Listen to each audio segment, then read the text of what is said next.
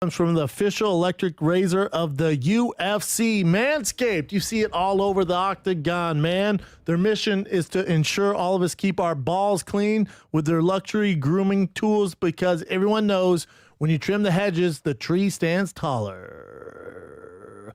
The Lawnmower 3.0 trimmer offers a ceramic blade and skin-safe technology designed to reduce nicks or tugs on your nuts, on your below the belts. You can now shave your balls without the anxiety of slicing your sack. Nobody likes that, man. Show support for this podcast, your balls, and one of the biggest brands that support the world of MMA by checking out their website. In fact, you know what? How about I give you 20% off and free shipping on all their products with the code FIGHTER20 at manscaped.com. Get 20% off and free shipping with the code FIGHTER20 at manscaped.com. That's 20% off with free shipping at manscaped.com. Use code FIGHTER20. Your balls will thank you. Whose car is the kid car? My girls. Because I have the Porsche. Oh, you can't put them in that. No, you can't. They can't. There's no seats. Right. It has a goddamn race roll cage in the back. So that eliminates that. Does her car smell like old milk and Yoo-Hoo's yet? Oh, yeah. Just sticky. Oh, every part is sticky. Yeah. And like Cheerios. Yeah, my kid eats those pink cake pops. Yeah. Like before school, we'll go to Starbucks. He gets the little bagel bites. And then every now and then I give him a cake, like a pink cake pop. It's his favorite thing in the world. So I'll surprise him getting that. And it didn't even occur to me. I'm like, oh, what's he doing with the sticks that are all sticky? Oh, dude. He puts them all, he's like stuffing them in the seats. Because I went to get out. I'm like, what the fuck is that? And they're like caked on. So I did him a solid because his mom would be brutal to him. I just tucked them even deeper. I was like, okay, so my son, when my youngest son, Jacob, and we had a minivan. So, you know, those minivan, we had everybody in that one row, in the second row back. Yeah. My oldest son was in the middle for a while because of 2 car seats on the side. And he used to love to eat string cheese. But he also, what I didn't know, is that he liked to leave a little bit of the string cheese left because he knew it smelled, and he liked to fuck with his little brother. And when I fuck with, he was just, you know, jealous. Like he would stick the last bit of the cheese under the flap in his car seat. Oh God! So it would just start to you couldn't find the. Shit. I had no idea. Tight move. I had no idea. So one day I'm like, what is this? I was looking through it. Spilled milk, maybe. Yeah, but there was nothing on there. I'm looking underneath. I had to take the cloth part out, and there was this big chunk. Hilarious. Yeah. Hilarious. And I asked my son, I go, what is this? He was like, that's where I put the rest of my cheese. Tight move, dude. Dude, I was trying to, because again, my girl, are you the strict one? Yes. Yo, are you? Yeah. I'm not. I'm the furthest. When it comes to sports or like school, I'm strict.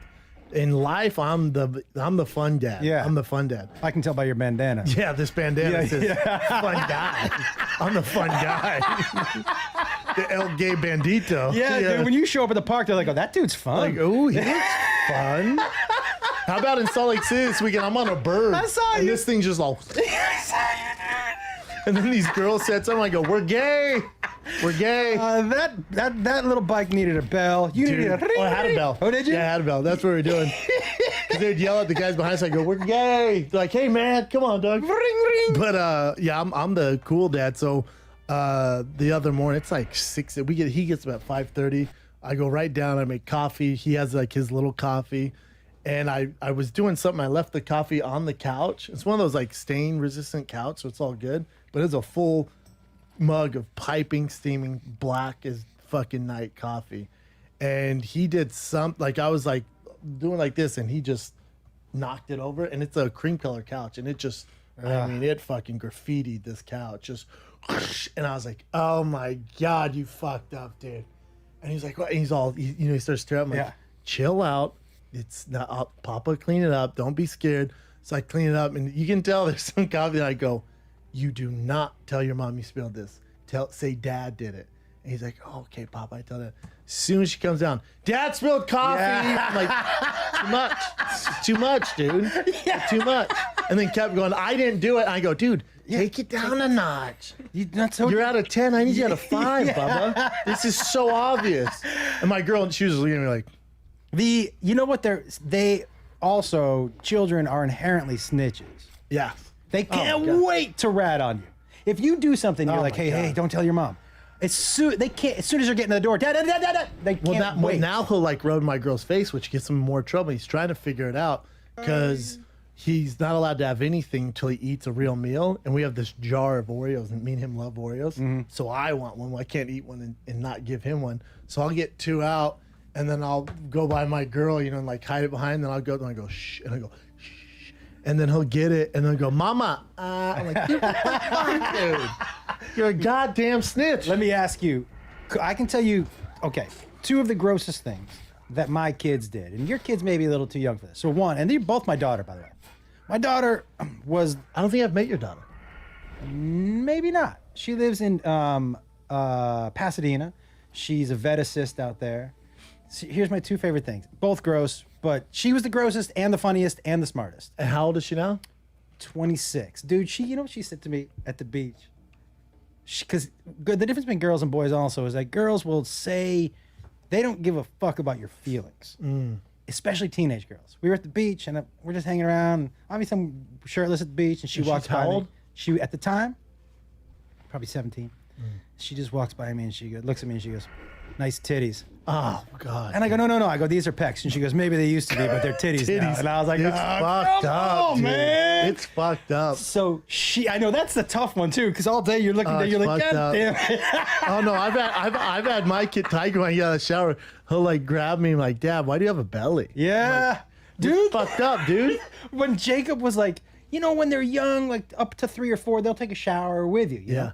And so one day we were in the shower and he was just squinting and looking at my dick. Hilarious. And I went to put a washcloth over it. He goes, no, wait. And I go, "What's going on, man?" And he goes, "Daddy, your penis is bigger than mine." And I told him, I go, "Hey, just so you know, no matter how old the other person is who says that, Yeah. it's always nice to hear that." Yeah. I told him, I go, "But do me a favor, don't squint." Yeah, don't.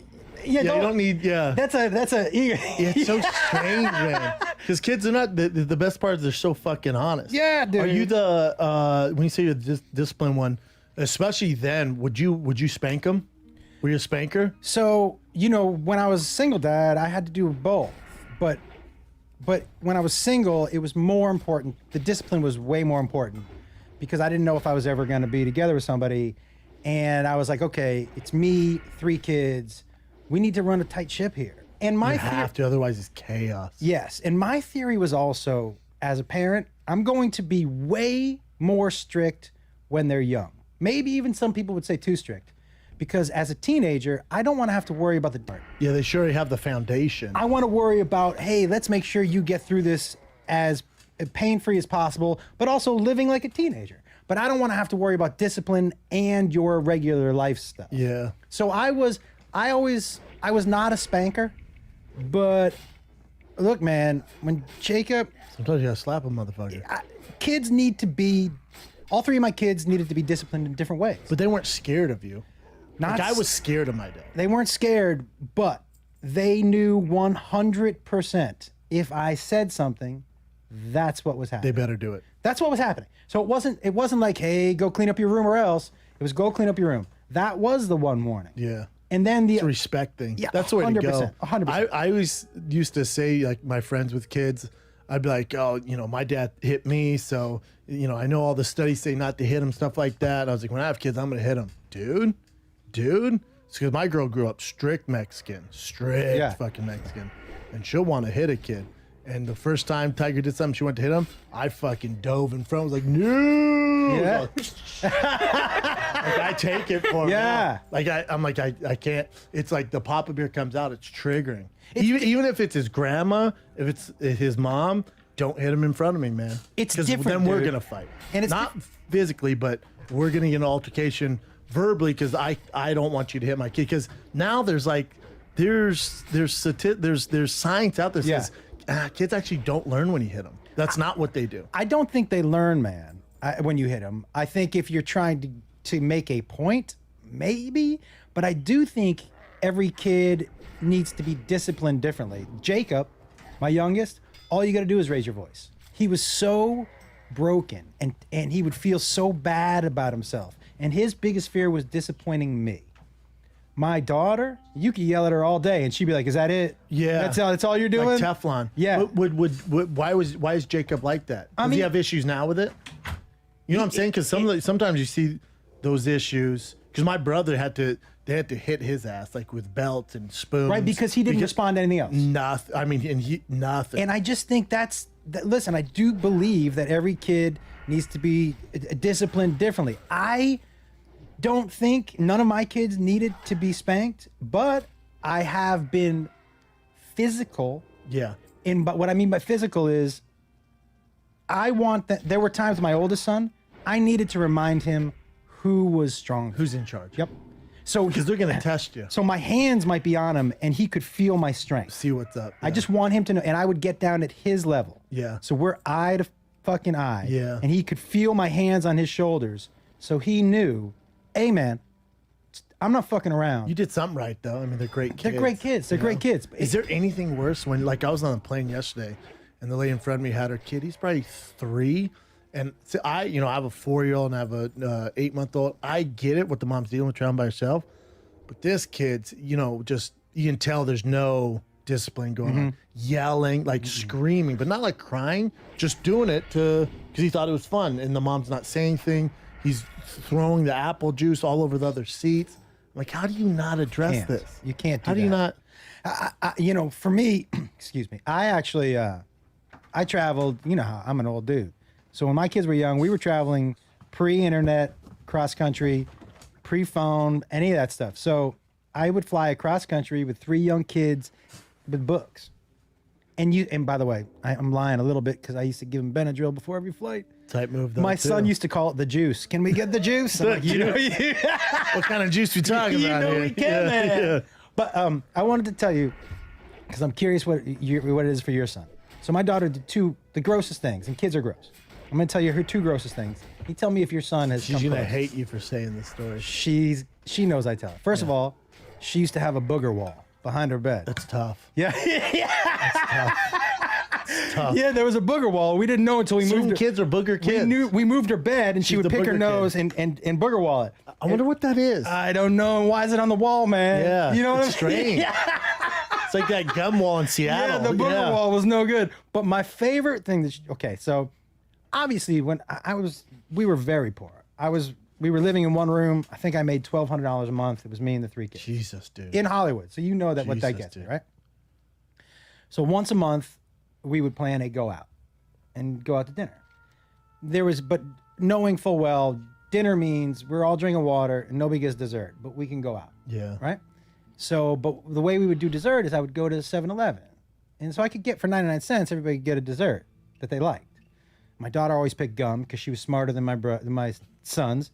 Gum lasted, and she would sell her pieces of gum to the brothers. Oh, type move. Yeah, dude. She like a 12-pack? Yeah. Yeah, so Type smart. move, yeah. Well, one night we're at P.F. Chang's. And we're sitting there about to pay bill, and she's chewing gum. And I go, babe, I said, I'm surprised because we didn't have money to go to 7-Eleven this time. I go, I'm so surprised that you saved your gum. Good for you. She goes, oh, I didn't say this. This is P.F. Chang's gum. And I was like, hey, what do you mean? She goes, this is where I always get the gum at P.F. Chang's. I go, what are you talking about? She goes, they leave it for you under the table. So she would take the gum hilarious. that somebody chewed and hilarious. and take it. She thought P.F. Chang's chewed it and left it there for her. for She's you. like, they just. Yeah. Oh my god. And we were all, even my oldest son. Yeah. Dude. That night she went for a good night kiss. I'm like, I'm gonna pass You know tonight. what? We're gonna hard pass. Yeah.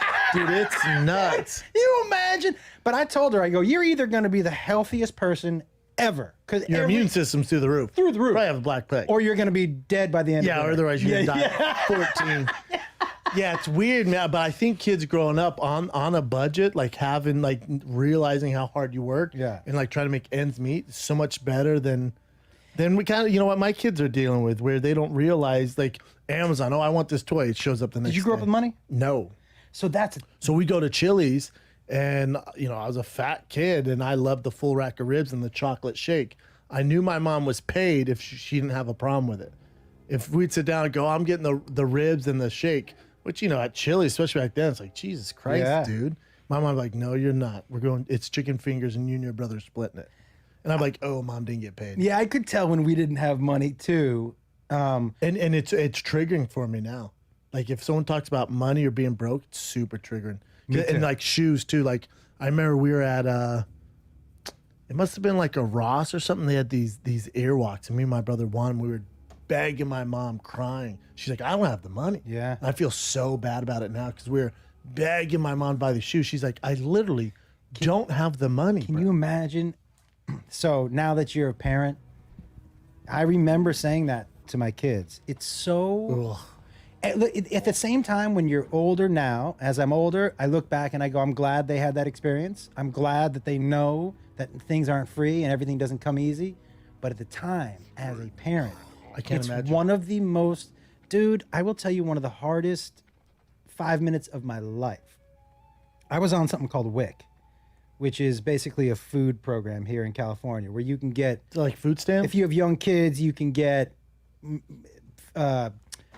formula and things like that, right? So I had my WIC stuff, and I was at Ralph's, and man, I used to go to Ralph's during off hours, so there weren't that many people there, or maybe I didn't see somebody I knew, and there was a woman behind me, and she was just trying to be nice, and she was like, "Let me pay for that for you." Fuck. It was I was like, no. Oof. I said, it's hard enough for me to do this. Yeah. I can't have a stranger. I know. Do you know what I mean? Like, I know. And I would, by the way, if I'm her, I offer the same thing without realizing how it makes that other person feel. I've done the same thing where I saw this mom with a kid. I could just tell the kid looked dirty. The mom didn't have all his shit together. And I was like, and I fucked up because in my head, I'm like, I'll pay for her stuff. It's going to give her a huge break. And I bet she can save the money, do something else with it. And she's like, we're not, the food's going through. I went, you know what? I'll cover hers, just charge that and then charge mine. She goes, no, Yeah, thanks. It's hard. And I was like, what a dick. And I was thinking, like, it's an ego thing. It's so Don't much you think about it's like an ego and like pride? pride. Because at the end of the day, man, I still want to feel like, I mean, like a man isn't the right word, but I still want to feel like Provider? yeah, and now I can't even do that. Oh, I know, dude. And it was really, there was a lot of real, at the time, this is going to sound real weird. At the time, I was like, I can't wait. I hope this is over. I'll do anything to get out of this situation. But I look back and I think, I'm so glad I went through that. Yeah, I bet. I really am so glad I went through that. And having kids now and dealing with what I deal with, and then I remember my mom, we'd be like, we're starving, mama. We didn't have food. We're like, we're starving.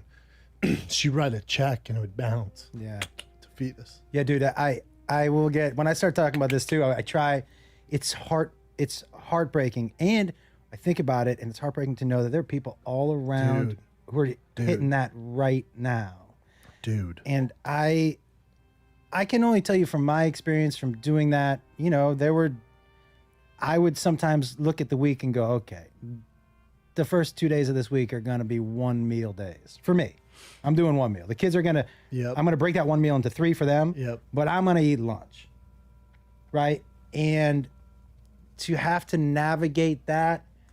And I was so concerned about the kids. Right. And so I remember talking to my dad, and my dad was like, they'll only know you're poor if you let them know. If you let them know that this is a shitty situation. You're poor, yeah. He said, now when they get older and they go to school, especially in LA, but as a young person, he said, tell me what is, at the time Jacob was like 2, he's like, what is Jacob's favorite toy? And I'm like, honestly, if you gave him an empty refrigerator box and 2 balloons. It's on. That's it. Yeah. And he was like, just remember that. I know. It's not the amount of when you go to these big parties and they have ponies for their kids and birds. The truth of the matter is the kids would have just as much fun at a certain age. Doesn't matter. Doesn't matter. Yeah, I remember my dad, that's why I'm so into Broncos. He had this Bronco that he bought, my dad worked his fucking tail off. He was like pursuit of happiness. He'd go door to door selling all this shit. Then he had this Bronco, it was used, but it was a 2-door Bronco, and it was tan. And I remember his brother worked in cars, and he had the decals put on so it looked like an Eddie Bauer version. He put the Eddie Bauer seats in it, and I thought it was I was like, we're so rich. So I'm like, Papa dropped me off at school, and I'd get out like, what's up? And the kid's like, what's up? Listen, dude. Like, dude, is that a 2-door Ford Bronco? Yeah, it is, dude. Can I tell you something? What's up now, bro? Can I tell you something? What's up now? So I Posing with pictures. I'm all. I do have pictures of me watching it. I used to watch it all the time. But when the new Bronc was coming out, I was like, dude, can I get it in tan? Because I want to do the same thing. That's super cool. Like, we don't offer tan, dumbass. Like, that makes sense. Yeah. Why would you? Yeah. But I could do it. I could have someone do it. When we were growing up, this is when I thought my dad ended up with money. We went from no car. We had to borrow a car to go shopping.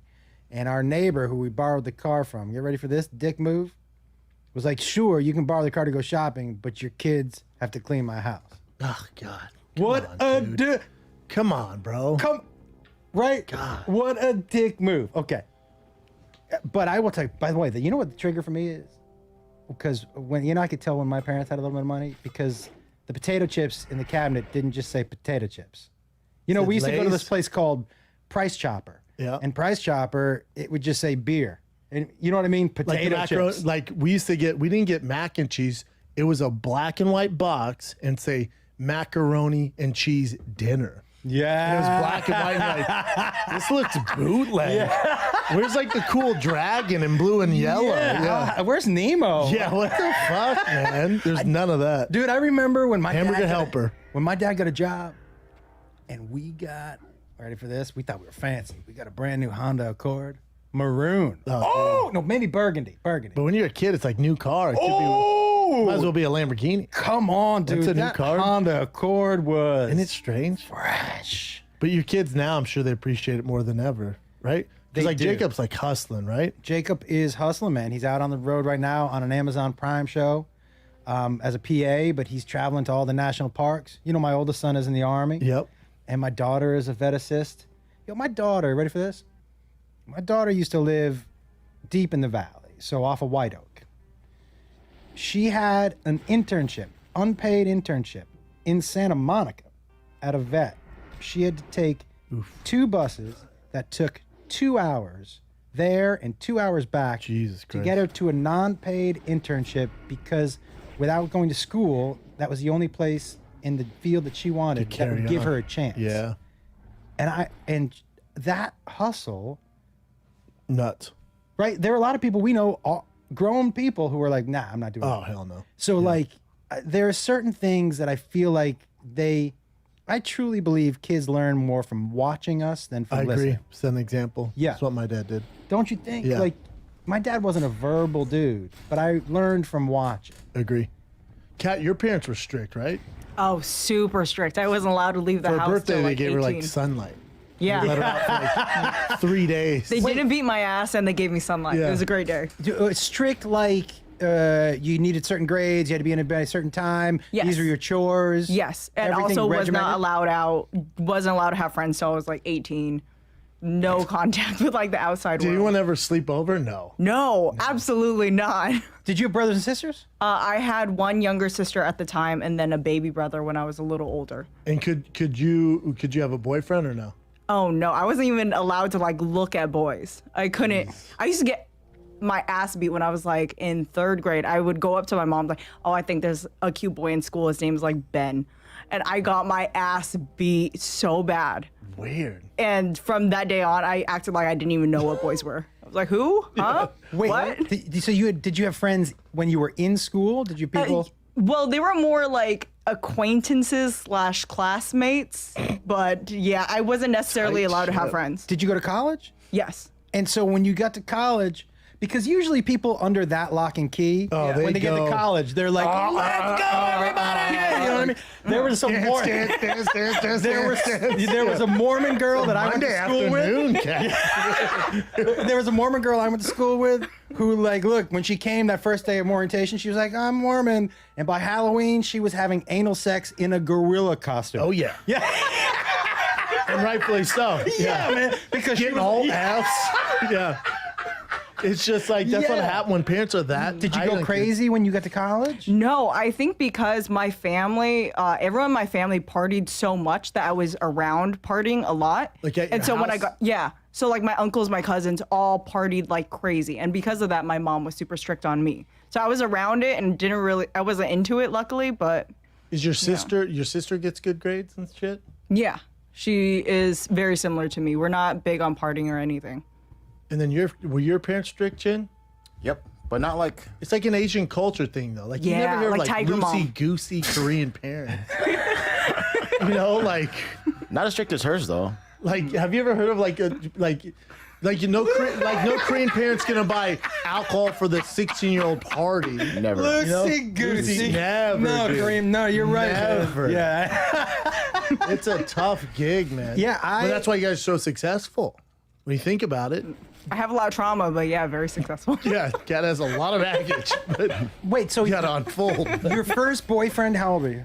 I was 14. I didn't tell my mom about it, and I ended up with that guy until I was like 24. Oh. I was like Kat's with him single now. forever. She's 25. Yeah. Oh, you dated somebody for 10 years. Yeah. And then that was the only dude. Yeah, that was the only dude at the time. And did he meet your family? No. Never. Never. And all the time. He would meet some of my cousins, but there Holy was something shit. about like me dating him when I was 14 that I was still too afraid to bring him around my parents, even though I was 24, grown, had a career, graduated college. Where did you guys hang out if you weren't allowed to leave the house? I would sneak out a lot, and then I would also tell my parents that I would be taking like extracurricular classes because I Yeah. went to community college and was like, I need to do everything I need to get to a good school, so I need to do all these extra things. Yeah. I would leave the house at like 6, go visit him, sign up for community college classes that were online and pretend that I was at class. And then we went to USC. It was, Yeah. You lived in the dorms and he was free to come or no? I did long distance, so he would come visit me every now and then. Jeez. Wait, so you not only did you actually took extra classes at the community college? I did, but they were all online.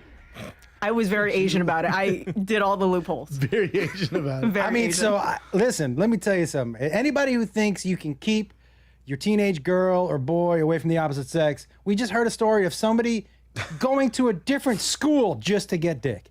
Yes. It's signing up Crazy. for college courses Yes. because there was, and that it could be like if I any was means in high school, necessary. if you had told me in high school, hey, listen, you're not going to be able to see a vagina or boobs unless you take some more classes, I'd be like, yeah. Yeah, take what class? What are we doing? English?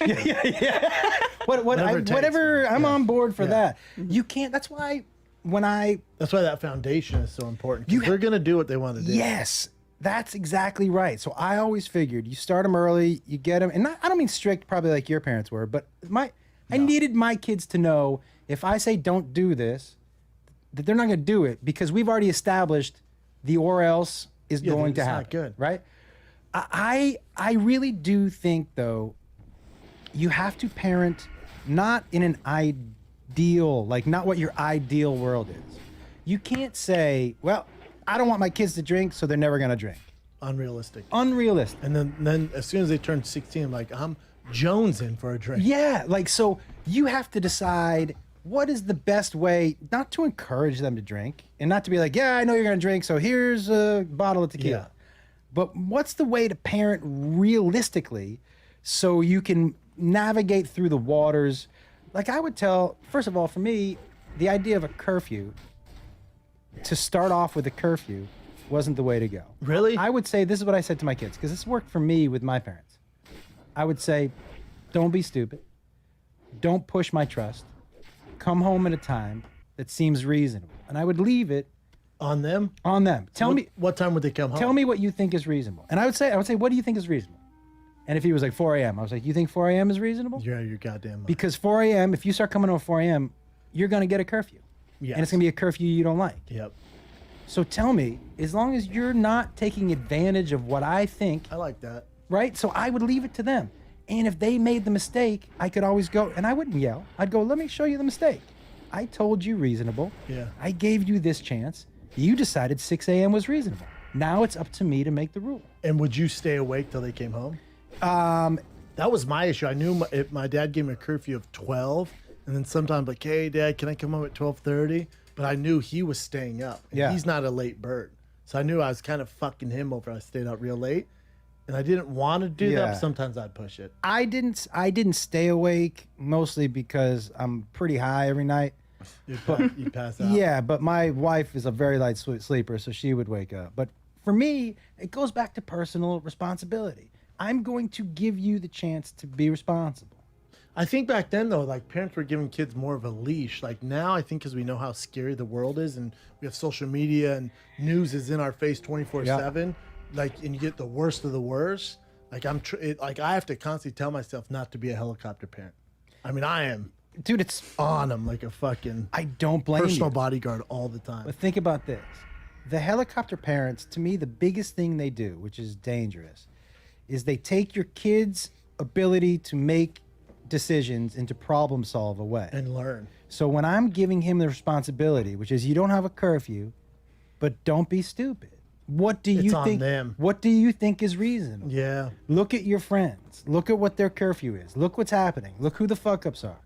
Yeah. And be responsible. But I would do Like, that. do you with want to be everything. like Eddie, the guy who we know that he's not Yeah, going anywhere? By the way, as soon as you say Eddie, we know that kid. Yeah. We know. Yeah. Do you want to be like Troy? Like, you know? Yeah. Yeah. But so I think the biggest mistake parents make now is man, when you get on the playground and at school and someone's like, if something happens to you, run and tell your teacher, you've already told your kid you don't know how to solve this problem. Have someone else deal for it. Man, if I'm on a playground, and honestly, and even if it ends in a fight, I've started to resolve problems myself. I'm not 21 years old and I have an issue and I've know. never solved this issue, so I have to call my fucking dad. I know. Yeah. Like I took my son to this, it's kind of a dodgy play area thing. And there was this other Mexican, my son's half Mexican. There's this other Mexican kid there. I could just tell he was a problem, man. Yeah. I was like, well, we're here. I paid for it. There's other kids. Hopefully he just avoids them. And they're like playing with thing. The kid pushed Tiger. Tiger looks at me. I'm like, and then they keep playing. The kid pushes him again. So I go, Tiger, come here. And I see, and the dad knows who I am. Yeah. I can see the dad telling the other dads, like pointing. I'm like, all right. And so I tell Tiger, Tiger, come here. Tiger goes, that kid keeps pushing me. I go, I'm not going to deal with it, dude. If that kid pushes you again, tell him to stop. If he continues to do it, there's going to be zero repercussions. Yes. You can push him back or hit him. Yeah. But what you're not going to do is run to me or run to whoever runs this fucking gym. If he keeps pushing, you got to fight back. Otherwise, he's going to do it the entire time we're here, Tiger. The entire time.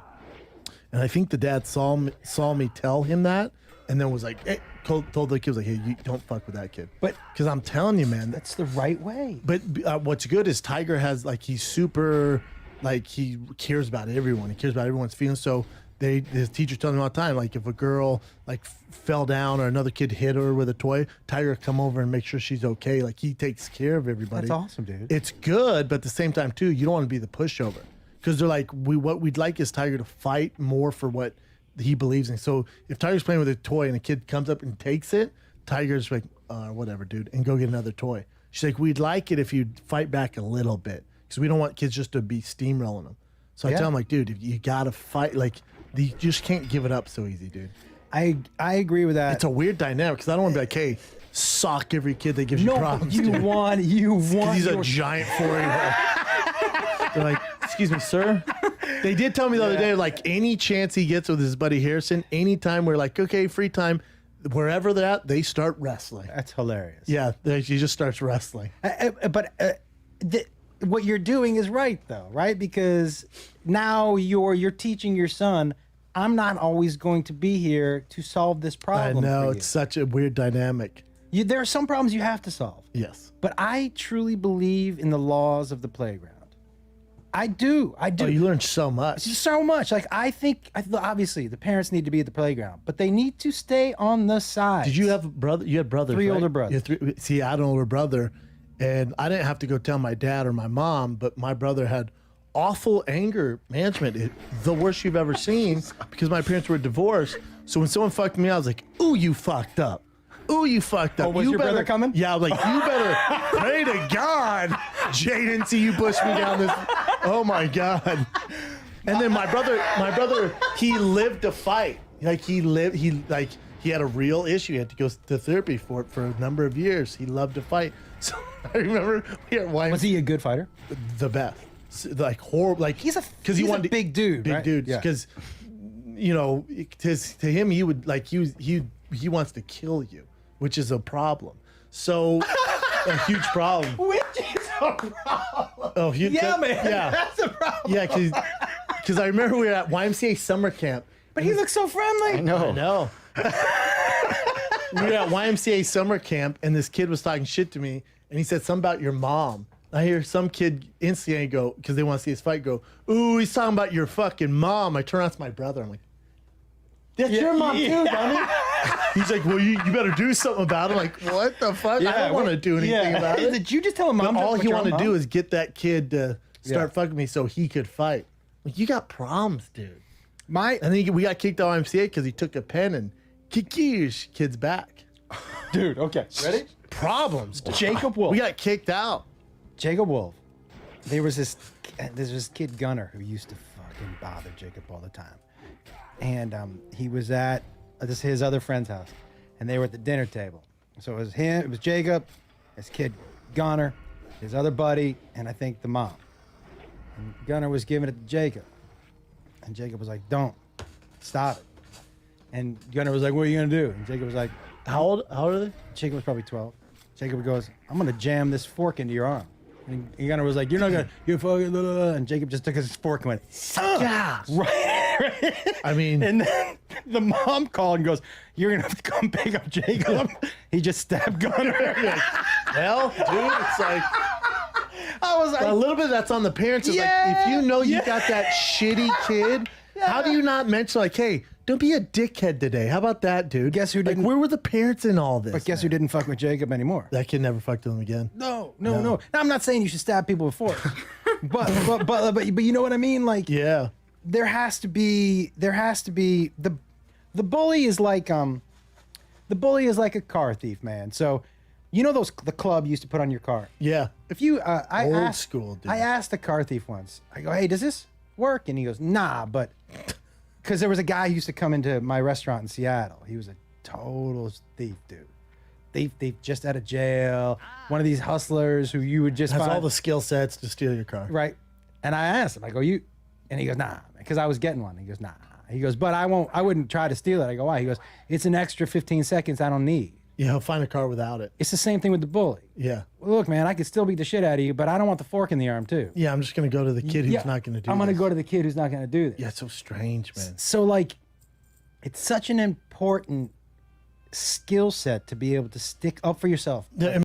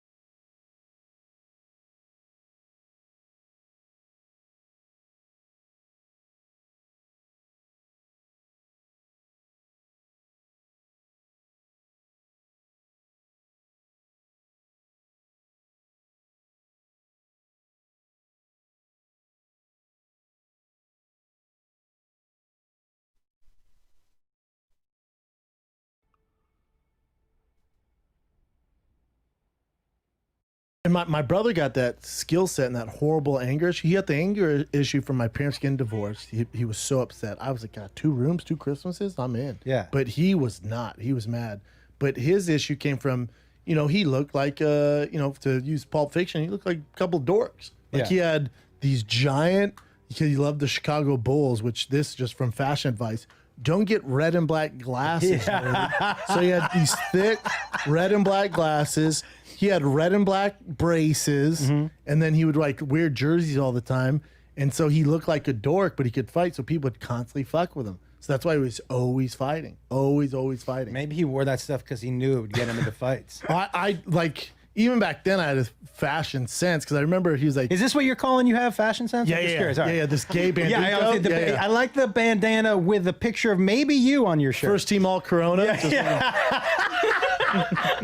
How many color? That Corona style. Oh, I ordered so How many. many color? I ordered a pack of 20 off Okay, Amazon. now I have- But they're crunchy, so you got to wear them so they break in. Hey, a couple of questions for you now. Do you now pick out sunglasses because you're like, this will match my bandana? I'll pick my outfit out for sure. Yeah. That's why I got a bunch of bandanas. I'm like, well, we can't be too off, man, because it's rare I put it up unless I'm getting coffee or something.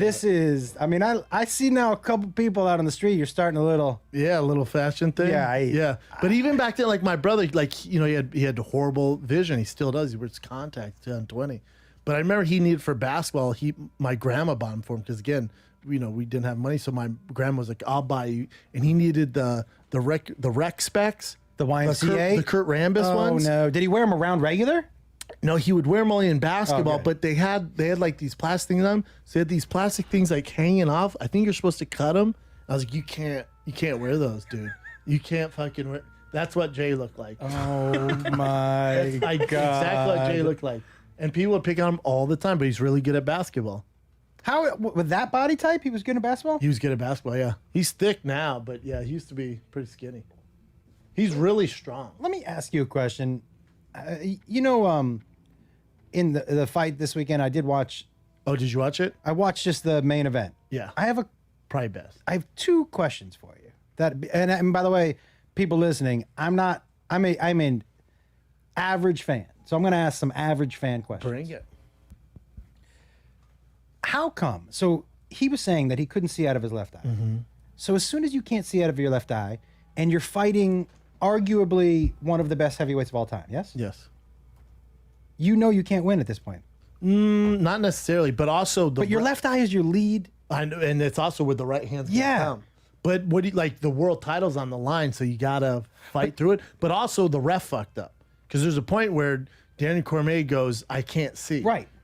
The few things you never say inside that octagon, unless you have a serious issue, is if you say I can't see, the fight should be stopped.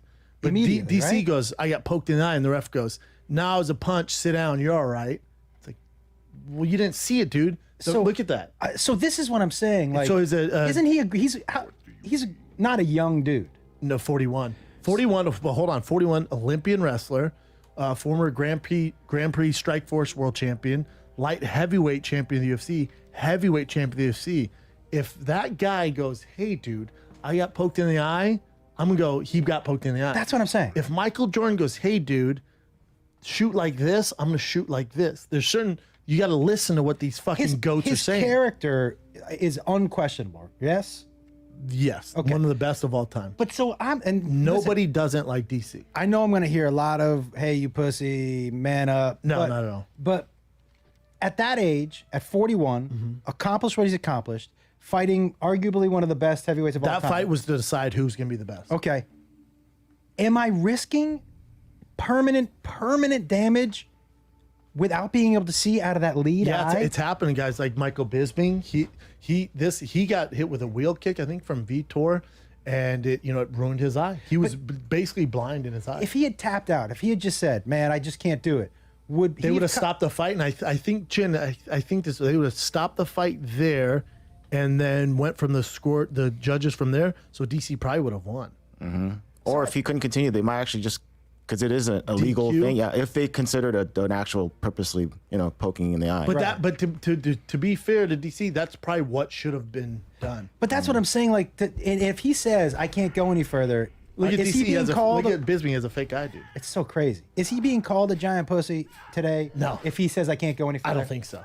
Because when they show that replay, and it's not It's like a knuckle in. Because usually it's like this, Yeah. and like, oh, come on, dude, a knuckle. And again, it's case by case. The ref should know who you're dealing with. If it's Daniel Cormier, one of the greatest to ever do it, goes, dude, I got poked in the eye.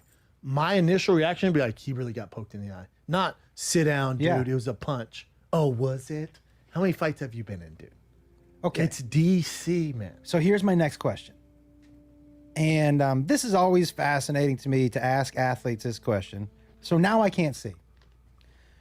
So I'm going to ask you first, if you were going to rank in order of importance, and let's assume everyone's a professional athlete. So if in order of importance, confidence, training, heart, and skill. When you're in that fight. Now they're both professionals. So skill level is all around the same. Yeah. What do you, in order of importance, what goes first? In that fight, I would say confidence, because you don't get to that level and not have heart. You don't get to that level and not have skill. I would say, if anything, the one thing that's going to waver in that's confidence. When you have one eye, your game plan's going to be different. That's what I'm saying. The whole thing mixed up. So I'm not taking anything away from Stipe, because he fought a great fight, and DC continue on. It is what it is. But the guy's compromised when he has one eye, dude. Imagine doing anything with one eye. No. Cover your eye like this and drive home. It's a nightmare. Dude, I tried now to fight the greatest heavyweight of all time with one eye. I tried to brush my teeth. I was like, is it how hard? Oh, dude, nightmare. Yeah, I scraped. I went in too deep. So that's my question. So if confidence being number one in that. At that level of confidence. And I've already taken now that you can't see and you've said I can't see, I am assuming also the other fighter's confidence goes up. Oh, yeah. Fuck yeah. So what do we do? Like, why doesn't the corner throw in a towel? Why doesn't, I don't understand. Because if the corner throws in the towel, then then the fight's over and you lost the fight. You need the ref to step in. And what's weird is does he have a family, Cormier? Oh, yeah. So that would have been it for me, I think. And again, this dude, they have different DNA. Both have families. They have different DNA than me, just being a fighter. Look, if you told me every day, hey, you're going to go to work and get punched, I'd be like, I need a new job. It's a tough game. But on top of that, now I'm fighting somebody who could not just damage my eye, but damage my life. Especially at 41. Life. Again, if you go back in time, I'm sure Mark Goddard would have stopped the fight had the doctor come in. Right. I guarantee you they would have stopped that fight. I'm fascinated by what I'm fascinated by what keeps him fighting. Well, that's what makes him one of the greatest of all time. Yeah. You're talking about a guy who was successful at every level. He's an Olympian. And nothing left to prove. He doesn't have anything left to prove, does he? No, he's a light heavyweight champ already. He was a heavyweight champ already. This is just cement his legacy as the greatest of all time. It's his last fight that he's going to do. Here's something about DC too. He used to have 3 kids. One of the kids passed away. Oh, no way, dude. So that weighs on me too. So say I'm in the ring and now I could not be the same person I was walking into the ring for my 2 kids because I can't But see. to the other end of that, let's say he won that fight with the one eye.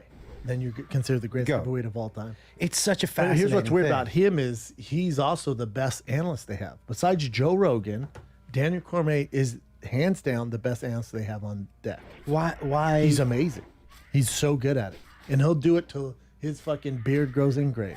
That's his gig. I don't know how much they're paying him. Right. But he's set, man. He has his whole life is already planned out. He's good. You know what's interesting to me is that this dude, who is in our conversation for greatest heavyweight of all time, but yet your casual fan like myself doesn't know that much about him because his personality is more reserved. He's not like a Connor or some of these other loud guys. Yeah. So are you? But think about Stipe. Stipe's a full-time firefighter, bro.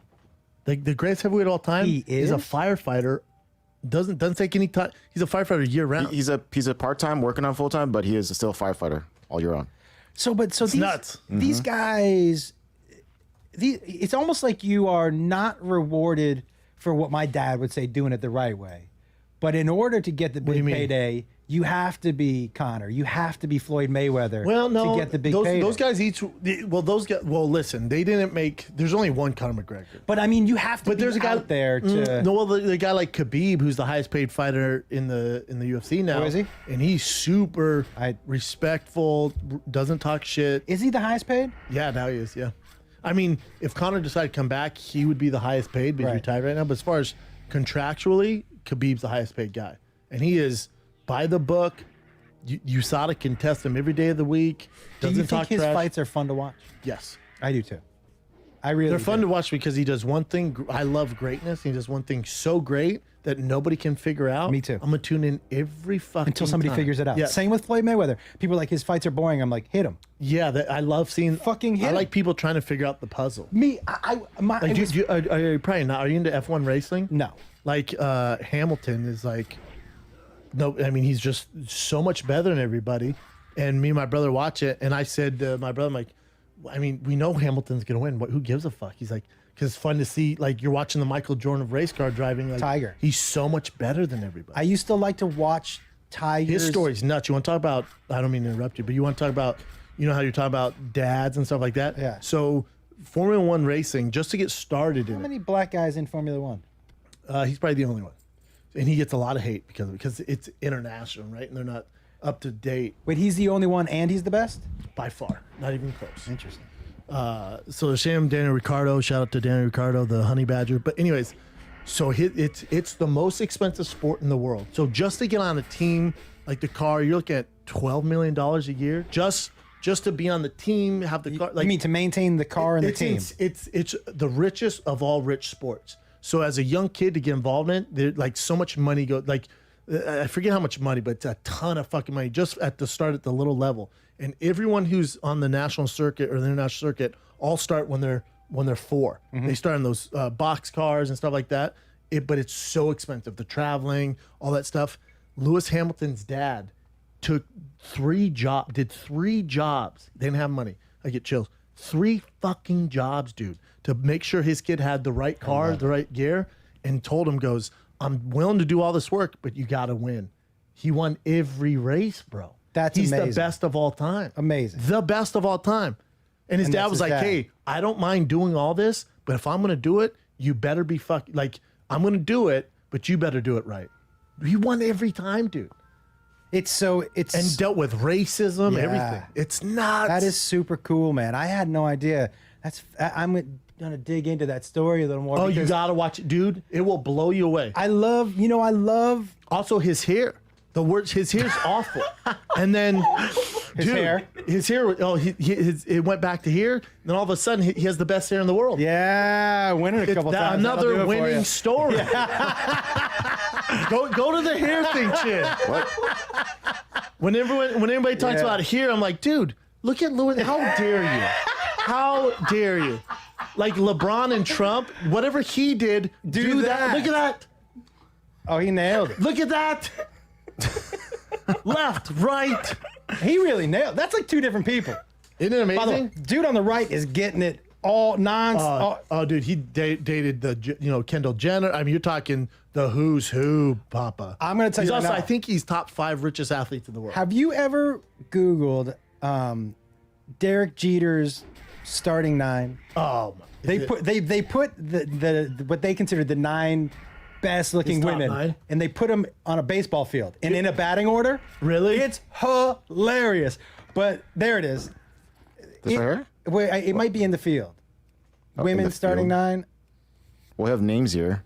What, Oh my God! Look, Jessica Biel, look at that. Adriana Lima, Jesus Christ. Mariah, Hannah his Davis, outfield is Jessica Alba. DH, Tyra Banks. I'm telling you, dude. Look, his outfield is Mariah Carey, Jessica Alba, Jessica Minka Biel. Kelly. Look at what's happening. Dude, did you hear what he used to do? Is that the best starting 9? Go to Brad Pitt's because here you go. they have Leonardo DiCaprio's top 9. Oh, Go over to Leonardo's. He had some hitters. look at. Okay. I still think your boy Jeter beat you. Yeah. Go to Brad Pitt, greatest looking man in the world. He- Man, I still I think still go. your I boy go Jeter. DJ beats her. I go Jeter. By the way, Brad Pitt, to me, like we were talking about lady shades, and I only wear lady shades, and Yeah. but and some people are like, yeah, people comment all the time. You can't get away with that, guys. There are like 4 or 5 people in the world that no matter what they put on, no matter they can. It looks dope. This dude, Trendsetters. Brad Pitt, couldn't wear absolutely anything, and you'd be like, yeah, that works. This dude could. It doesn't matter. That's how cool. But his starting 9, not as good as Dude, Jeter. he was the Vita Guerrera?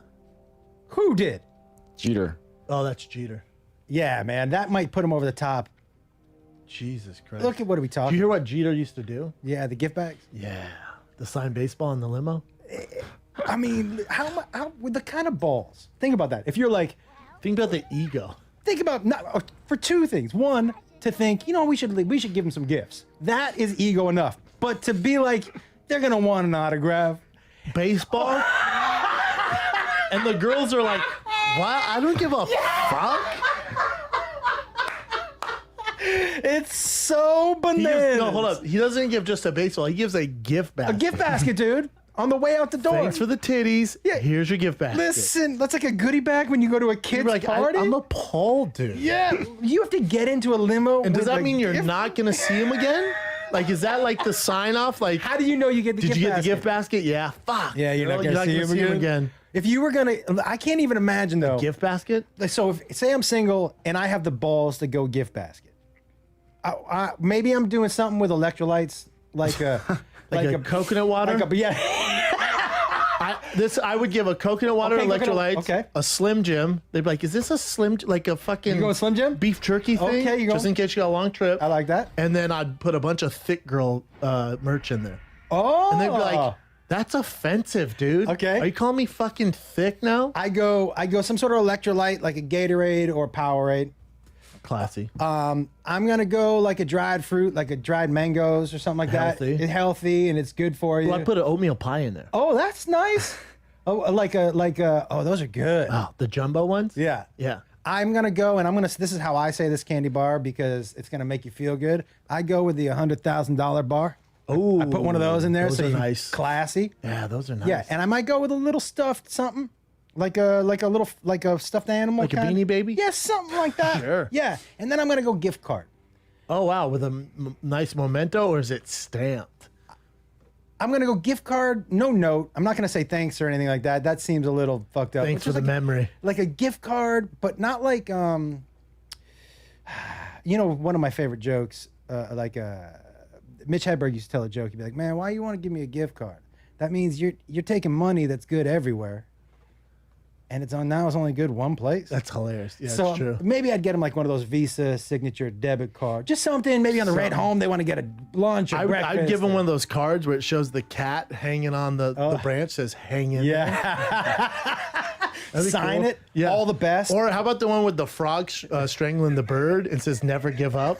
It's like this. They're like, the fuck? What would be the most And then insulting thing? a that you Tony could put- Robbins like life coach thing where they're like, my life's fine. He gave me the 7-step DVD to greatness. Just a real fucked up gift. Yeah, Dude, I once dated this girl who was a life coach. you did. A year, I mean, dude, I must have been fresh out of college, and she was a life coach. And I was like, I feel like you're a little young to be a life coach. And then I remember she was asking me for money because her power shut off, and she was giving me advice. I was like, bitch, your Excel bill how are you going to give me advice? You don't even have lights on. Like, I just remember, like, how are you going to tell me? The fuck? I'll never forget that. I remember a light bulb. I was like, oh, this bitch is crazy. I think the most bananas, and she used to like to give me advice too. I dated a stripper in college, and do you know what she used to like me to do?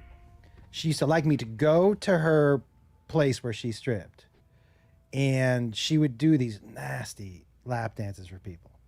And then she would walk over, and the guy would watch her give me his money and put it in my pocket. Wow. She, Power move. she loved doing it. She was like, it turns me on. Let me I bet come- that guy was like, oh, is that like her pimp or Yeah, something? she was like, let me put it in your pocket. I'm like, okay. She was like, this is making me so what a power move. Oh, she Kind would. of turns me on. Oh, dude, it was so ballsy. That's pretty gangster. But I kept picturing him. turns me I'm like, okay. She was like, this is making me like, give me his money and put it in my pocket. wow. Power move. She and they'd be like, that's offensive, dude. Okay. Are you calling me fucking thick now? I go some sort of electrolyte, like a Gatorade or Powerade. Classy. I'm gonna go like a dried fruit, like a dried mangoes or something like Healthy. that. It's healthy and it's good for you. Well, I put an oatmeal pie in there. Oh, that's nice. Oh, like a. Oh, those are good. Oh, the jumbo ones? Yeah. Yeah. I'm gonna go and this is how I say this candy bar because it's gonna make you feel good. I go with the $100,000 bar. Oh, I put one of those in there, those so are you nice. classy. Yeah, those are nice. Yeah, and I might go with a little stuffed something, like a stuffed animal, Like a Beanie Baby? Yeah, something like that. Sure. Yeah, and then I'm gonna go gift card. Oh wow, with a nice memento, or is it stamped?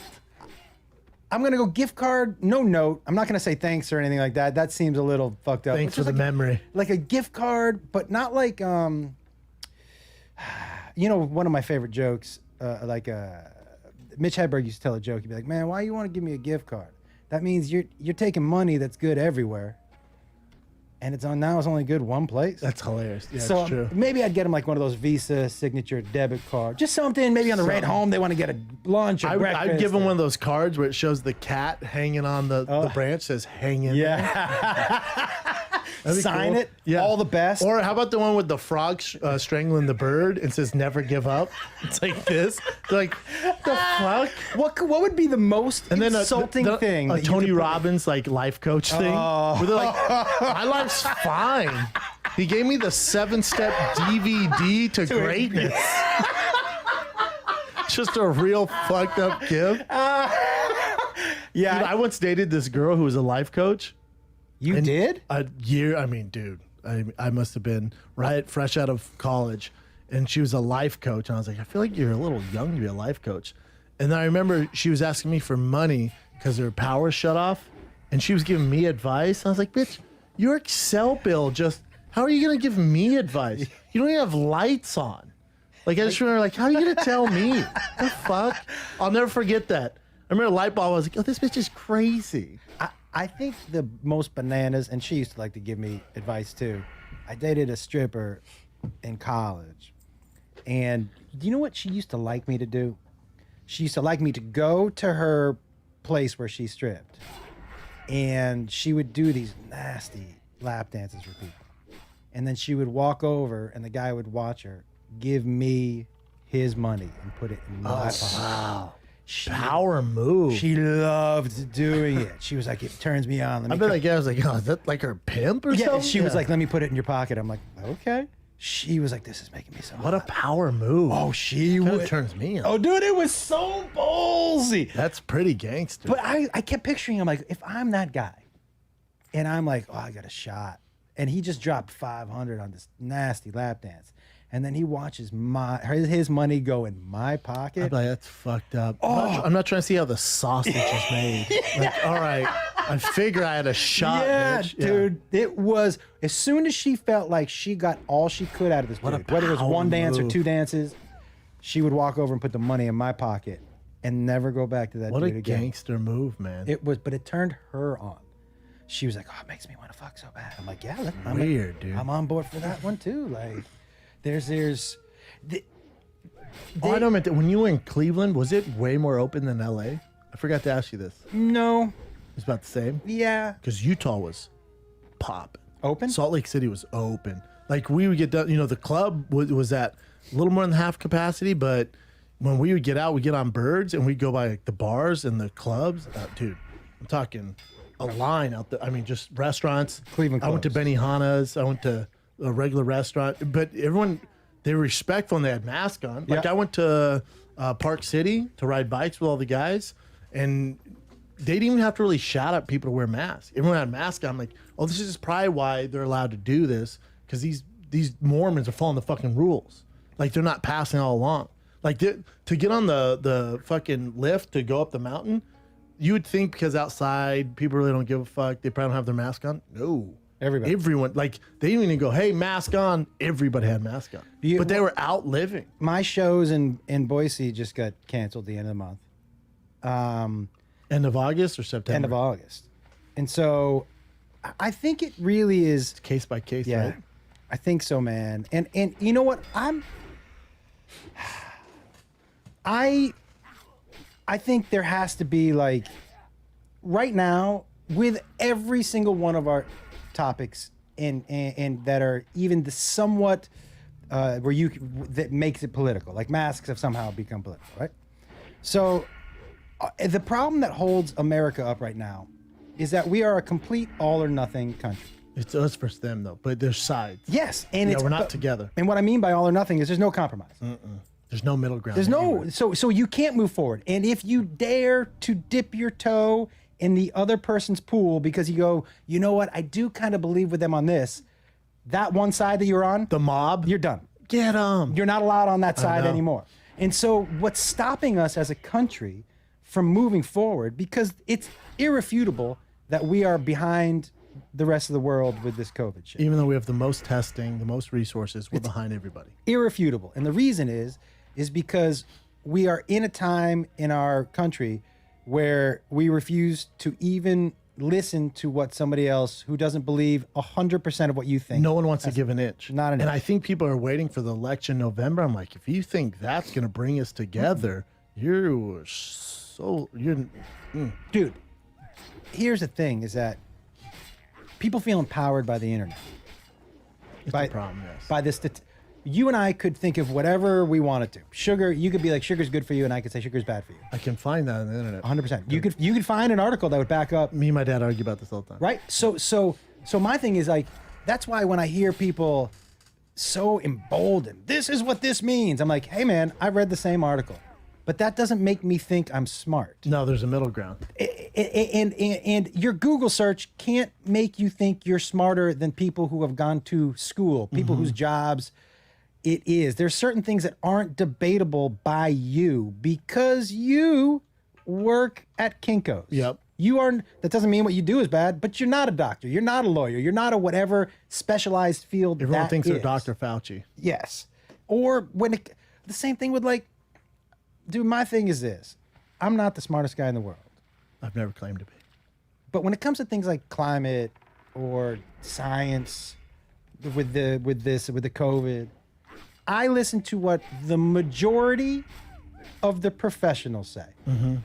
Right? It's hard to, and it's hard to put all your eggs in one guy's basket. Yes. Like So Fauci's going to make some mistakes. He's not perfect. Dude, the reason he makes mistakes is because he's human, but also because the society we live in a time where people want answers right fucking now. I know. Okay. And no one had answers back then. So of course he's giving wrong answers. And not only that, I would say stop forcing them for answers.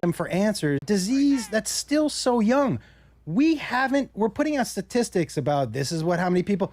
We haven't even gone through a cold and flu season with this. Yep. So let's take a step back and not expect everything to be. But on both sides, though. Yes. Like you don't have to shut the world down. No, dude, but that's what I'm saying. Yeah, there's no middle ground. There's no middle and ground. And that was my first initial reaction. I was wrong. I was like, fuck masks. What's next? Because I know Newsom. It's what's next? You're going to take our work. You're going to shut us down. It's become a fucking Nazi society. So it's what's next. And then it's like, well, dude, he's not going to shut down everything. And you're wearing masks so it doesn't spread. And you're looking out for your neighbor. And then but thing they don't is- describe it like that. No. It's like you do this, and when you tell me this, this, and this, and I don't trust you in the first place, my initial reaction is, fuck that. I'm not doing that. So here's the thing: people are scared to be wrong now Yeah. because as soon as you're wrong, people will constantly reference it and go, "Yeah, but you were wrong. But you were wrong." I know. Yeah, motherfucker, you wanted an answer for something that I wasn't prepared to Yep. give.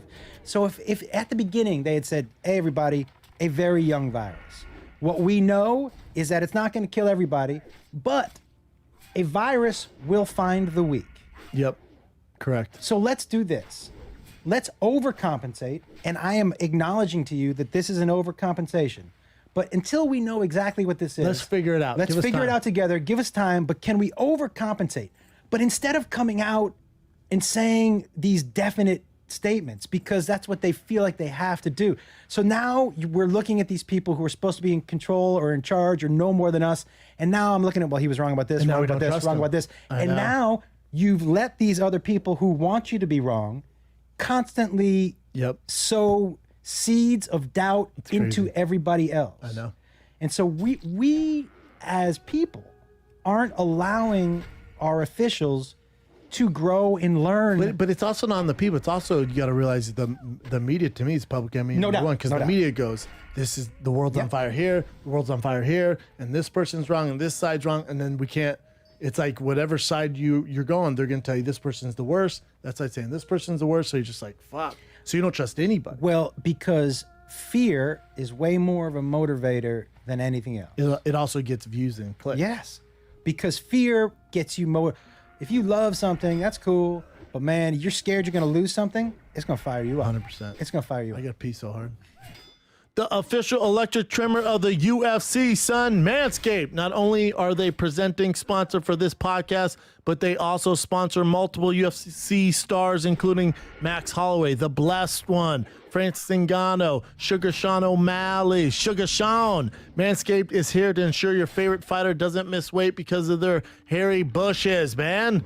Manscaped is changing the grooming game with their Perfect Package 3.0. The Perfect Package 3.0 includes a premier Lawnmower 3.0 trimmer. This ceramic blade, skin-safe technology are designed to reduce nicks or tugs on your nuts. For all of my international listeners, they just launched their life-changing products in the UK, Australia, and Canada. Time to hop on the Manscaped movement. Beep, beep. Inside the Perfect 3.0 package, you'll also find the Crop Preserver, ball deodorant, and anti-chafing ball deodorant moisturizer. This will help you tame that summer swamp ass, fellas. The Thick Boys Bike Club also love the Crop Preservers. Ball deodorant for its anti-chafing moisturizing capabilities. Thick Boys get sweaty too. You also find the Crop Reviver ball toner. That's like having aloe vera infused cologne that is designed for your nuts. Game changer. For limited time, subscribers get not one, but two free gifts. The Shed Travel Bag and the patented high-performance anti-chafing Manscaped Boxers. Get 20% off and free shipping with code FIGHTER20 at manscaped.com. Give your testes the absolute besties. Get 20% off and free shipping with the code FIGHTER20 at manscaped.com. That's 20% off with the free shipping at manscaped.com. Use the code FIGHTER20. Don't get bogged. Trim your hog with Manscaped. All right, kids, and by kids I mean adults, you need policies, man. Policy Genius saves their home and auto customers an average of $1,127 a year by shopping top-rated insurers in one freaking place. If you're thinking, oh, that's it, $1,000 is weirdly specific amount, you're right, but they crunch the numbers, and that's just what it is, son. That's $1,127 you're saving. In fact, crunching the numbers is one of the things Policy Genius does best. Their insurance marketplace makes it easy to compare rates from the top home and auto insurance companies to find you the best price. Here's how it works.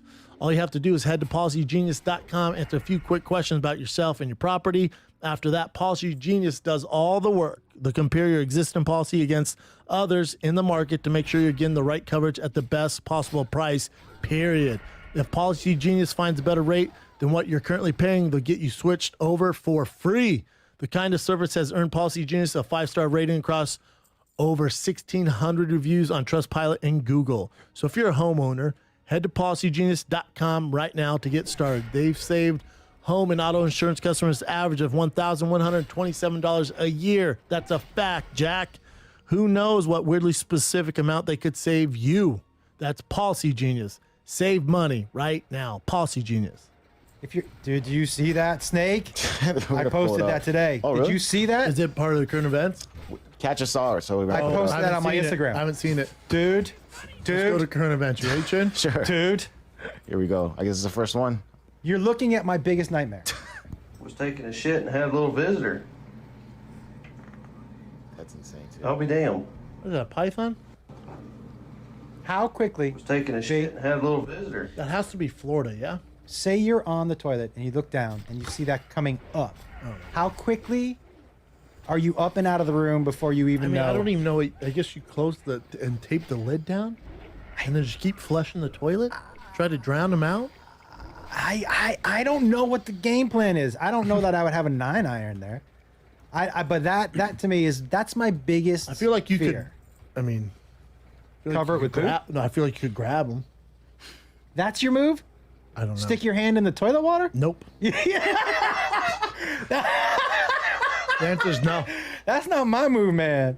There's a lot in toilet Hey, snakes. They said it's very rare, but it's possible.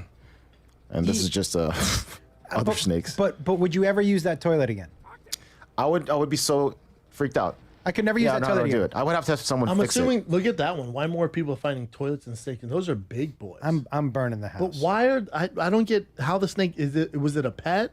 Because the snake didn't come through all the piping like a fucking psycho. I think did he? somehow it could. Yeah, there's Yeah, sewer somehow it snakes. could. They're But this sewer one, snakes. this could be a plant too. You never know. But Oh, there's a guy who goes, this must be in Florida. Yeah, that's my initial. It must be Florida. I am a little like the only thing that makes me think it's a little fake. There's nothing in the toilet. So he said he was sitting down to poop. Yeah, I don't believe that. And so before I even look The other in the thing is toilet, that's I'm peeing. That's a python. Yeah, I can't tell. That's like a ball python. that's what it looks like. The one that my I'm son a snake had. expert. Yeah, I told It's you. a ball python, which probably planted. Yeah, it doesn't look too. It doesn't look too massive, but still, my It's also biggest not fear. my worst nightmare. You know, What's your? not that. What? I just shut the lid. If I'm like taking a piss, I'm gonna piss in his face and then Yep, shut the lid. But he was taking a shit. I don't believe that. Neither. I actually don't. I actually don't. It looks like a plant because there's no pee in the toilet, and the toilet's And too also, clean. like a wild snake, if you move some, they're fucking like, what the fuck? This snake, like, you touch him, he's like, that's cool. And I don't think a dude. I don't think, and that's not the cleanest toilet in the world. But he cleaned it before he Yeah, shot this. a lot of it's super. Oh, dude, I was watching last night. I think it's on National Geographic or it might be Discovery. I don't know if Discovery still balls deep in sharks, but it's a Joe Exotic's cat. You remember Joe Exotic from Yep, Tiger King? yep. Dude, it's this new show on there. It's something about Joe Exotic. I think it's National Geographic, and they show how you don't realize how bad of a person he was, man. Like that documentary does it. You know, it's kind of his fight with that other lady, right? Yeah. Dude, but they show like he was just overbreeding these poor tigers. And the tigers, I think they said it's something like, I think or it might be 8 weeks or 8 months. So that they have that tiger for 8 months to make money off it. After that tiger, you can't use him anymore. Wait. 8 months. From 0 to 8 months is when 0 to 8 months, you make your money and then that tiger's done. because nobody can pet him or do anything. Nothing. Like that. So then that tiger has to move on. Well, he would make so much money off the pups, so he'd overbreed the tigers. So, you know, he would have like 400 tigers, and people are like, dude, why the fuck you have all these tigers? Well, because he was just, it was like a puppy mill with tigers. And so, then he would like, you know, mate like sisters with brothers and moms. So it was like this overbreeding and incest. So a lot of the tigers, like, there's one like Liger there because he's so stupid. He thought like only these hybrids, like a tiger and a lion or a leopard and a tiger. He thought once the world got so hot because of the ecosystem Yeah. and global warming, the only cats that could survive were these hybrids. He's a moron, but that was the excuse for doing it. So these tigers are like, they have one tiger. It was like he had this huge head and then little stumpy legs and like had breathing issues. So they went into his. Oh my God. Yeah, they went into it and solved like these tigers. Like one tiger was bred so many times that the puppies or the litter, these cats had like their eyelids were inside out. So and he didn't want to put, and they go, he wouldn't pay money for it because, you know, he was so frugal with money, such an asshole with money. He wouldn't pay to have their eyes fixed. So it shows these two grown tigers, and dude, since their eyelids were so fucked up, the hair would grow into their eyes. So he's like, people wonder why these tigers are so mean. They have fucking hair in their eyes, and he never paid to get it fixed. So then these people, once he went to prison, went in, rescued all these tigers, all these wolves, and just, you know, gave them the surgeries that they needed. But they're showing how, like, they show like every big cat sanctuary, all of them, all these cats came from his overbreeding. Every single sanctuary has some of his cats. I gotta tell He you, was such a prick. I gotta tell you, in all honesty, I didn't watch that documentary leaving thinking this is a good dude. You know what I mean? Like I figured he seemed a bit. See, but I watch him like there's a narrative here, there's something going on. And then people are like, he shouldn't be in prison for 14 years for doing that. But then when you look at it, you're like, oh, this guy was a complete asshole, man. I gotta tell you though, man, some sort of wizard. I mean, how does he convince two 18-year-old straight, fairly good-looking dudes to fuck him? You could do all the cocaine and play with his tigers. That's one of my jokes. Like, that's my takeaway from Tiger King, man. I can't be around meth and tigers. The biggest thing, honestly, the biggest what the fuck for the entire series that took away That was handsome kid from Oklahoma. both those guys afterwards being like, yeah, they weren't gay. I'm like, what? What the fuck? They just love tigers, dude. Yeah, Yeah. I was like, what do you mean? Oh, but you know the one guy who they like committed suicide? Yeah. Came out, he didn't commit suicide.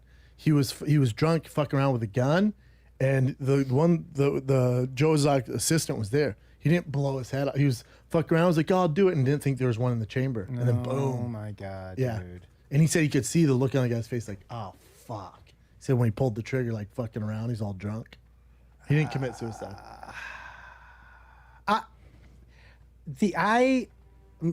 I'm not, like, I don't understand the obsession with people wanting wild animals as pets. I don't understand either. Even people, dude, I saw a woman in Trader Joe's, ready for this? Had a baby ferret in a baby Bjorn on her chest. She's so single. So just looking, there was this little ferret, right? And I walk up to her, and it was in the produce section. And I go, hey, is that a ferret? She goes, yeah, cute, right? I go, no, I'm sorry, not ferret, possum, baby possum. Oh. I go, is that a possum? And she goes, Dude. She goes, yeah. And I go, do you have a possum in Trader Joe's?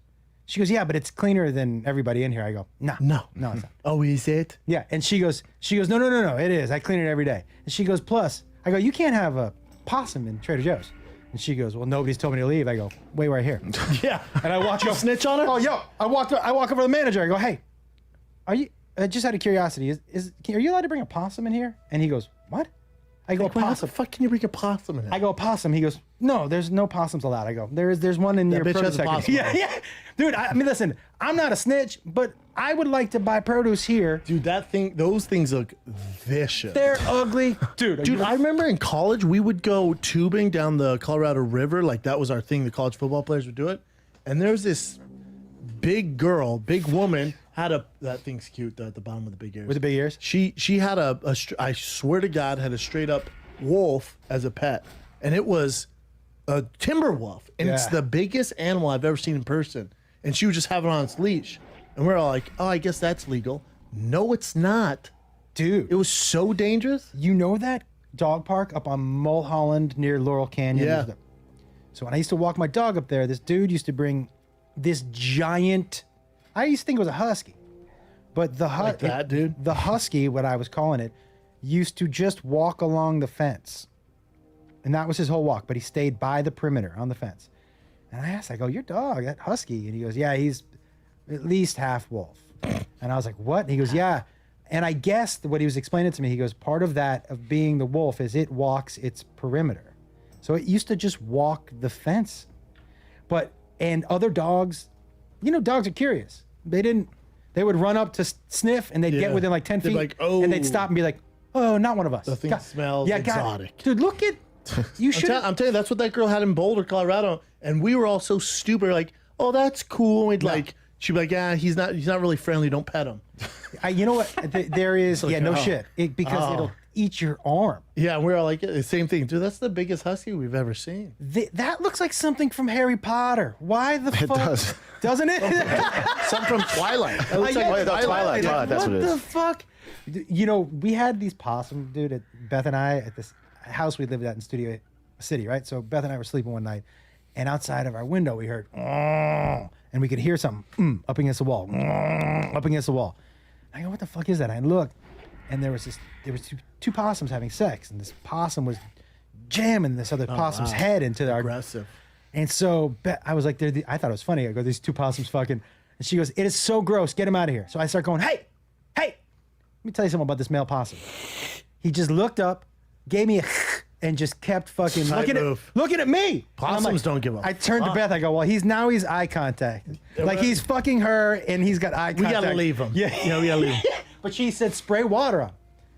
Did they give a fuck with the water? No. It's a possum, dude. They're so gangster.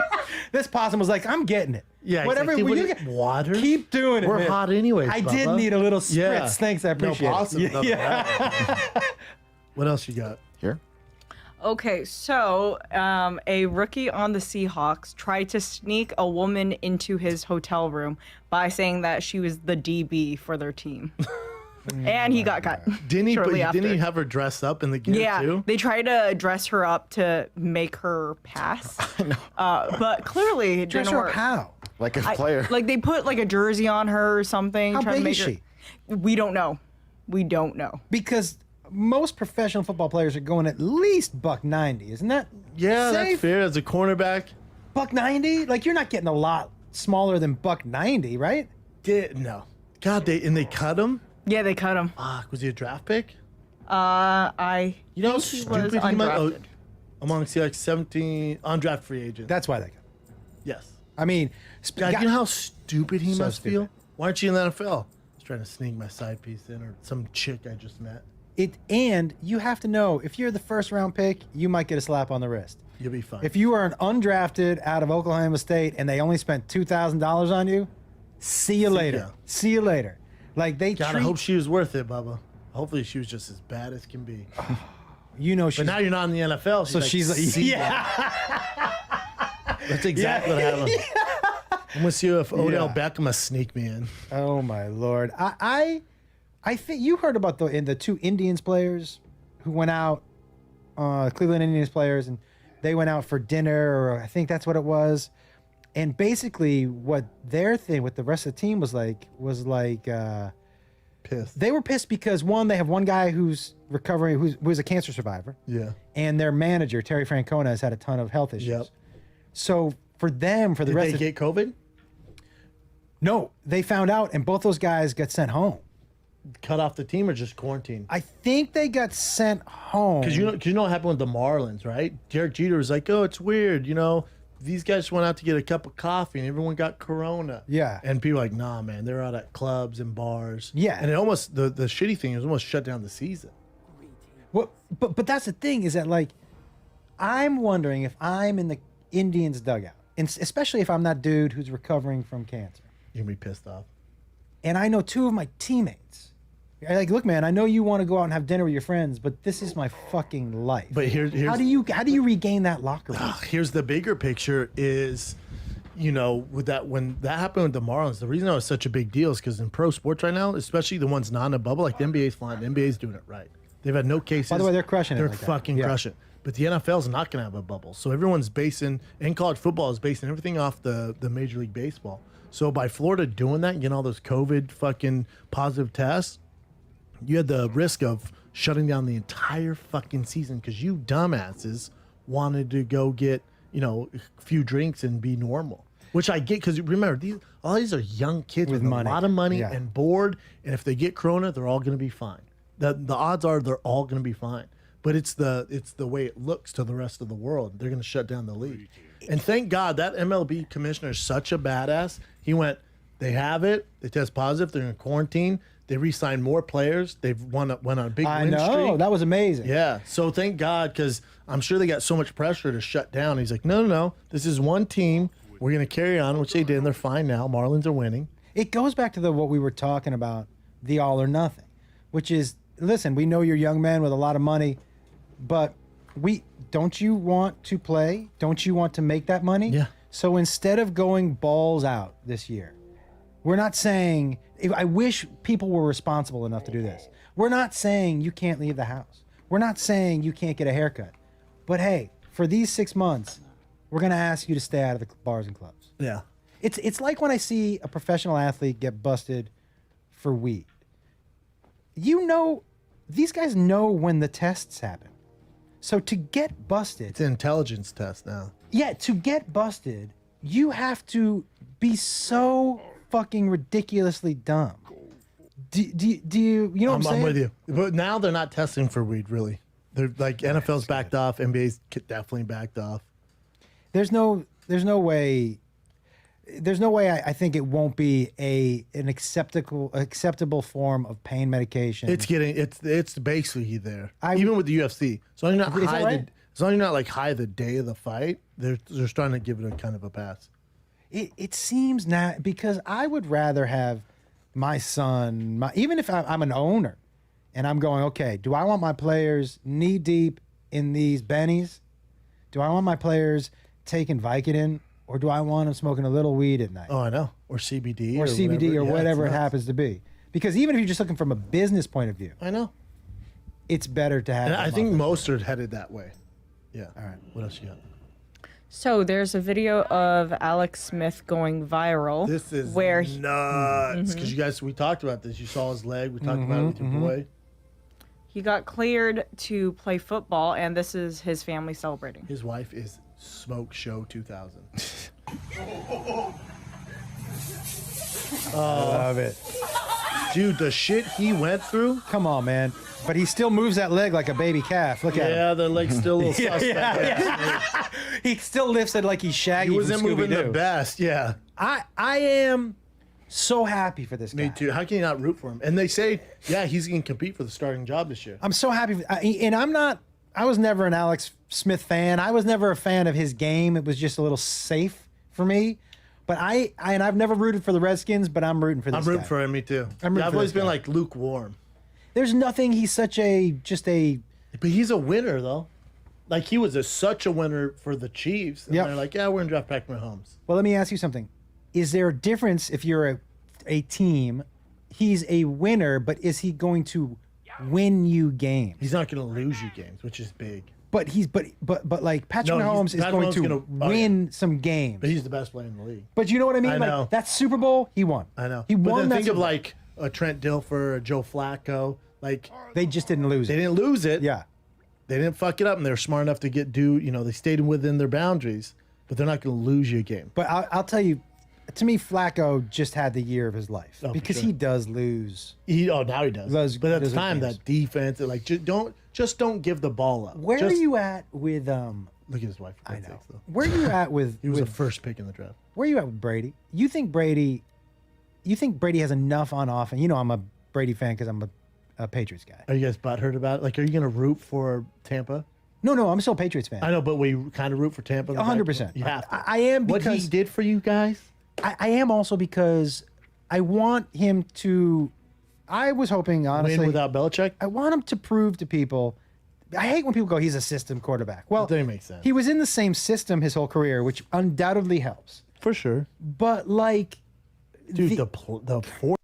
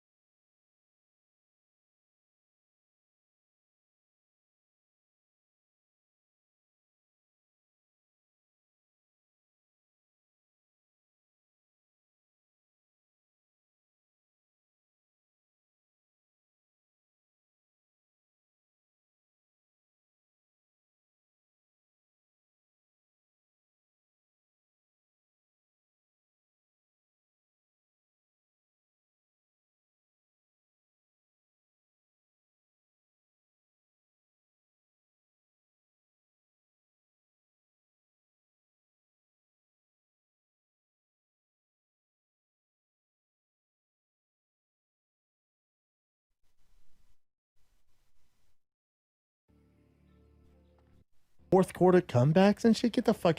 Also, he didn't have that great of talent around him. And you talk about confidence, right? The one thing that I'm always curious to hear about, like offensive linemen and other people say, when he walks into the huddle, We knew we had a chance at winning, even if we're down 17. but when you can get 10 other people Nuts. to believe, I think that's almost like something you can't put when Mahomes, when they're 21 down, those guys still know they can 'Cause they win. know what he's capable of. And it also gives confidence to your defense to know all we got to do is one stop and we're going to be within 7. Well, you're going to find out if it's Belichick or Brady.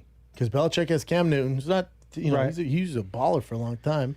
So that system's going to be there, and they don't have great players. They have Julian Edelman. Yep. And then now, Tom Brady has all the talent in the world. Let's find out. I'm rooting for Tom Brady. I hope Patriots suck cock. Belichick just seems like a complete. Have no you ever doubt. seen the HBO show where it's Belichick and Nick Saban Yep. sucking each other off? Have you seen the one with Like, oh, Belichick and you're- Bill Parcells? Yes, like you're the greatest of all time. No, you're Yeah. the greatest. Of all time. I was like, how long is this? 60 minutes of this shit? Of them being like, like they take all the credit too. Yeah. They're like, it's a real shit show. And then I came in here. Oh, or did Tom Brady walk in?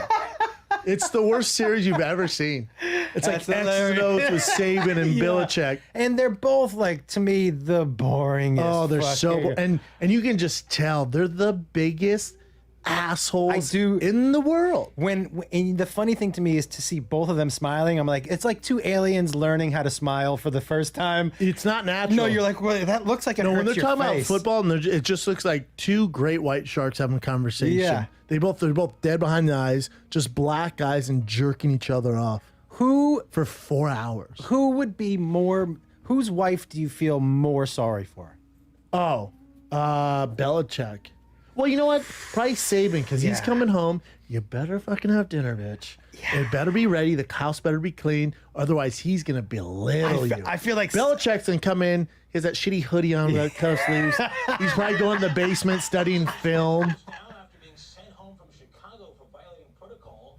Tonight, It just jumped on. Oh, yeah. Yeah, Belichick, he's going to do it. He's probably comes in the back door. Yeah. She probably already He's got a place out back that he watches film in. Yeah, he doesn't yeah. care. Yeah. I think so. I mean, look, man, I'm sure Miss Saban is a saint.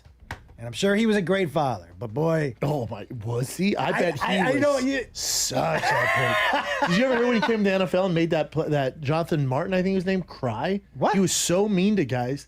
In the NFL, it doesn't work, dude. No. They're like, excuse me? He would belittle everybody and yell at them, and they sucked. Usually it just doesn't work in the NFL. If you're a professional football player and the coach yells at you and you cry, you pretty much have to quit, right? Like there's no coming back. He got bullied and got traded. Oh, that's the one he with got the traded guy. to the Niners. Yeah. Jonathan Martin. And he came from Stanford. Yes. And like they drafted him pretty high, and I guess Nick Saban just That's shit on him all right. the time. So he'd start crying. That I have to say I never had a coach. I never had one of those coaches. I never did. My college baseball coach, we called him Slim. That's what he liked to go by, Slim. And he was just tall, thin, like slow draw, and he was just like the easiest. I had real long hair. Well, you saw it. We saw it was sick. And traveling in Texas at the time, when I loved getting heckled from the other fans. So one with Soul Ross, we went to this place called Soul Ross once, and their nickname for me when I used to show up was Cher. Oh wow. By the way, one of the best heckles I ever heard coming from a baseball game. My junior year, I think, my baseball coach was a guy named Jeff Brown. Jeff Brown played linebacker with Jack Del Rio at USC, but he wow. was also in the Dodgers. Baller. He was also played for the Dodgers when Piazza was there. Was wow. ahead of Piazza as a catcher, but I think crushed both of his feet in a car accident and could never play again, and Piazza went above him. But he ended up being a bigger dude because Let's say Piazza would go behind him. but he went but he ended up catapulting. No, I'm saying Piazza likes the way the dick tastes. What? That's what they say. Is that right? That's what they say. Carrie, I didn't mean to derail your story. No, That's a heavy accusation. that is. Pretty sure he might be. I don't know. Maybe he might be buried though. Look that up. I Jenny. think he I is. thought he I don't liked think dudes. marriage really matters. You're right, John. Yeah. How do you spell I mean, Elton John was Piazza, P Mike Piazza? I A Z Z A. How dare you both of you have been in LA way too long not to know how to spell Mike Piazza. Yeah, He was such a big deal here. Yeah. You know what? We're allowed to. Married. She's Okay. a Alicia smoke Richter. show. Yeah. He said, "Hold my dime piece wife shop and shut your fucking mouth." Yeah, I don't know, man. I don't But again, know. Elton John was married at one point.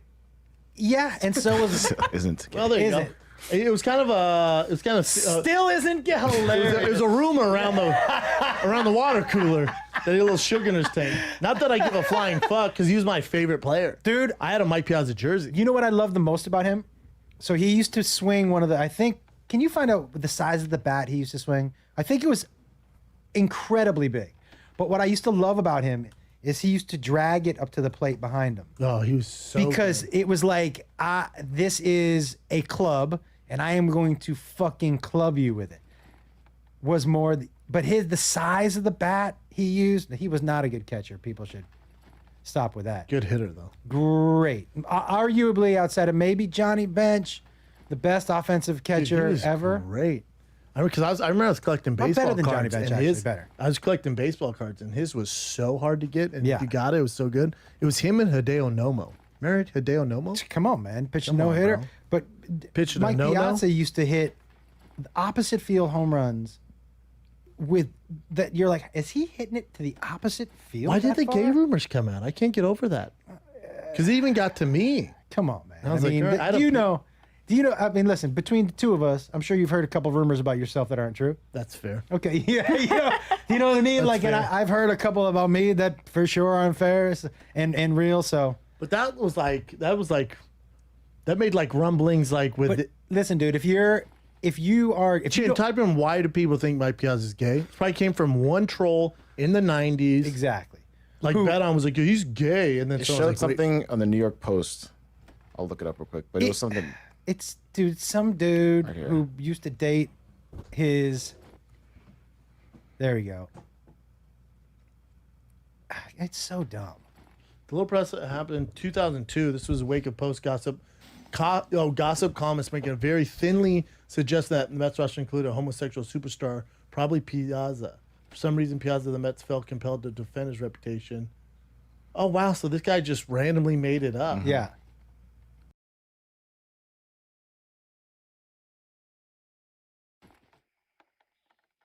See if I can clear some inventory.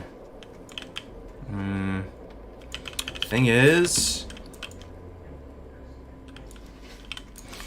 I'm conflicted. What do you guys think? Any warrior mains? Is it worth keeping the shield and here just for the shield bash? I guess it is, right? It sucks eating this 2 inventory slot because I do want to make money. This is gonna hurt me financially to keep these in my bag, but it's probably worth it, huh? Just to keep these for a shield bash macro. Unfortunately, I think I have to. I think I have to, man. Cast shield bash. Whoops.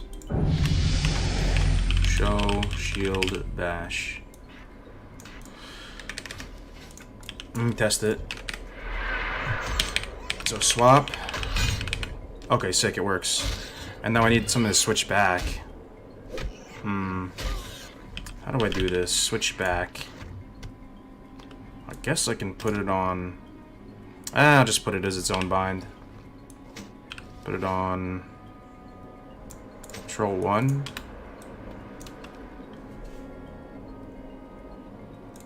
Something like that. Gotta find a better system, but it's fine. You need to use equip slot. It worked. It worked. It worked right now. So it switches back. You eat the global, and you have it. I think I just need. It feels bad macroing this weapon into like heroic strike. I feel like that's clunky because this ability used so much. I could put it just in heroic strike, but that means every time I get a new weapon, I have to upgrade my heroic strike and that. You know, I mean, I probably should just stop being lazy. Thing is, this is a heroic strike stop. This is a heroic strike Q macro, so maybe I put it in the rend.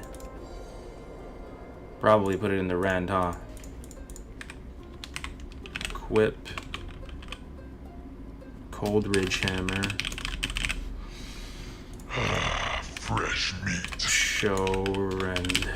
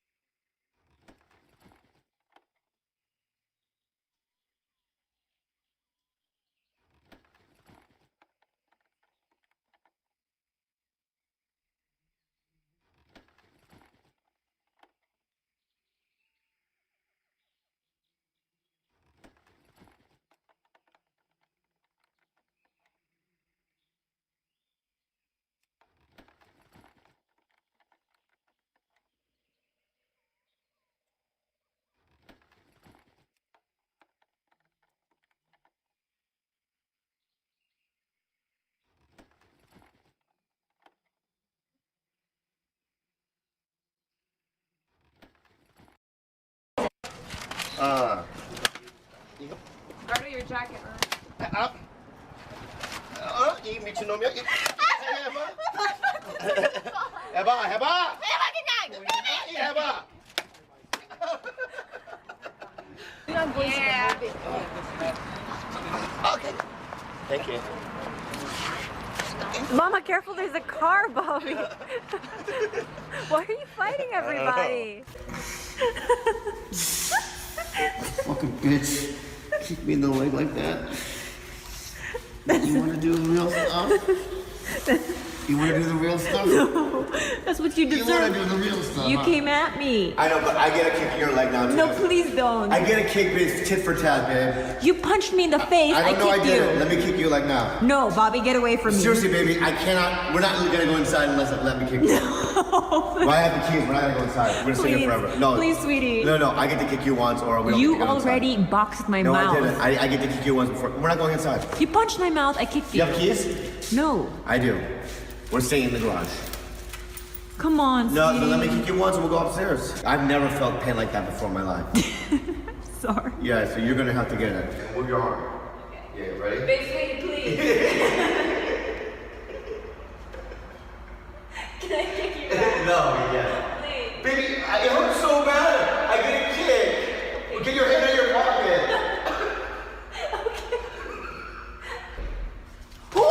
Baby, you didn't know. Baby.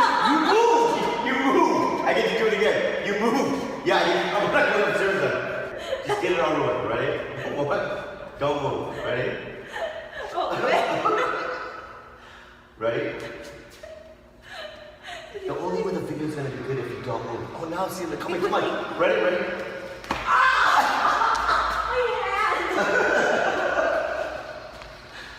Let's go. You broke my knee. I didn't break your hand. I told you to move your fucking hand. Put me in it. What is it? Put me in it. You want me to put you to sleep? Do not put me to sleep. Tap out, though, okay? Just do it, sweetie. Tap. Okay. We're good. I'm so sorry. I love you. That was really hard. That was. Okay, I love you. That fucking hurts, sweetie. Wait, you should have tapped sooner. I know, but I didn't know you were gonna go that hard. I'm so sorry. Right. That's life. It is life, but that's humiliating. Damn.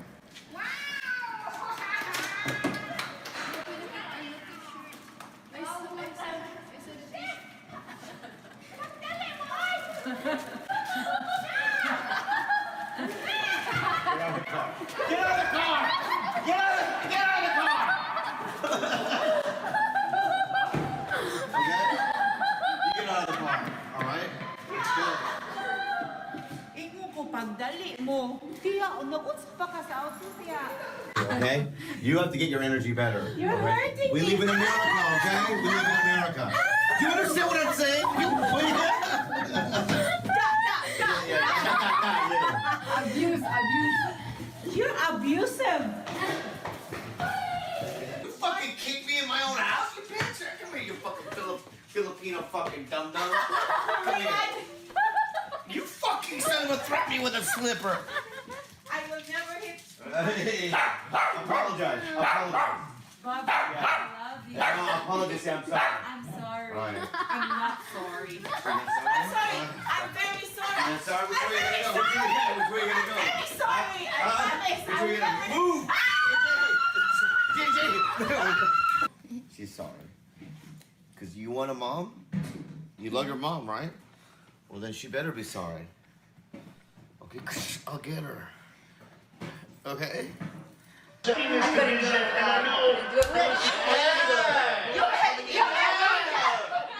Filipino Herb team. You know, first off, props for you, good, amazing fight you had. So I can't say anything. It would be best me tonight. What was the game plan going in here, and what if anything? It's not worth it, man. You have a career. Pressure. That was a good move.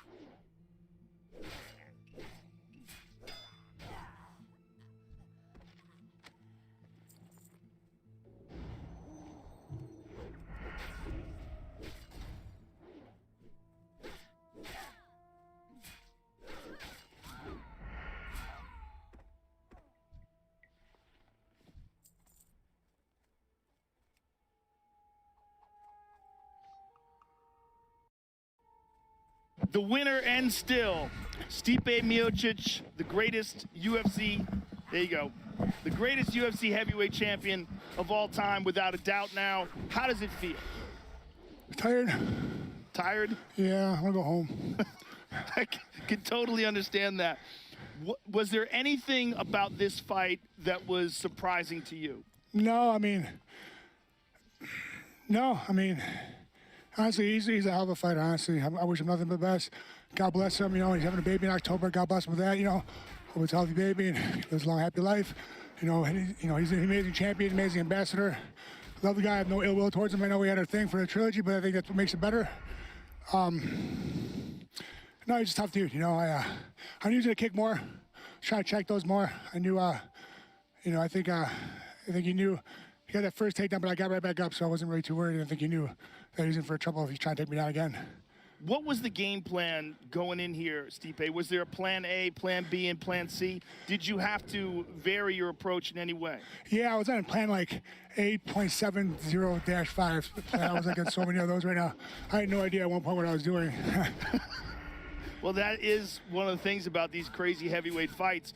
Now, winning this fight, winning the rubber match, cementing your position, not just as the UFC heavyweight champion, but as the greatest of all time.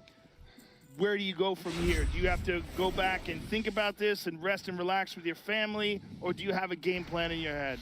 My game. I swear.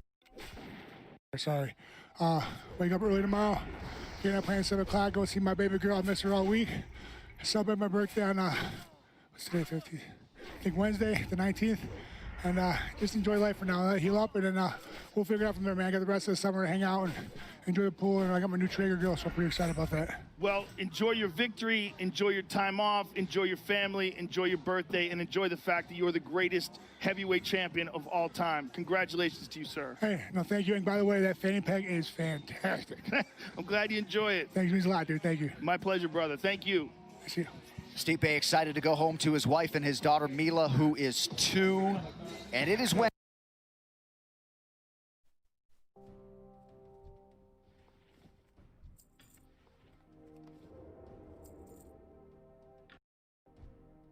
I have a bit of a problem here on the Hermitcraft server. As you can see, I have since the last episode added some more vaults inside our tree. In fact, I've added quite a few of them. It's not all done yet, but I've added quite a few of them. It keeps going up and all the way around. These diagonal ones, they're a little bit tricky to do, and as you can see, I haven't quite finished it yet. But my problem is that they are for the most part empty. And that's because I am absolutely terrible, absolutely useless at keeping my diamonds. To be honest with you, I can't fully believe that I once had a pile of over 2,000 diamonds, and it doesn't feel like it was that long ago.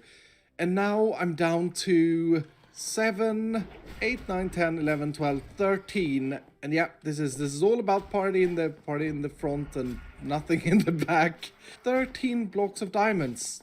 That's all I have. Now I could definitely spend another 2-3 days just diamond mining like I did to reach another 2,000 diamonds, but I think the main problem is that I don't have a good passive income of diamonds. Despite Mr. Red's arrival and mega fancy shop music made by Falls, I'm not seeing a lot of sales. I'm not seeing these items flying off the shelves, to be honest. In total, since I opened this shop, I've still just made 42 diamonds, which is a lot less than I invested to build this thing.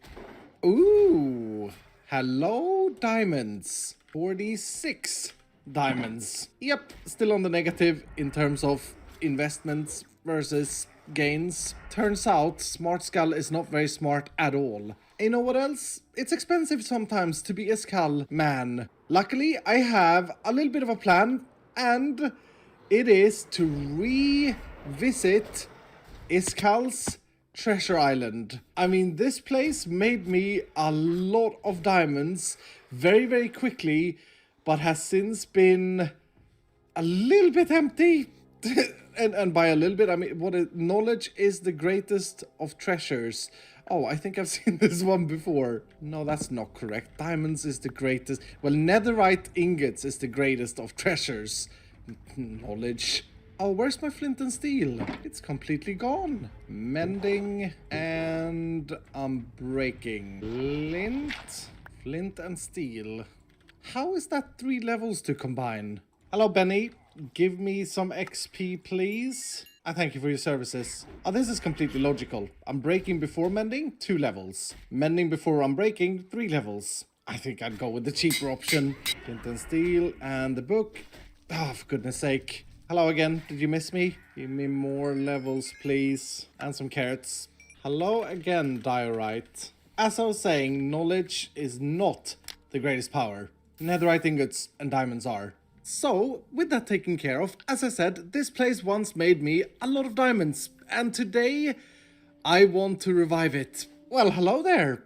This guy must have literally just spawned in as I turned around, and I am actually in the need of some microblocks. I wonder, ooh, he has clay. I know that is a rare one that I don't have. Oh my goodness, he has a lot of stuff. He has a lot of stuff that I'd like. Respawn anchor. Okay, drop everything else. I know that our mayor has been wanting mushroom blocks, so definitely picking those. That was an easy that was an easy one to get. Clay. Oh, he has regular stone. I think that's one of the ones I need for my brain system. New wood times 2. I don't think I have the new mossy cobblestone. I think I have the old texture one. Gotta make sure to trade that respawn anchor with him. And I don't know how to make these things. Please say I have some snow. Yes. Please be here still. Please. Yes. Smithing table. Ice. Snow. Respawn anchor. Bone block. And barrel. Wow. That... I wish I had a sponge, but I don't have a sponge. But other than that, I think I got the stuff that I wanted. I mean, look at this. That's so many microblocks from just one trader. Sorry, dude. Hello. This micro barrel is just so adorable. Anyway, as I said before I got sidetracked, today I want to revive Iskal's Island. And I don't just want to revive it in its old form. I want to take Iskal's Island to the next level. Level 2. It was level 1, and I want to take it to level 2. And to do that, I first of all have to find an island. Yep, I have to find an island somewhere in the world that's hopefully not too far away. I think the main ocean is over this way. Wow, Full Symmetry's base is looking really spectacular. Oh, what is this? Is this an unoccupied island in the middle of the ocean? It looks like it. I wonder if this would be big enough for what I want to do. I like the shape. I like the fact that there's not just one island. It's 2 islands, and 2 extremely dangerous islands at this point in time. Hello, do you have a trident? No, you don't have a trident. After spending half of the night here, I have made a decision. These 2 islands are gonna be my islands. I think they're gonna be perfect. So, first things first, let's make sure we place down a sign. Ooh, is that creeper gonna blow me up? Okay, like I said, they're a bit dangerous at the moment. Oh, the beauty of the sun. Finally. Right, let's place down a sign. Iskal's new treasure island, level 2. What's happened here? It's a literal square of leaves. Just floating midair. I'm sorry if you tried to be a tree once. Better. So, my plan with Iskal's new treasure island is to provide the other hermits an opportunity of a lifetime. They get to buy, that's where the leaves were supposed to go, for goodness sake. They get to buy a treasure kit over at the old treasure island, which points them to this island area over here, and then they get to dig for treasure. I think that could be a lot of fun, but I'm going to need to terraform this up a little bit and make it a little bit more neat before I can actually start digging down the treasures and thinking about all of those things. So, first things first, I'm gonna have to head back and I'm gonna need to collect up all of the resources that I'm gonna need for this project. We're definitely gonna need a healthy amount of sand. I also want some jungle logs and some leaves, some cobblestone and stone. Do I have vines? Yes. Always good to have some spruce, some barrels and chests, and the head of Bro. Old fisherman Bro. We're definitely also gonna need some gold and gravel. Hello!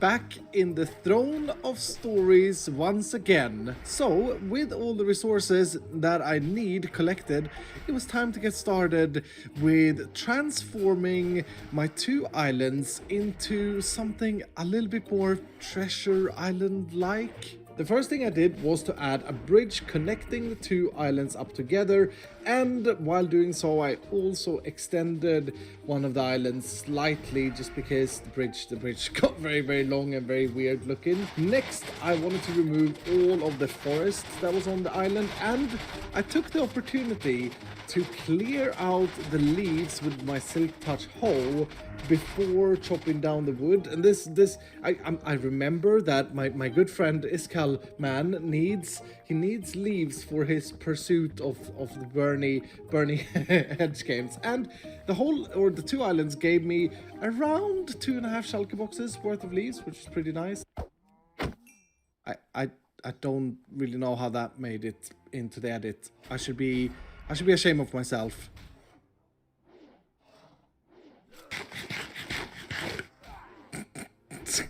It tasted good.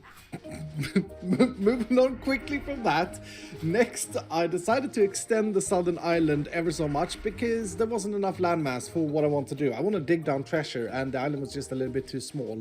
I also, while I did this, felt like the island had way too much grass. So I wanted it to look more like a pirate island or like a treasure island, and so I started removing the grass and ended up with almost no grass at all left, which led me to thinking that I needed to add some kind of greenery, and I took on the task to create palm trees. And this is really silly, but I'm no master builder. It took me right around an hour to make these 2 palm trees. On the northern island, there was a very square corner, as you can see here, and being happy with my palm trees, I decided to push myself and try and make one of those overhanging wave-hit mountains. And it was a process. It's definitely a process, but I enjoyed it a lot. I didn't enjoy the mobs quite as much. There was so many mobs during nighttime when I forgot to sleep. But slowly but surely, I managed to, at least I think, get this to look pretty decent. I think overhanging stone is a really cool look in Minecraft. And I'm really happy I did this. I was a bit scared, but I'm really happy I added that. I think that fixed the whole island. I also felt like the island was a bit too green. Although I wanted it to be a lot more green than the other island, I felt like it needed beaches, and it definitely needed a little bit of fixing around the edges. It was a little bit of straight corners here and there, so I went around and I had beaches, and already it started looking a lot better. Then I did it again. I did it again and decided that also the northern island needed a few palm trees. I'm really quite happy with these palm trees, to be honest with you. They took a long time to make, but I think they turned out really good. Last but not least, maybe it is least actually, definitely is least, I decided to add a few rocks to get some more color. Yep, rocks can totally be colorful. They're not just gray. There are many colors of rocks. Diorite. Ugh. And here it is, Iskal's Treasure Island level 2. And I gotta say, I am really happy with the result. Now granted, it is a little bit empty. Oh, excuse me? It's not really a treasure island far out in the middle of nowhere if you're on it, is it? You don't really have that treasure island vibe, chicken. That's better. As I was saying, it is a little bit empty here still, which is not necessarily a bad thing because, well, I'm basically gonna leave this place up to the hermits to dig out because they're gonna be digging for treasure. However, I feel like there are a few things we need to do. Lighting the place up is one of those things that's gonna be important because otherwise, I'm sure there are some smart hermits that are going to use the explosive powers of the creepers to clear out blocks and get to more treasure. So we gotta light this up smartly. And I shouldn't forget about the fact that we now have lanterns in the game that they just have that treasure vibe to them for some reason. I love them. In fact, they look so much like treasure that creating a little bit of a dig site like this looks really cool, doesn't it?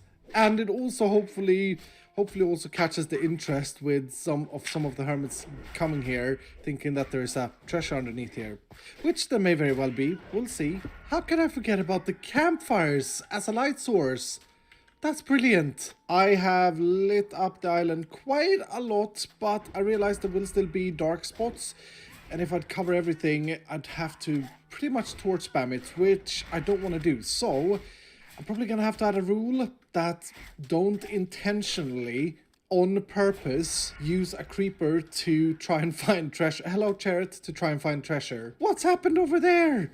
Pigs Pigs have infested my island. They seem to be very fond of this pit. Get off the island, please. This is crazy. This is like a passive pig farm. I also added a few more of these mysterious little structures around the place where it looks like someone has tried to dig something out, and I think they add to the whole vibe of the island. I am loving this. And actually, looking at it now that we've added all the lights and all, and actually, looking at it now that I've added all the lights and all the little small debris stuff, I don't think this looks as empty anymore. There's only one last important thing to place, and that is the head of Bro the Fisherman. I trust you, Mr. Bro, to protect these lands from destruction, and I realize you can't for many reasons.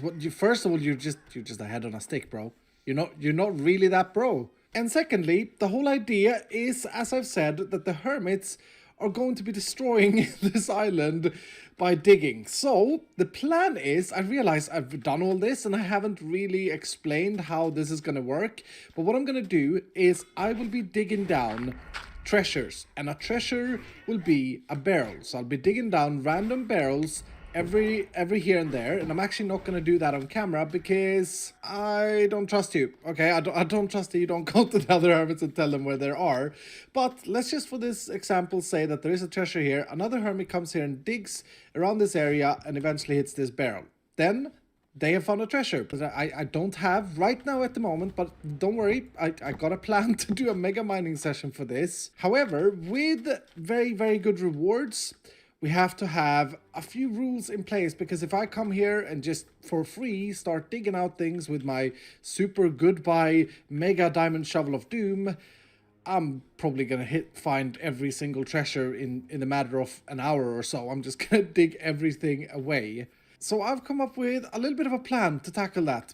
It's time we head back to the shopping district. I got a lot of preparations that needs to be done in order to get this going. I do really like the design of the first treasure island, so I'm thinking we're going to use this place as the sign up for the treasure hunt, and the way we're going to do that is to provide the hermits with the shovel to be used, and they're only going to be allowed to use wooden shovels. Now you see, a wooden shovel has 59 durability, which means that a fully repaired one can dig 59 blocks and no more. So whenever you dig a block, if it doesn't have unbreaking on it, it's always going to lose 1 point of durability, which is absolutely great, because that means that we can control the amount of blocks that the hermits can dig out. Now, as you know, I'm a big fan of random things. So what I'm going to do is I'm going to make a ton of wooden shovels, and then I'm gonna destroy them. I'm gonna make them all have a little bit of random durability, and so whenever you sign up for this, you'll get a random durable wooden shovel. And I may make some that are really bad, but also some that are really good. Right, I've crafted up 2 shulker boxes and then some of wooden shovels. Hello? How are you? This is this is illegal. This is a desert. This is not a jungle. As I was saying, I've crafted up a bunch of wooden shovels, and now for the very grindy task. Oh, this is gonna take a while, isn't it? Yeah, for the very grindy task of damaging them randomly much amounts. Randomly much amounts? That sounds wrong. This is possibly one of the most boring things I've ever made myself do in my years of playing Minecraft. Yeah, this is definitely gonna take a long time. I think it's time I just fast forward the time for you lot. And done. Well, I'm done with 1 shulker box. I think we're gonna start with that one. I mean, that's 27 different signups, 28, 29 different signups. I think that's gonna be enough to at least get this started. So now that we have our shovels, I'm going to need to build a little bit of a redstone machine to randomize a shovel whenever you sign up for this. But there's one more thing I'd like to do first that I also want to put in this place there. I am going to need a little bit of red. Hello, red. Red wool. You see, I thought it'd be really cool to have a logo for this place. The only problem is, and I've just realized this, that I didn't check to see if these 2 islands align on one map. And if it doesn't, we have a little bit of a problem. I guess we're about to find out. Open this. Oh, that's like possibly the worst result we could have got. I guess we're gonna have to have at least 4 maps for a logo. Not a terrible thing, actually. Yeah, this may actually work out pretty good because it seems to be pretty center in the 4 maps. Right, so what I was thinking is that we should add one of those treasure map crosses, maybe right here. Treasure map crosses, that's totally what they're called. Turns out I'm terrible at making treasure crosses.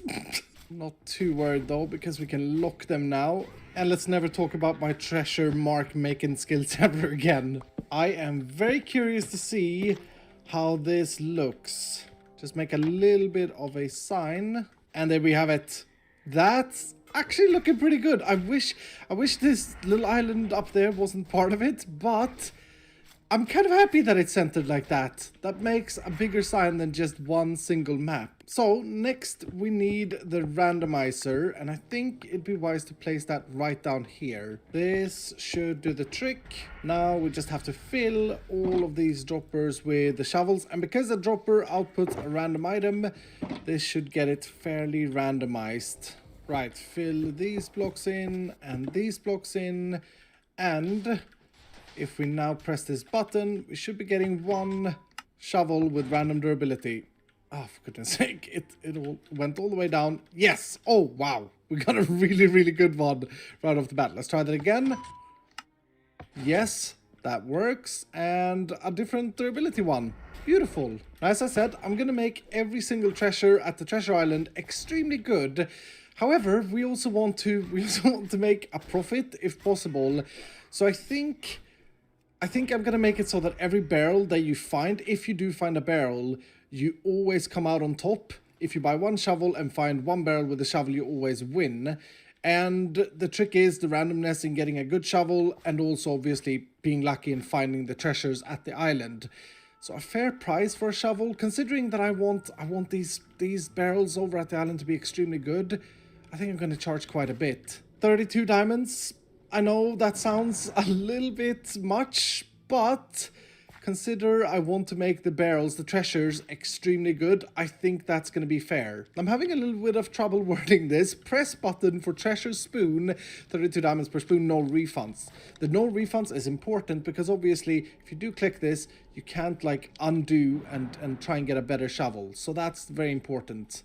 Right, now we need to redo these signs. Iskal's Treasure Island Level 2. Hello, Treasure Hunter. Important to have that and only that on the first sign. I have dug down lots of treasures over at a distant island. You have the opportunity to try and dig them up. Purchase a treasure spoon to the left for 32 diamonds and head to the island to try your luck. And I also wrote down the coordinates so that people can find it. Oh, Mambo was just blown up by a creeper. Note, you may only dig using the treasure spoon. You may only break blocks that the spoon is meant to break. And no cheese. All treasures are very valuable. I hope that makes sense. I'm not the best at explaining things. Now, because I haven't yet got the treasures dug down, I also need to add a sign. Iskal's Treasure Island opens Saturday, 22nd of August. That gives me about 4 days to go on a mega mining session and get as much diamonds and netherite ingots as I possibly can. I'm very, very excited to see how the other hermits do in this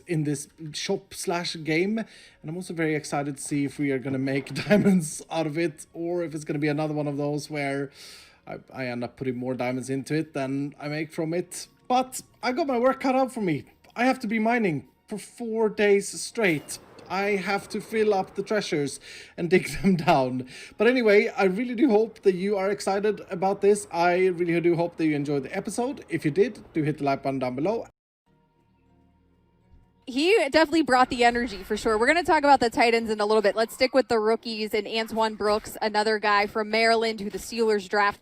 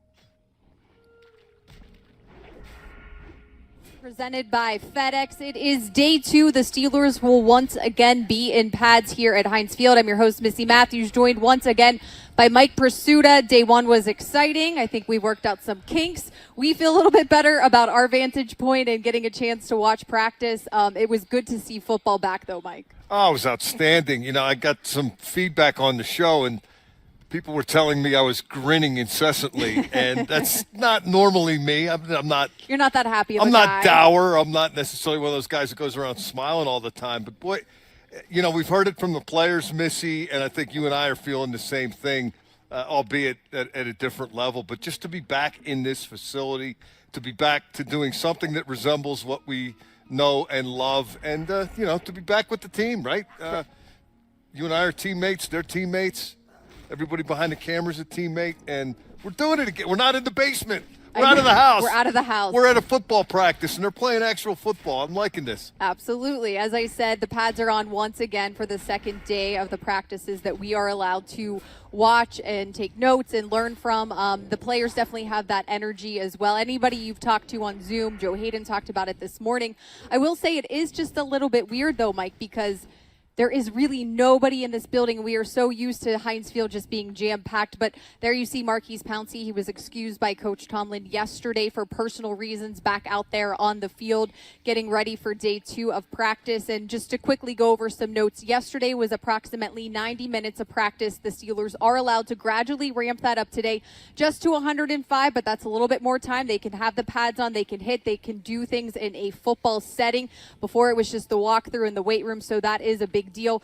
Also, number 7, we watched him a lot yesterday. We have not had our eyes on him just yet. Again, practice starting at 1:30, so I'm sure everybody's trickling out right now down there on the field. And then Dave DeCastro, James Washington, and Chris Wormley, Coach Tomlin said all of those guys are day-to-day dealing with some minor injuries, so we'll see what their availability is, as Coach Tomlin likes to say today.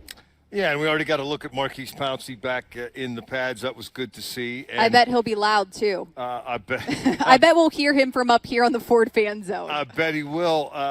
Mike Tomlin, as he had said last week, anybody that's missing time, it's considered relatively minor. There aren't as yet any concerns about long-term absences and missing significant time, although, you know, put significant in the air quotes, because 14 padded practices this year, they're all pretty significant, Missy.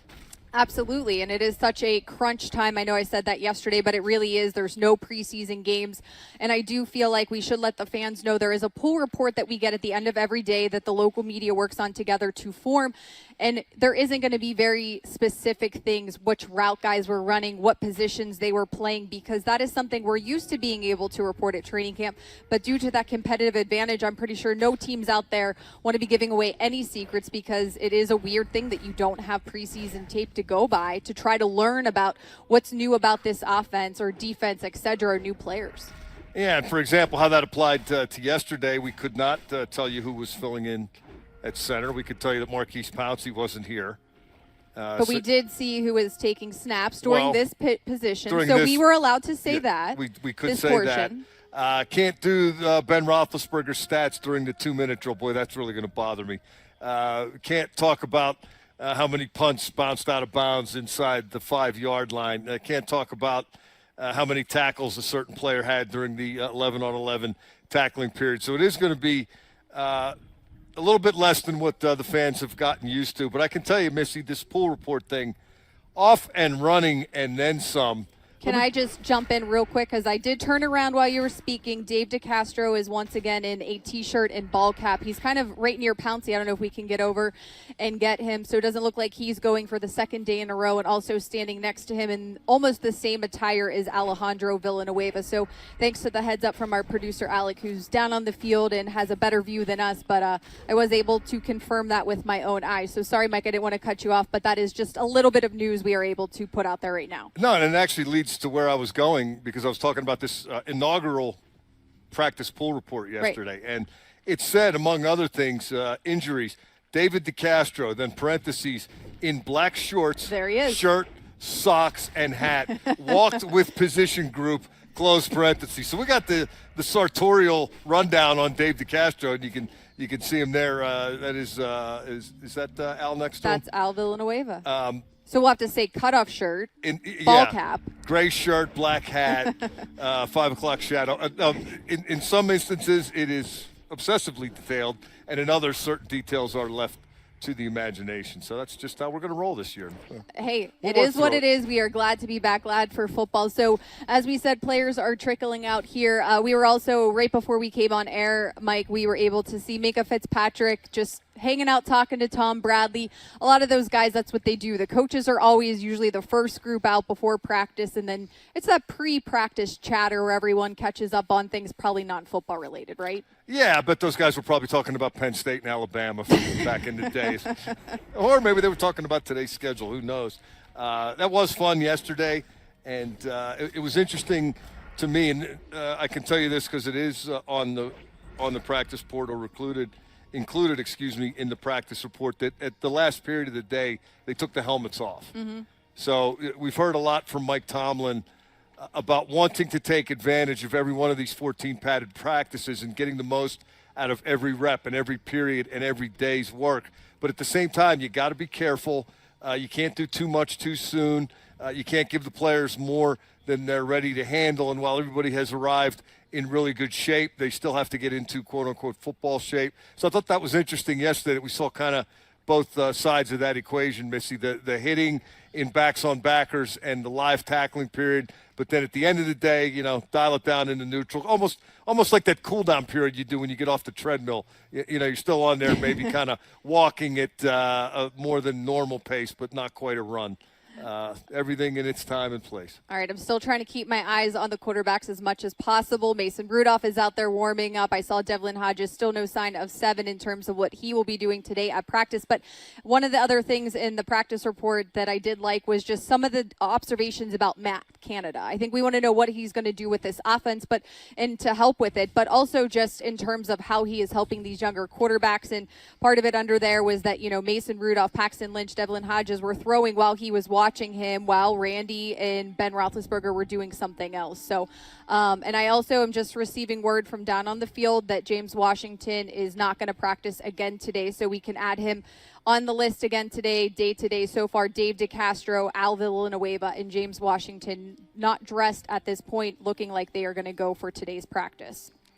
And that is, not a deal breaker necessarily, but in James Washington's case in particular, he's a guy who had a pretty good second half last year. He's made some strides since coming to the Steelers, but they do have Chase Claypool, second-round draft pick, the highest draft pick for the Steelers this year. They added Eric Ebron in veteran free agency at tight end. And only one football to go around, Missy, and you're looking for more from Juju Smith-Schuster. You're looking more from James Conner. You're looking for more from Vance McDonald. In all three of those guys' cases, health is going to help determine that. But there's an array of people here that Ben Roethlisberger can use to his disposal should he choose to do so. So for James Washington, considered minor and not a long-term situation, but get well soon, James, because the train's moving and it's not waiting on anybody. There is number 7. Our camera is quicker to find him than I was, so we'll have to see if there's anything Ben will be doing today. Again, how much. It's kind of that thing during training camp. Coming off the surgery, of course, that is a main factor into what Ben does and what Ben needs to get ready for the regular season. Because, again, there's no warm-ups. And even Ben himself said, in the perfect world, if there was preseason games, he probably would have went to Coach Tomlin and said, hey, you know what? I actually want to go in there and do a little bit this year, Mike. And you think he would have done anything? We'll never know. Mike Tomlin will never tip his hand on that. But definitely a different year from Ben Roethlisberger. We heard from Vance McDonald today via the Zoom just before we went on the air here with our stream, and I'm sure we'll get into that into more detail later. But Vance McDonald has been a guy, Missy, that has really emphasized what he sees as a change in Ben Roethlisberger because of spending almost an entire year away from it and realizing what he missed and what he didn't have and how happy he is to be back. Absolutely. And since we have Ben right here, let me just kind of go from the pool report to recap what happened yesterday. Of course, we will find out today what's going to happen on day 2. But Ben Roethlisberger was in pads and a full participant. He notably did not warm up with the rugby ball that he has used the previous years, but instead just tossed a football.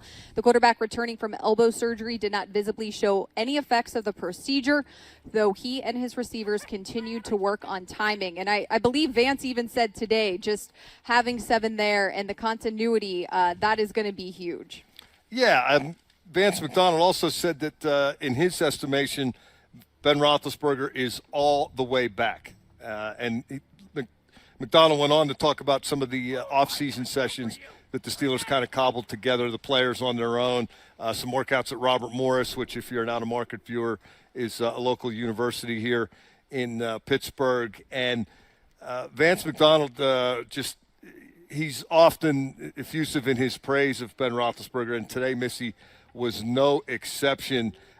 He talked about not just how he thinks Roethlisberger is all the way back arm-wise, but about how, quote, the hunger is real and how players can sense that. Quote, guys are just flocking to him.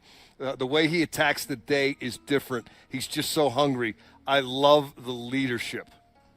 And that's a mouthful from Vance McDonald, who normally is not shy about singing Ben Roethlisberger's praises. But I think a veteran guy and a guy who's been a teammate and a guy who's had a locker next to Roethlisberger for the last couple of years, the words carry a little bit of weight. For sure, for sure. And also, we got a chance to hear, Mike, this morning from Joe Hayden, who it looks like he is probably going to get a Vets day off for Joe Hayden today, as it looks right now, as practice is about to start in about 4 to 5 minutes here at Heinz Field.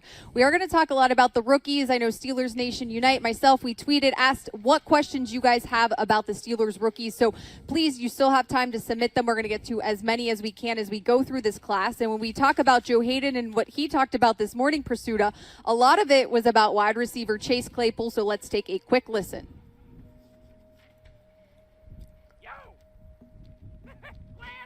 He's impressed me for sure. Just his size, his speed, his ability to adjust to the ball in the air. And then he doesn't really say too much, man. He's just out there every day. I've seen him just working hard, asking questions on the offense, just getting the routes. And he's been doing a really good job. I think he's a great young talent, and his work ethic shows that he wants to be great. He doesn't do too much talking. He just gets after it. So as long as he knows the playbook, as long as he's, him and Ben are on the court of the checks and everything. I mean, I think he has all the physical attributes to be a baller. All right, and we got a little bit more detail from Joe Hayden as well. Pursuit, I have to give you credit. It was your question, because in the poll report, we did find out that there was a nice catch in the end zone from Ben Roethlisberger to Chase Claypool. So take us through what Hayden did in terms of giving some more details about how nice that was yesterday. Well, first, let's start with that poll report. Okay. The inaugural poll report. Maybe they're just working out the kinks, or maybe this means something, but there's a play mentioned, Vance McDonald catching a pass from Ben Roethlisberger away from safety Terrell Edmonds. Then a little bit further down, Chase Claypool made a leaping catch in the corner of the end zone on a ball from the starting quarterback. Didn't mention who the cornerback was, but Joe Hayden confirming to us that, yes, it was him. And confirming to us that, yes, it was in 7 shots, and confirming to us, yes, it was a back shoulder fade. Fortuitous that we had Joe Hayden on this morning, but that play sticks out to me for a couple reasons. Now, I get that it was the first day in pads. Okay, I'm not ready to plan the parade yet. I'm not ready to start crafting Chase Claypool's bust for Canton.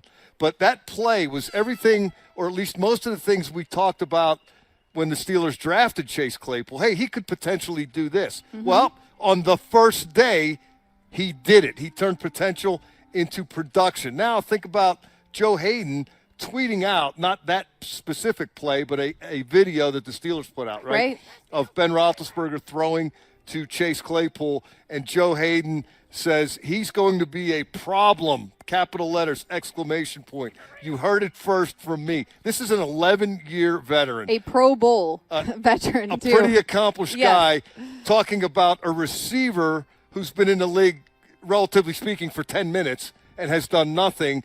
And he just, by the way, got the best of Joe Hayden, and Joe Hayden is putting it out Singing his for the praises. world to see and hear. Look at this kid. Look what he can do. And here's some of the things that Joe Hayden, if you allow me to continue rambling on here. Well, we have a good shot at Chase, so let's do it. They are starting the warm-up phase of practice. Hey, look, he's even going to kick this year. Look at the way he's warming up. Height, weight, speed. Hayden said one of the reasons he sent the tweet out, Missy, was, quote, he's had a couple plays on me in this camp. Yesterday was the first day we were here to see it. It was the first time. But they've been here for a little bit. They've been here, and this has apparently been happening. He's a big, fast receiver. He has the ability to adjust to the ball in the air. He has soft hands. As long as he can stay healthy, I think he's going to be a problem. When he says a problem, he means for the other team's cornerbacks, not the Steelers' cornerbacks. But just a great perspective from Joe Hayden, who, again, if he didn't even notice the rookie, if somebody asked him about that play and he said, what's the kid's name, who's number 11, you wouldn't think twice because it's a veteran against a guy who's just taking his initial steps in the NFL. But to see it, at least you get a little snapshot of what it might look like, what they were seeing when they made the pick, why everybody in the organization was so excited when they were able to draft this player. And really a lucky year in that normally receivers this big, this fast, and this tall are not around in the second round. But last year was the mother lode of wide receivers. It was just one of those years. There were a lot of people available at the position, and the Steelers, I think, got one of the good ones, Missy. Since we've been keeping our cameras on Chase Claypool, I'm sure a lot of people saw if you were looking at the video and not at Pursuta, even though he's pretty too. But James Washington, as we said, no pads on. He does have his jersey on, which is a little bit different than yesterday. So we will see if he's able to do any more. As, of course, we said, the poll report said that he kind of ran the perimeter. He was out there. So we'll keep our eyes open for that as well. But moving. One more thing before we move on. One more. Just want to get to the specifics of that play because since we talked to Joe Hayden today, I can. We mentioned back shoulder fade. And Chase Claypool is bigger and taller than Joe Hayden. So Joe Hayden has position in front of him, and he's trying to play the ball. And as Claypool goes up for it, Joe said he wanted to play through Claypool's hands, and he tried to, but it didn't work. Joe Hayden said, I tried to knock the ball out. He wouldn't let me knock the ball out. It was really what's Mike Tomlin? The Mike Tomlinism of the summer so far is boxes checked. Am I reading that right? Is that one of them? I think that's probably one of a few. Chase Claypool was checking him yesterday. All right, let's move on to Alex Highsmith and also Anthony McFarland. We can kind of jump these guys together because of backs on backers yesterday, which Coach Tomlin said the first go-around, you can't really grade much about it because it is a chance for the young guys, a.k.a. that guy right there, number 56, Alex Highsmith, and also Anthony McFarland, number 26, getting a lot of reps. And he said, don't read too much into that. Sometimes you need to teach them how to properly do it. There's Anthony McFarland right there. So I guess what do you make from what Coach Tomlin said and what you were able to glean from the poll report? The way the poll report described it, a disproportionate number of reps for the rookies and more of an introduction than a final exam. Mike Tomlin pointing out that he's probably going to be more impressed with whatever happens the second time they do. Which could be today. Backs on backers than the first time right. Because it is an introduction, but there is a competition element to it, and that's been a big part of Steelers training camps for a long time now, Missy, and that's not going to change this year just because we're here at Heinz Field instead of St. Vincent. There are certain periods, they call them competition periods, right. Backs on backers, third down, what have you, where somebody's going to win and somebody's going to lose, either a unit collectively or an individual all by his lonesome. And Highsmith, I think, is going to be a guy we're really going to be keeping an eye on in this training camp because there appears to be a vacancy for backup outside edge rusher to spell T.J. Watt and Bud Dupree. That's why they drafted Highsmith where they did. And we'll see if he can take that ball and run with it. And he's wearing Anthony Chickalo's old number as well. So we did ask for fan questions. Let's get to one of them to see if we can put Mike to the test. This is from Ted Webb. He says, I know Claypool is getting all the talk as far as rookies, but do you guys think Highsmith will have a chance to contribute this year? You were kind of going along on that. I really do think, though, Pursuta, based on what was said about him, I know he has to still come here and put in the work, just how high the Steelers were on him after the draft, everybody that you spoke to throughout that process, and then now what we're seeing and the chances that he's getting, I think he legitimately does as well. Yeah, did I mention there's a need as a substitute edge rusher to help spell TJ Special Watt teams. and Bud. There's all you. The more you can do, right? Special teams. Thank I'm you. sure Danny Smith would love him. Everybody blows that off, or so it seems, when you're talking about draft picks. Because, oh boy.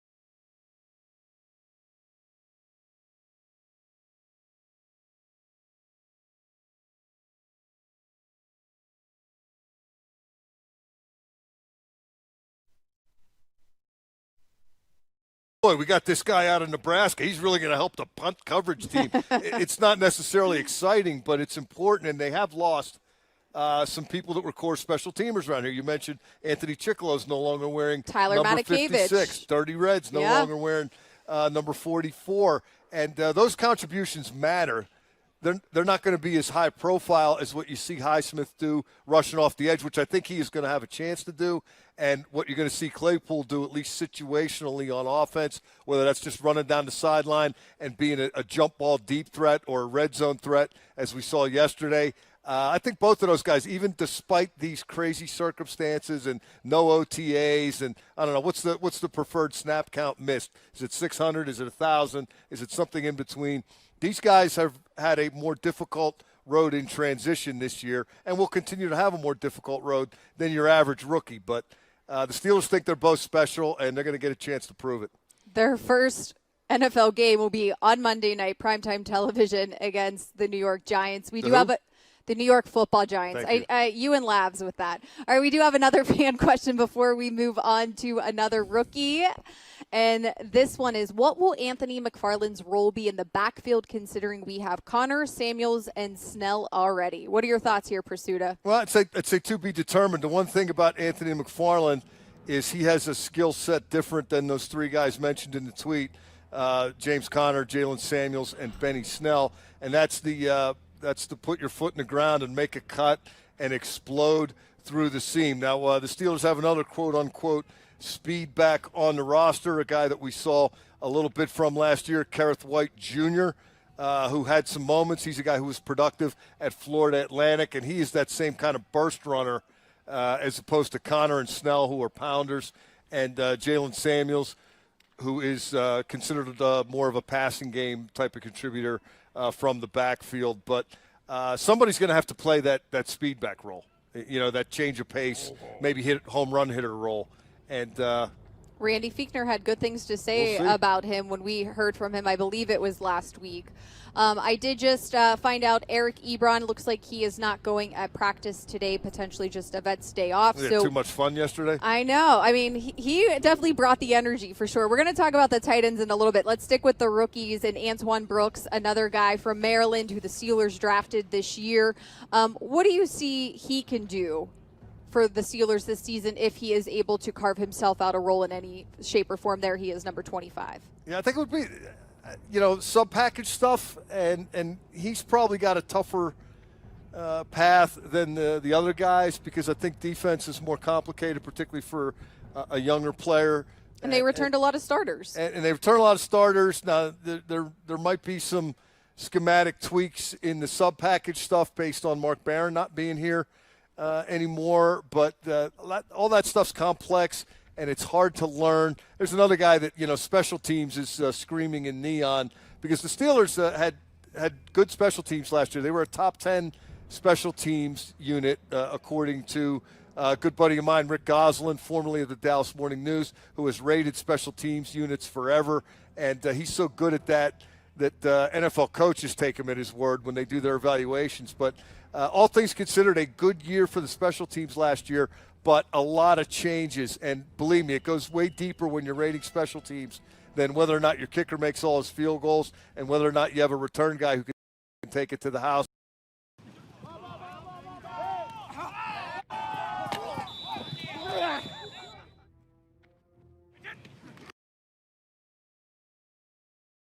The way Deontay Johnson did in Arizona last year on a punt return. So a lot to sort out on that level. And, again, people might not be as excited about that, Missy. But if you want to talk contributions, what do they say? It's a third of the game, right? Those contributions count. Right, and I wasn't sure if everybody could hear the horn here on our live stream, but the Steelers are transitioning, to their individual period as well. So let's continue with these rookies, and then we'll kind of get to the tight end position as I had alluded to. Also, Craig Wolfley will be joining us in just a little bit.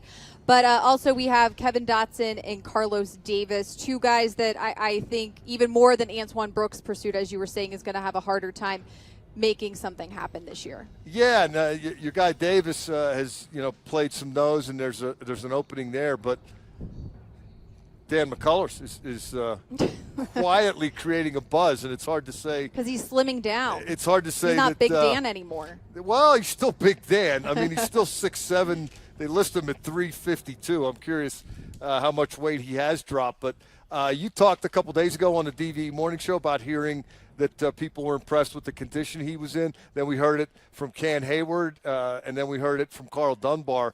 So apparently that's real. Doesn't happen immediately for everybody. I think these last two players that we're talking about, the offensive lineman is a fascinating kid, just based on his backstory and the way he speaks. Remember him talking after the draft about how he liked to taunt opponents. We're talking about Kevin Dotson from Louisiana Tech, or is it Louisiana Lafayette? Ike Taylor. Yes. There you go. He talked about taunting opponents by telling the defense to play before it was to be run, and then they were running it successfully anyway. I think that kid has a future. He looks like a player, but I don't know if it's going to be this year. All right, I did apologize. We have a social media question about Antoine Brooks, so I do want to get to that since we had tons of fans submit questions. So we really appreciate it. We're trying to involve you as much as possible. This one is, do you think that Antoine Brooks would do good playing behind Rel Island 6, which is Terrell Edmonds' Pursuta? Yeah, to be determined, like we were saying. I mean, he's got a lot to learn. They're going to try him in a number of roles and see what he seems to have an affinity for while he's playing special teams. And a lot of times these guys kind of carve out a role for themselves if they're going to have one or not. Right. We will see. It is day 2, so a lot to be determined as they get ready for that Monday night game, which doesn't even seem possible, but September is right around the corner. As I said, we'll get to some more social media stuff coming up a little bit later in the show, but we do want to go to We are going to go to Craig Wolfley in just a little bit, so stand by for that. Wolf, one of those guys, he came in with you, Pursuta. I was joking, him and Tunch grabbed their lunches. They sat in the stands and were hooting and hollering with some of the players down on the field from a safe distance, but you know those two guys would love nothing more than to be down on the field right now. You know, those two guys are in such sync. When I showed up here today, I did another Zoom media conference from my car in the parking lot across the street. Then I walked over to where we're supposed to enter the stadium, and there is a specific time when they tell us to get here. Right. You're supposed to be right across from the Art Rooney statue. And there are a couple of benches there, and Tunch and Wolf had beaten me here, and they were sitting 6 feet apart. Nobody had to tell them. They just did it. They are quite the tandem. All right, I hope that we have Wolf now. He's not too far from us, but it feels like he's really far apart. Wolf, if you can hear me, I know you want to talk about Stephon Tuitt today and just what you are hoping to see from him as he comes back from injury as well. A lot of talk about Ben, but don't forget about Stephon Tuitt, right? I can hardly hear.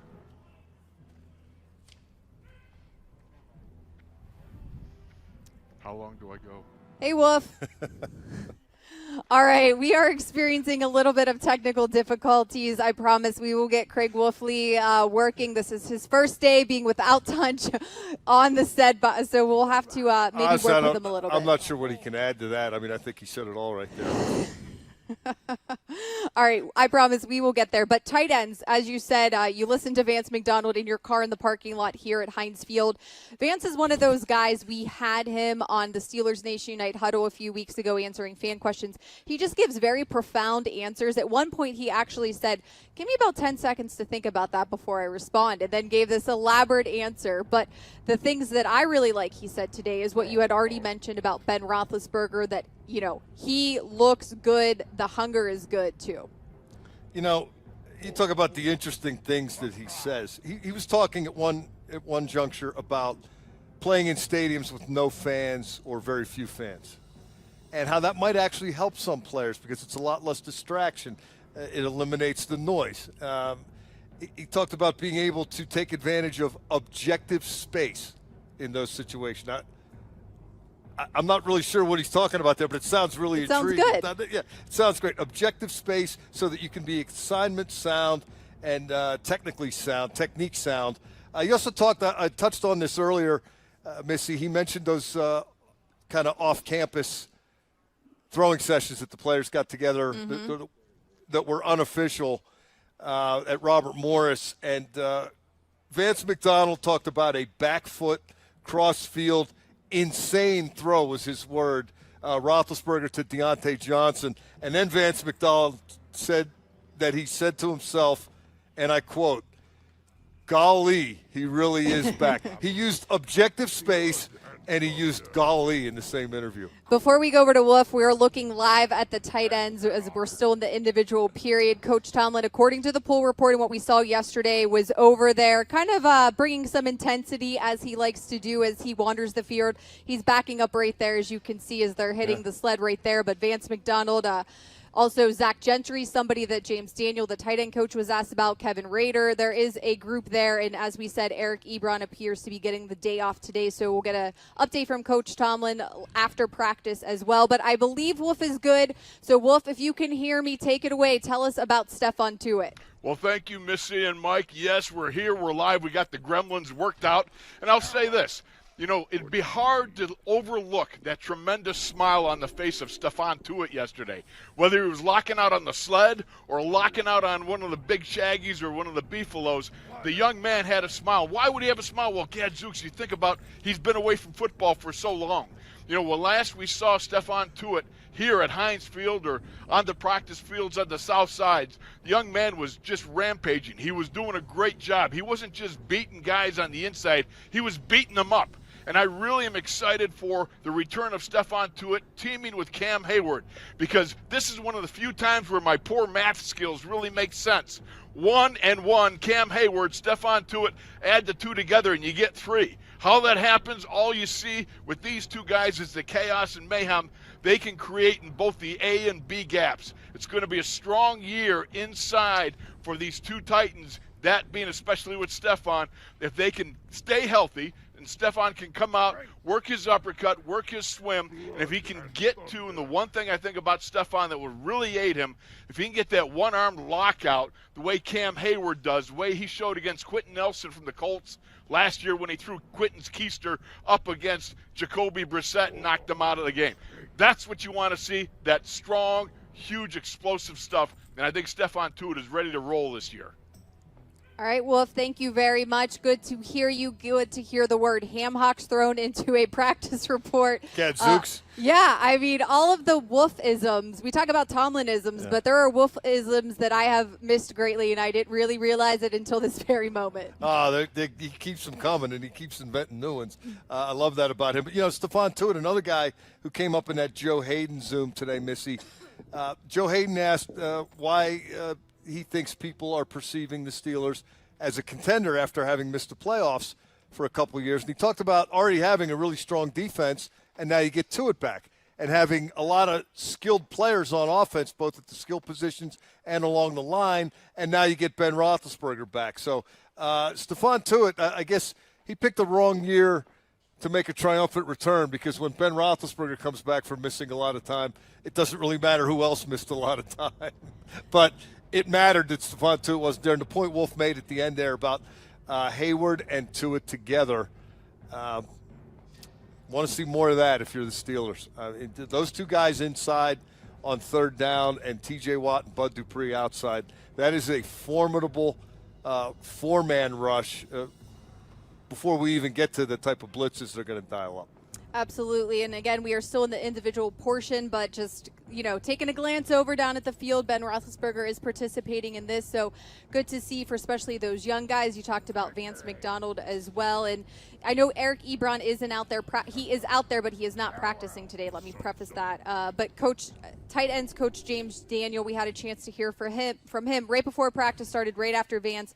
And when he was asked about Ebron, he just said his calling card in this league has been pass catching ability, his quickness, his route running ability. That's what we would expect for him to bring to the table with the Steelers. And I think everybody has pretty much said it. It's his energy. He's fun to be around. Juju's talked about it. Vance, Ben, everybody. It sounds like Ebron's one of those guys everybody's gravitating towards. Yeah, and skilled enough to make a difference and draw the attention of the defense. Vance McDonald had some more interesting things to say when Ebron's name came up. He talked about how he's noticing that life's a lot easier for the other tight end if you're in a two tight end set, and Eric Ebron is one of the tight ends. Here's another great line from Vance McDonald.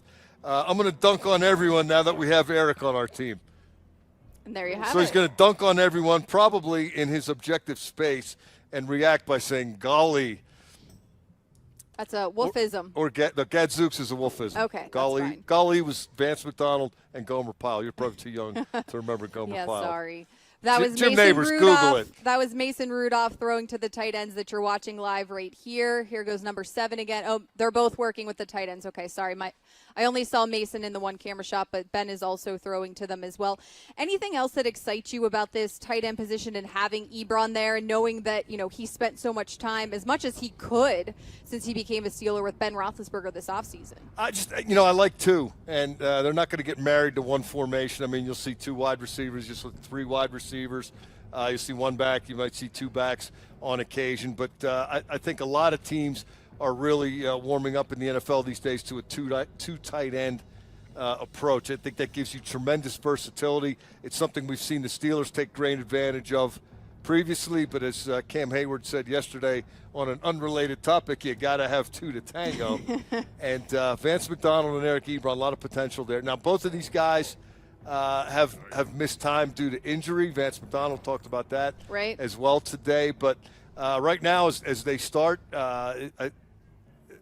if you had to sum up this offense, Missy, in one word, it might be options. Because you have options at the wide receiver position, you have options at the running back position, you have options at the tight end position. Ben Roethlisberger is really going to be able to pick and choose, and when you factor in his spontaneity, as Juju Smith-Schuster has observed,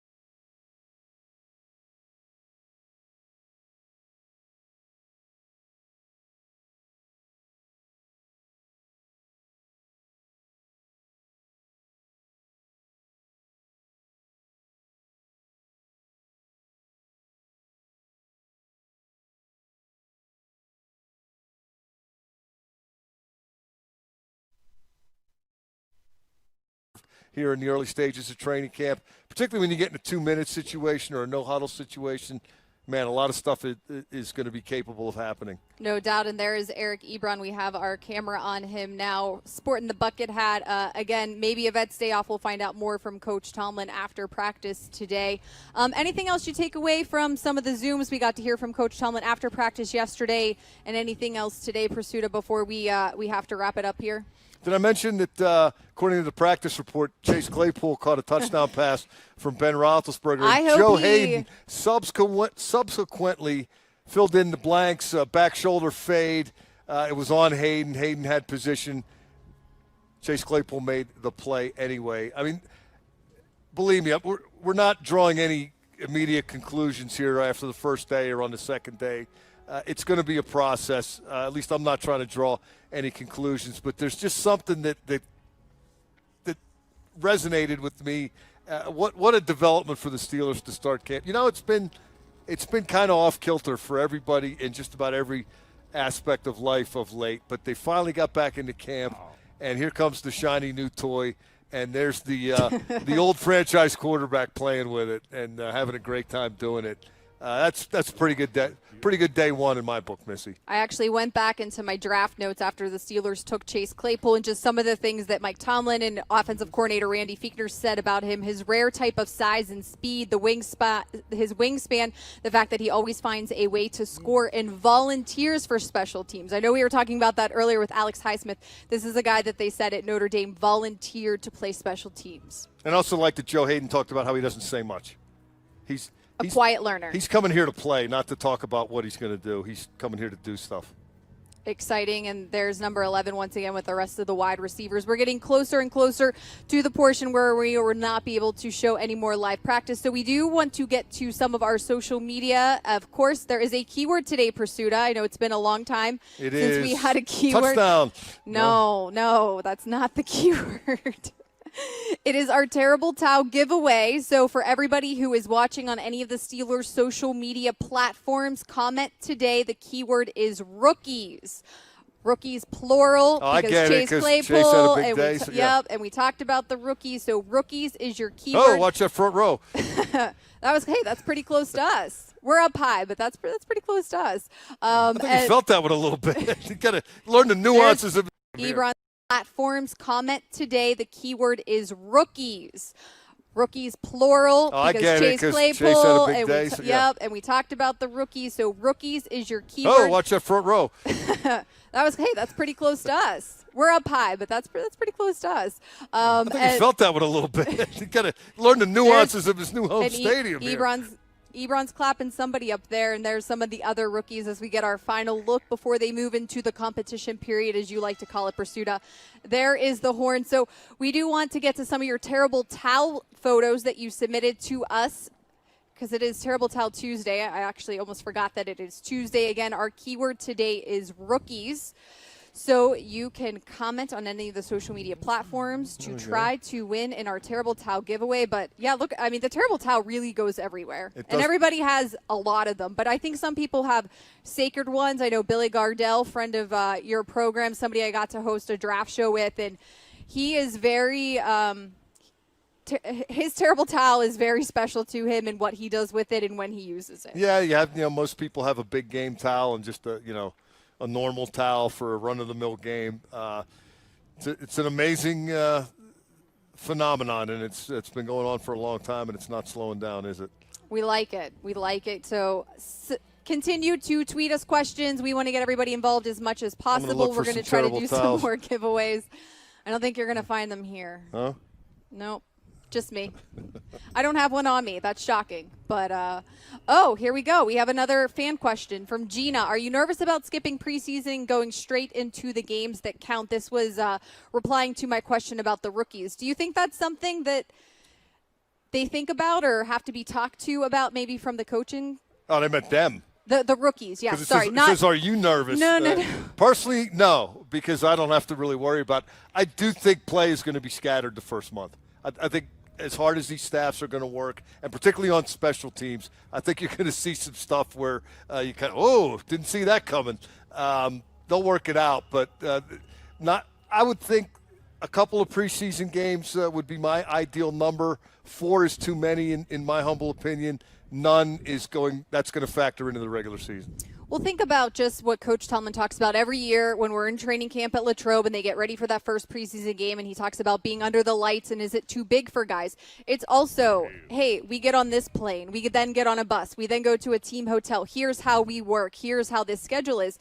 And that's something that you can use from the preseason standpoint to teach a guy or at least put them through so that first Getting time. to the airport. They're not, well, yeah. I mean, there's a lot of things. Yeah. Figure all the new faces. Pittsburgh is very new to them for many things. They might not have even been to the UPMC Rooney Sports Complex on the south side. They know Heinz Field. They've never been to Latrobe. So next year for training camp, that's going to be something they're going to learn as well. So I do think from that standpoint, that's going to play a factor into it. And as you said, special teams, maybe communication, that's where it's even more important. And you're doing it for the first time and maybe haven't gone over it a ton in practice. But I loved your point about just the detail about where to go and how to get there. I mean, it's happened. Guys have missed planes. I mean, things have happened. Not a lot, but you never know. And this year you really don't. Got to go through some tunnels to get there. Yeah, bridges and tunnels. That's Pittsburgh. All right. Heather wanted to ask one of the rookies' favorite athlete now or growing up. I don't know if any of them. I think we did some social questions with them, Heather. I will have to dig. I'm not sure about that. But do you have a favorite athlete? Growing up? Yeah. Mike Ditka. Okay.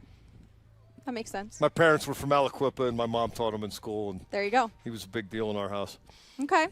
I actually just, let's go to this one. This is from Tam Lindsay with the contract status, next year of the O-line and tight end and tight cap space. Is this a good opportunity for, I believe that's Kevin Rader, to be a starter next season? That's Kevin Rader? No, wait, I don't know whose handle that is. I'm going to have to look it up. AKDD7696. All right, let me look it up. I don't know who that is.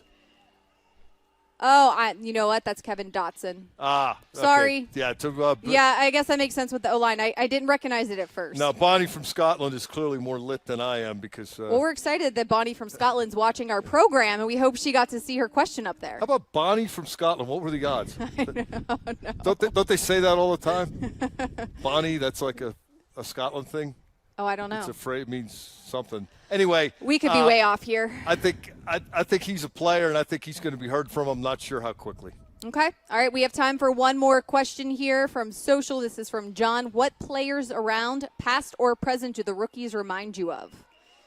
That's a deep one. Yeah, I haven't really seen enough of them. I mean, the last receiver, I'll just use Claypool because it's Chase Claypool Day here at the old ballpark. I feel like it's Chase Claypool training camp for you. Hey, it might be. We're limited in what we can talk about. That's right. When there's something on the daily practice report, I'm taking that ball and running with it. But, Martavis Bryant was a guy that had a really unique skill set with speed and size. And I think Plexico Burris, similar physical skill set. I think Plex is a little bit bigger and Claypool's a little quicker if I'm remembering right. But a couple of guys that stand out to me is not your everyday run-of-the-mill 5'11", jitterbug, waterbug, scatterbug kind of Smurfy guy. I mean, these guys are developing monsters that can move. And the Steelers kind of know how to draft them too. They have good history with that. It's worked before. All right, that is going to do it for today's edition of Training Camp Live presented by FedEx. Again, today's practice, roughly 105 minutes. Following practice, you can catch Coach Tomlin's post-practice press conference live. That was a lot of alliteration. And then we will have the training camp wrap-up show to recap everything. A lot of alliteration for anxious anchors, for to quote broadcast news. It's time for a water break. All right, thanks so much for joining us today, guys. That's it from Heinz Field. We will see you back here tomorrow.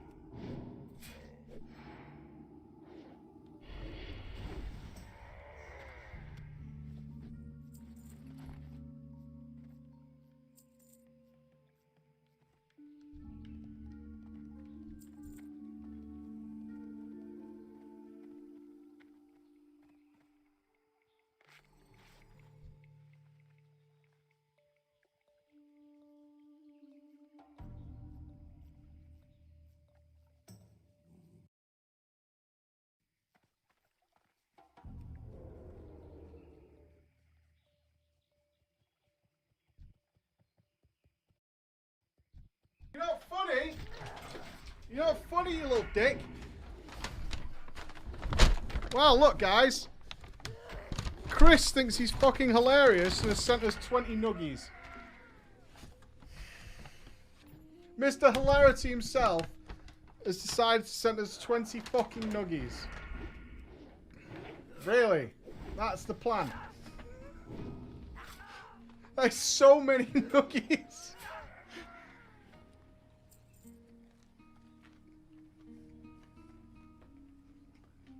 Good. I'm the colonel now. Won't you buy my chicken? Oh, come and buy my chicken. Yes, Merry Christmas. Make sure you have the gravy. There you go. Buy the nuggies. Buy the nuggies. Buy the nuggies. Oh, poor guy.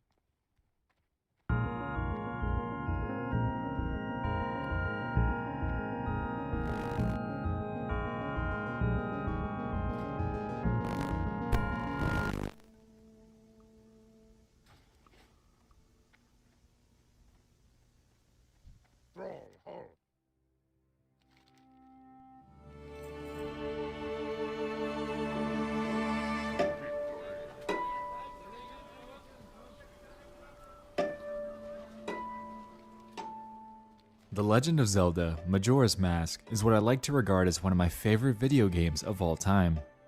Being a massive Nintendo gamer, and more specifically, Zelda fan, I was absolutely obsessed with the feeling of endless adventure that was brought upon me by its prodigal predecessor, Ocarina of Time. You see, young me would stay up every night during the summer, endlessly pushing forward through the Deku Tree, Dodongo's Cavern, and Jabu Jabu's Belly. After this followed the forest, fire, water, shadow, and spirit temples with their mini dungeons, before heading up to the freaking Lion's Den, climbing Ganon's castle to take on the Great King of Evil in both of his forms. Oh god, what days those were. Strangely, it would be a few months until young me would obtain the revelation that Ocarina of Time had a direct sequel. A sequel, you say? Now you see, at this point, I was still just a young boy. At this point in my life, I had a strange but gargantuan obsession with Paper Mario, and Zelda kinda took the back burner while I pressed through that game. You see, this was back before the days of online walkthroughs, and I had a whopping $0 to spend on a strategy guide, so this stuff took time, okay? Anyway, once I finally did get around to playing Majora's Mask, I really didn't get it. There's some wonky time system and all my stuff keeps resetting to 0. Also, why can't I just save by pressing B like I did before? Seriously, Nintendo, what gives? I just didn't get it, and it seems, after doing a lot of reading on this, a lot of other people that are my age didn't quite get it either. Until we grew up. You see, Majora's Mask is one of those games that requires deliberation and critical thought. Being a far cry from the legendary Hero's Quest in Ocarina of Time, Majora's Mask was a much more personal endeavor to endure. In college, I revisited the land of Termina in a nostalgia-driven attempt at finally mastering something that I'd readily given up on a decade prior. When doing so, I was actually able to comprehend what I was supposed to be doing, rather than button mashing through the dialogue like I used to. This stuff had actual meaning, and being at an age where I could make sense of it brought me to a revelation that I hold to this very day. The Legend of Zelda: Majora's Mask is a dark and enigmatic masterpiece. Finding the reason why Majora's Mask didn't appeal to younger me really isn't that hard. It's complicated, yes. The 3-day cycle really left me scratching my head and confused on what to do. The beginning of the game being slow and thought out, rather than allowing you to take your true form and slash away through dungeons, was also another hindering factor. Really, it was just a mishmash of me being young, along with these reasons that led to me just not wanting to complete it. So, why am I talking about this now? Well, my friends, aside from the very obvious and nightmarish moon, Majora's Mask's undertones are very dark and creepy. These haunts come at you from all over while playing, and everything, every theme, every character background, every mini storyline that's intertwined throughout this overarching story is absolutely and unapologetically masterful. As we know, the game is largely carried by a mask system. Only a select few of them, and we'll get to this shortly, are required to progress the main story. Aside from the 3 transformative ones, there are 21 other masks in total that each come with a unique storyline. None of the non-story ones are required to complete the game, but are rather completely optional, allowing you to experience a multitude of side stories that require you to connect and engage with the citizens of Clocktown. This is where the divide in tone between Majora's Mask and Ocarina of Time really becomes evident. Ocarina of Time has you playing as a legendary hero of time, giving you the primary focus of slaying Ganon and saving the princess. The game reminds you again and again who you're pursuing and what your end goal is. Majora's Mask is the antithesis of this idea in its entirety. You know how it is. At the end of the climatic Ocarina of Time, Princess Zelda rewarded Link by sending him back to his own time, in hopes of letting him live out the childhood that he had given up in order to save Hyrule. When doing so, Navi disappeared into the unknown, and so Link set off on a search for his long-lost friend. This is when Majora's Mask begins. Rather than being a Chosen One-esque opening, we're initially greeted by nothing more than the silent ambiance of minimalist music, alongside the clacking of hooves against the ground beneath us.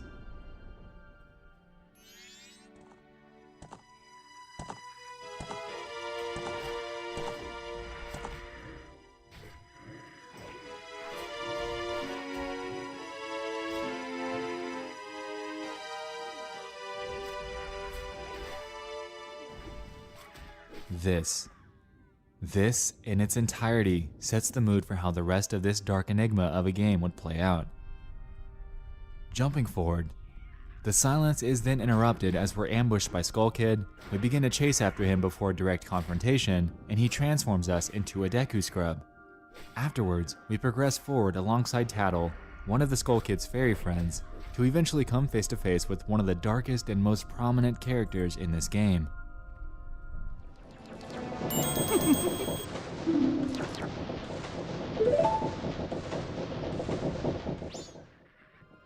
The Happy Mask Salesman exhibits the largest and most obvious sign of the stark tonal divide between Ocarina of Time and Majora's Mask. If I were to pick one central character to serve as an example of this, it would be him. In Ocarina, He's nothing more than a happy-go-lucky, albeit a little weird, mask salesman who has a shop in Castletown. Interaction with him is nothing more than optional, and the masks that you get from his side quests are ultimately cosmetic more than anything. In Majora, he carries a different persona and role entirely. Now, he has knowledge, and with this, power that comes off as eerily uncanny. You make a deal with him. Bring back the mask that was stolen from him by the Skull Kid. The same mask that has the potential for relentless, unfathomable destruction, and he will give you your life back to live once more as a human in the dystopia of Termina. Think about this. Link made a deal for his life. Link is stuck in a dark, doomed parallel universe. Link made a deal with a figurative devil. Every failed attempt at saving Termina within 3 days results in the happy mask salesman sinisterly telling us his famous line. You've met with a terrible fate, haven't you, while the world hellishly burns to the ground. But that's the bad ending. That's the ending you're met with if you don't end up following through with your end of the deal. Swamp, mountain, ocean, and canyon are then explained to us as the regions that need to be saved to release the deities of each area in order to save the land of Termina. And so we set off on a quest to ensure that not only us, but all of the undeserving residents of this parallel kingdom survive this impending doom that looms right above us.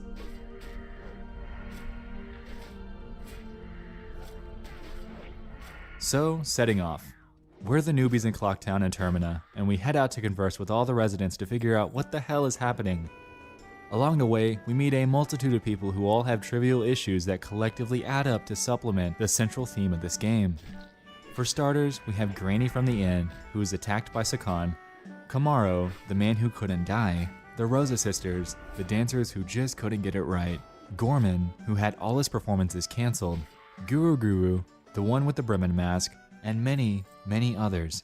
All of these many storylines add up to a collective sense of hopelessness and grief. And this is right out of the gate.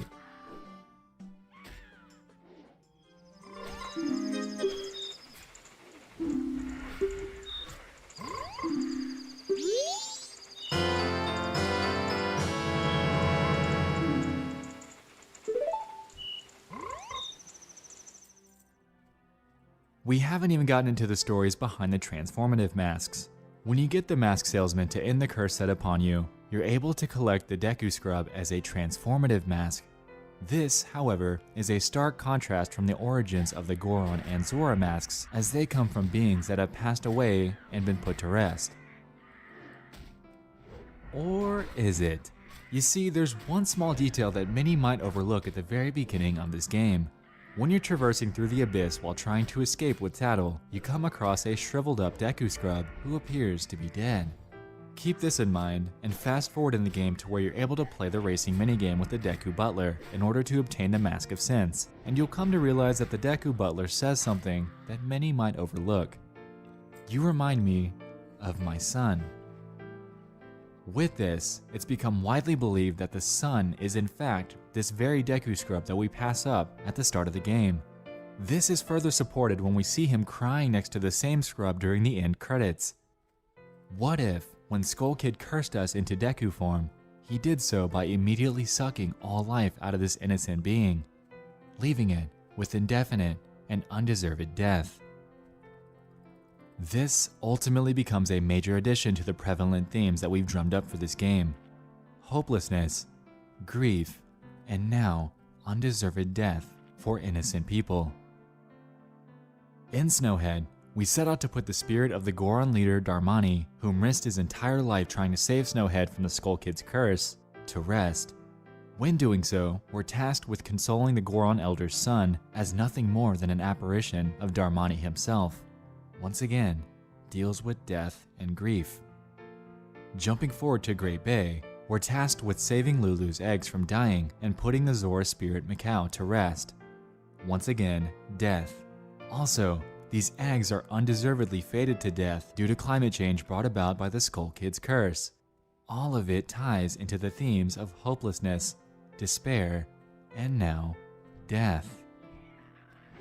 Icona Canyon is one of the most prominent displays of how dark Majora's Mask can come to be though. The entire region is home to the invisible Icona species, a tribe of skeleton-like creatures that have been overrun by invaders by the name of the Garo. Icona was once a prosperous region, bustling with life much like Hyrule, and since then, it's digressed so much that it's now a dystopian area that's widely known as a home for lost, wandering souls and the undead. One of the freaking masks you get from this region is the Gibdo mask, which allows you to talk to mummies. And you get this by playing the Song of Healing next to the Gibdo father of a little girl that's trapped inside probably the only colorful house in the entire area.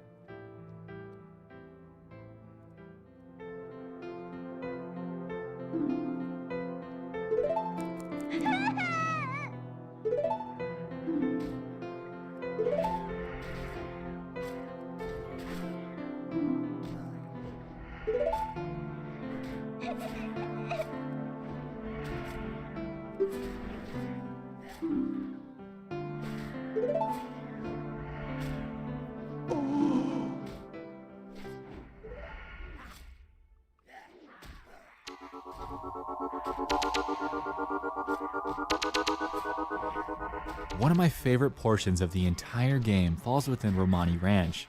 I just don't know what it is about ranches and Zelda games that just stick with me forever. Romani primarily got to me the most due to one mission that we're tasked with handling: fighting off them. How genius is this?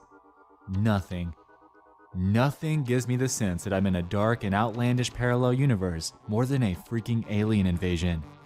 This, far and large, was one of the creepiest and most adrenaline-inducing moments in this entire game, and really, it's for good reason. Throughout the game, Romani, along with other NPCs, would reference them coming to abduct cows once a year. Unfortunately for us, that day somehow perfectly lies within the short 3-day time span that we're given in the world of Termina. Across Clocktown, you'll encounter many NPCs who talk about a certain experience with them and how transformative it was. This allows us to speculate the possibility that these people were likely experimented on. But wait, according to Romani, the aliens arrive every year to abduct cows. So what gives? You see, the beauty of this segment is the lack of knowledge surrounding it. If you fail the mission at the ranch, Romani is abducted and acts strikingly different from before, almost as if she's in a total haze. Was she lobotomized? Was she probed? Was she raped? The beauty of this game is that we don't know. It's as mysterious of a phenomenon to us as it is to the in-game characters, and this was done to make us feel something.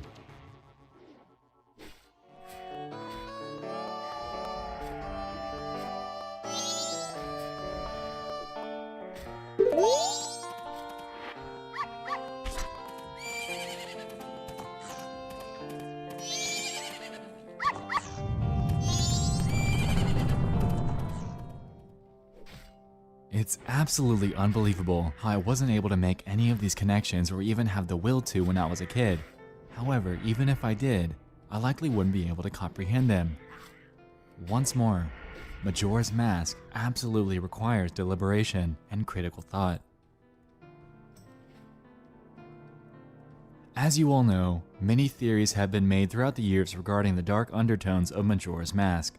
Of course, we have the theory that Link is dead, as birthed by MatPat, among others surrounding Link's lost childhood and what have you. However, I really want to share an overarching theory that I think might be even darker than this. What if, at the end, Link accidentally becomes the villain that he's trying so desperately to defeat? If we can recall, at the end of the game, Link defeats Majora's Mask and the land of Termina is saved. Once everything is said and done, the words "Dawn of a New Day" appear on screen, implying that everything is okay and the land of Termina will live on peacefully. Good ending, right? If you turn off the game here and leave it at that, then this is absolutely the case. I do want to bring something to your attention though. If we rewind back to the moon portion of the game, Right before Link enters the room to face the final boss, we're rewarded with the Fierce Deities mask. This is only rewarded to us if we've completed every mask quest in the game. However, it has one strikingly apparent trait. It grants Link unfathomable power himself. So much so that even he is able to take down Majora's Mask in just a few hits. With this in mind, let's sidetrack here and think about every other Zelda game in the lineup. None of them let you continue an endgame with any items that you may have gotten at or immediately before the final boss. Instead, they all back you up prior to the final boss fight if you ever feel like loading up the file again. We have to remember that Majora's Mask's entire perception of time is completely different from every other Zelda in the lineup. Remember how I mentioned that Link made a deal with the mask salesman, a figurative devil. The Fierce Deities mask is his reward, as it's given immediately before Link reaches the final stage of his quest to uphold his end of the deal. Essentially, this reward is now apparent. Unfathomable power himself, and now the ability to live forever. Now wait a minute, ability to live forever, where did that come from? So, if you turn off the game at the dawn of a new day screen, it's over. Termina's saved and everything is peaceful and prosperous. If you continue to play though, you'll notice that you still have the Fierce Deities mask. And the time has been reset. Again. This, ultimately, leads me to believe that all of the work that Link did to uphold his end of the bargain for the mask salesman was for nothing, and the sleazy catch in the fine print of his deal to get his life back was to be banished in this doomed hell, full of residents that are entrenched in grief and despair due to the many struggles that come with him. The evident difference now, though, is that they're forever engulfed in an endless cycle of dealing with their issues over and over and over and over, forever and ever and ever. Even worse, all of this is happening during the 3 worst days of their entire lives, as death quite literally stares them down from the sky. Termina was always destined to die. It's even in the name. Termina, terminal, end. Everything dies, and everything is finite. Link was simply interfering with the natural order of things, forever trapping everyone in a world whose time was up. You can't cheat death, and in the end game, it's breathing down Link's neck, awaiting the moment that he decides that his good intentions aren't worth it anymore. When this moment comes, and it will, death will finally be able to run its due course. Link made a deal with the devil. Majora's Mask does not end with Link leaving Termina. It does not end at all.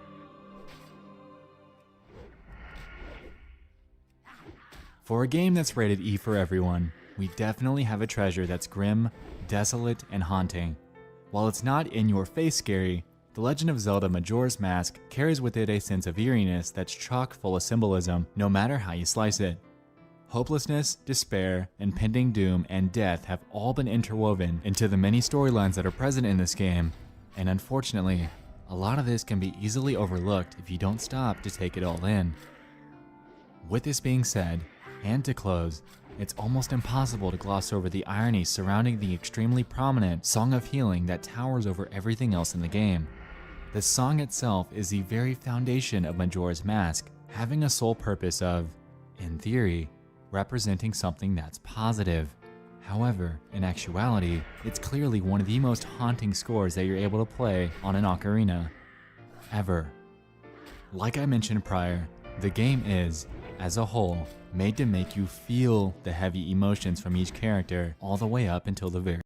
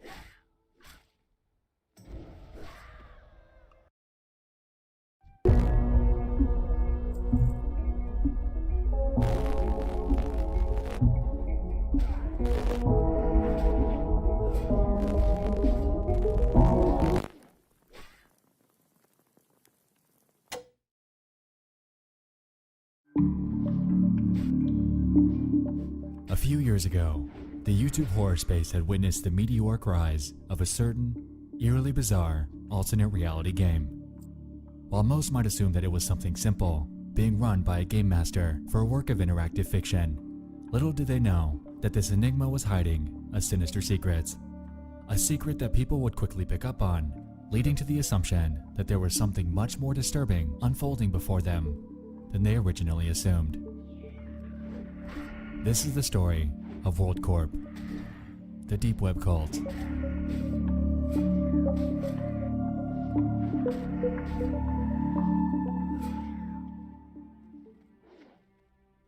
In 2015, a YouTube channel would enter the fray, curiously titled World Corp Enterprises.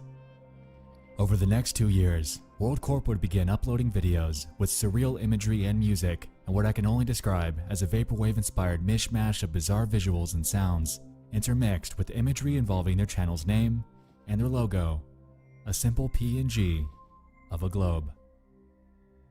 In the mix, and what occupied a considerable portion of their online catalog, were music videos centering on one of the World Corp members rapping over a beat.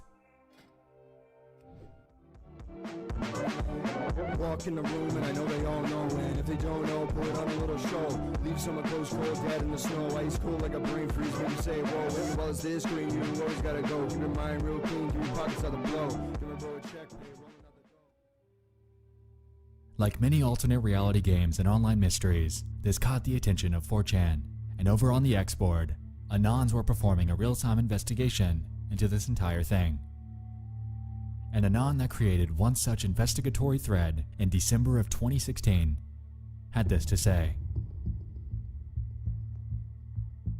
For those who don't know, World Corp Enterprises is an organization spread all throughout the internet with accounts on every social media under the sun, all with very few subscribers and followers. Despite this, they've been making videos on YouTube for over a year and consistently upload to SoundCloud. They have a Discord chat as well, which can be found by clicking a link on their website, worldcorpo.net. As you might expect, responses in this thread ranged from full-on belief to flat-out denial, with some postulating that the videos were simply being utilized for clicks.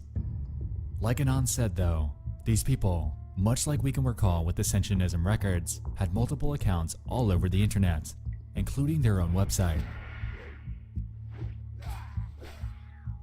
Heading over to the now defunct worldcorpo.net through Internet Archives, we're met with an early 90s-esque website with 4 simple paths to take: videos, music, images, and a link to their Discord server. Heading to the images section takes us to a page littered with bizarre photos resembling what you'd find in their videos. Their music link takes you to their SoundCloud. The Discord link, as you might expect, led to their now deleted server, and the videos tab brings you to a grid of thumbnails for the many uploads that this strange cult had created. All still seems like your stereotypical ARG setup, right? Clearly, this is all just music and edgy videos strung together by an early 90s vaporwave aesthetic. How bad could this really get? If only it were that simple. In the mix of their many YouTube videos were 2 outliers that really began to rub people the wrong way. The uploads from their channel, titled Fatherhood and Each Day I Grow Some More, seemed to be a connected series of videos involving a man yelling at a screaming child through translucent glass. Fatherhood opens with a face, followed by a countdown, before showing multiple clips of this unnamed man screaming at the child and claiming that they were disrespecting him. Additionally, in Each Day I Grow Some More, we see more of the same. However, the man begins angrily singing the lyrics to the theme song for the kids show, Caillou. In both of these videos, the child in question is begging for him to stop, sounding as if they're under extreme duress. Now a quick aside.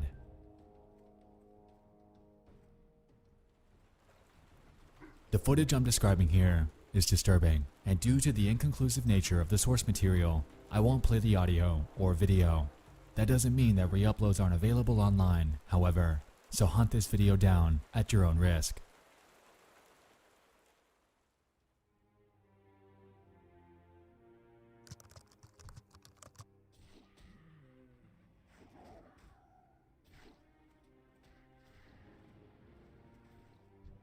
Because of its enigmatic nature, heavy controversy ensued, leading people to back up before speculating on if this entire series of interconnected social accounts were actually works of fiction or something much more menacing. Interestingly, a pretty large channel by the name of Silva Gunner was spearheading an alternate reality game of their own around the same time that the World Corp investigation was going on. In their November 2016 upload, titled Theme Song Caillou, they include a cryptic mashup of eerie clips, including one from Sesame Street, one where a guy impersonates Chris Chan, and lastly, a video from World Corp. Specifically, Each Day I Grow Some More.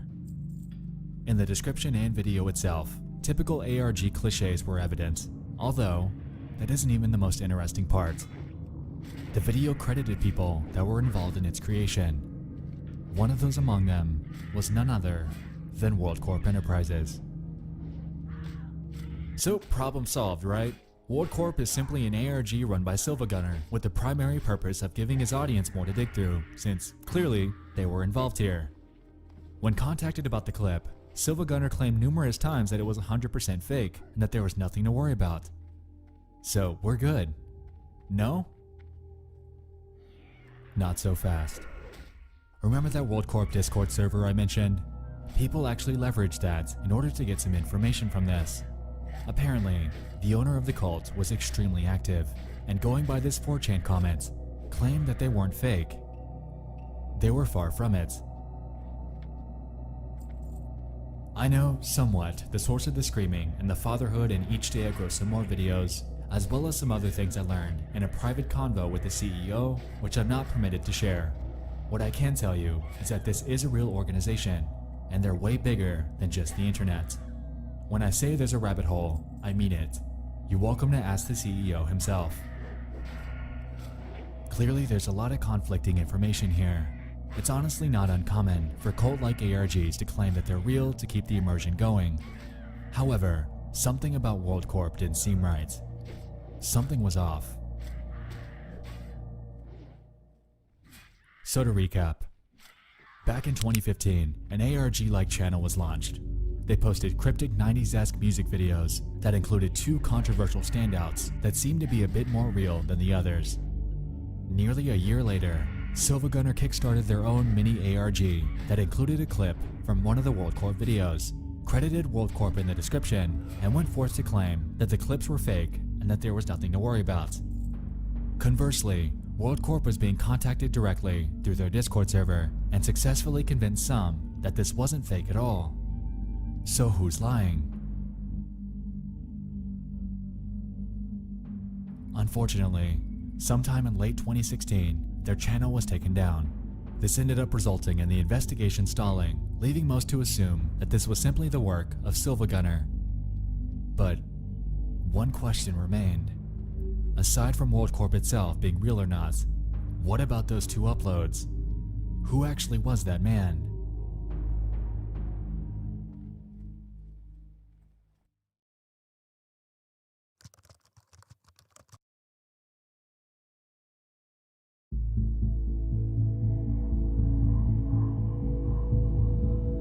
In March of 2016, a white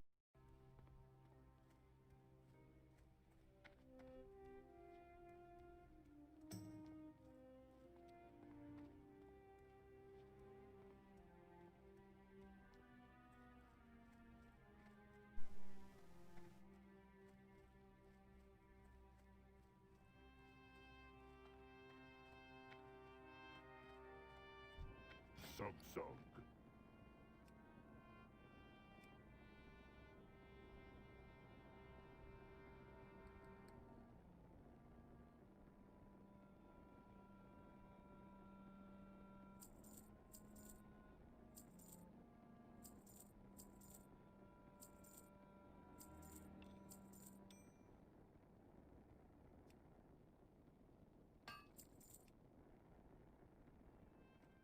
For the Horde.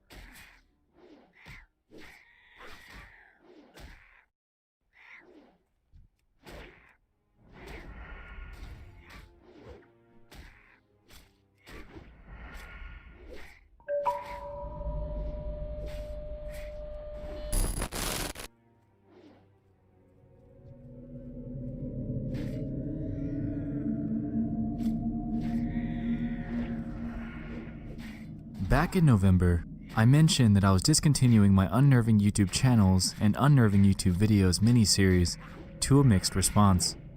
I told you guys not to worry, and that's because what you're about to watch is its direct and far improved replacement.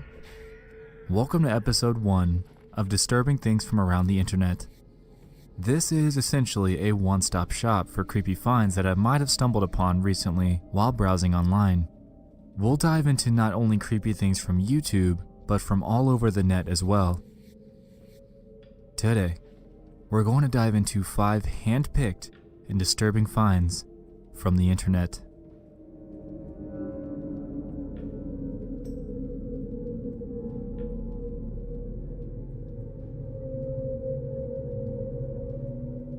The recent Hawaii missile scare is one of the most unsettling real-life occurrences to happen in a long time. Back in my Unnerving YouTube videos series, I included an entry about an emergency alert and how disturbing they sound. This is essentially that, but this time, it was for real. Hawaii's residents went into a state of panic following this broadcast, and there were all sorts of goodbyes being given due to the anticipation of all of their lives possibly being wiped out as time ticks closer and closer to the missile's estimated time of arrival, which was said to be just minutes from when the alert went live. Fortunately, this entire fiasco merely turned out to be a false alarm. The footage that residents took during the situation, however, is entirely disturbing. Take a look at some of it. Threat to Hawaii. A missile may impact on land or sea within minutes. This is not a drill. If you are indoors, stay indoors. If you are outdoors, seek immediate shelter in a building.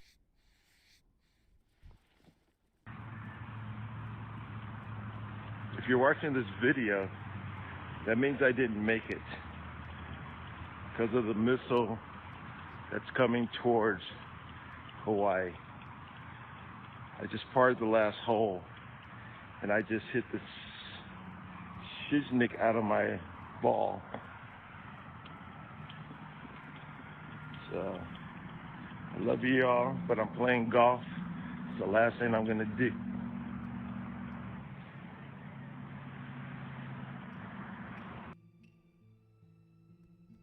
A missile may impact on land or sea within minutes. This is not a drill. If you are indoors, stay indoors. If you are outdoors, seek immediate shelter in a building. Remain indoors well away from windows. If you are driving, pull safely to the side of the road and seek shelter in a building or lay on the floor. We will announce when the threat has ended. This is not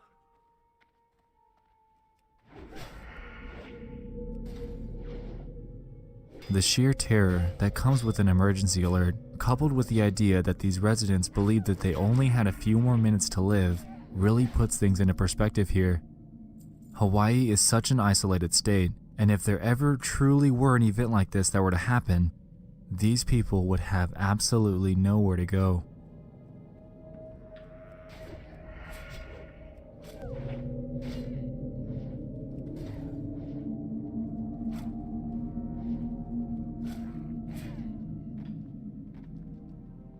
This YouTube video showed up in my recommended feed a few months back, and I've seen it a couple of times since then. It involves a family's venture as a tornado rips through their house. It opens with the husband filming a tornado a short distance away, and after a few seconds, it's evident that the storm is moving straight towards them. He then proceeds with his wife to the closet under the stairs, and the terror that follows is much, much more real than anything out of a horror movie. Look at this. Holy shit. Holy moly. All right. Holy shit.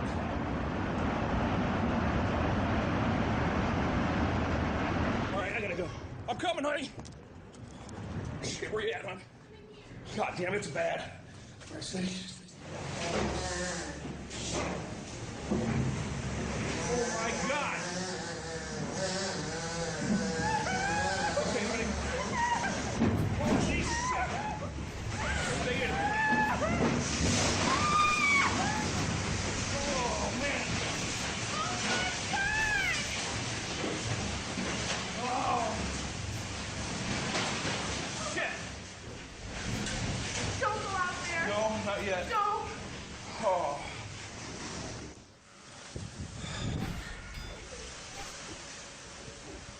Oh my God.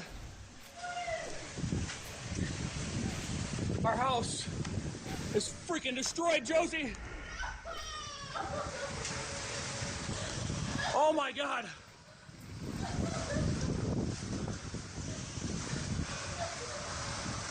Where's Autumn?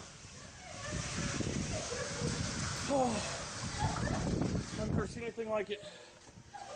Oh, shit.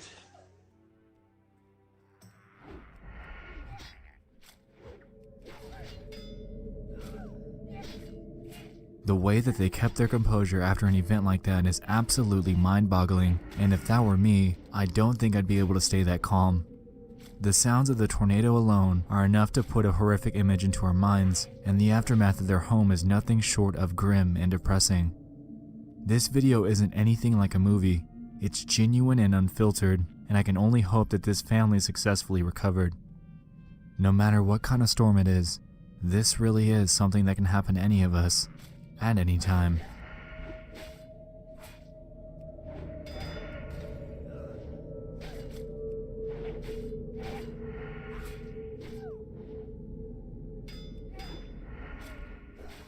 This is another Facebook post that went live on October 3rd. A user by the name of Terry made a post asking people if they heard the eerie radio broadcast that went live on nearly every station in Louisiana.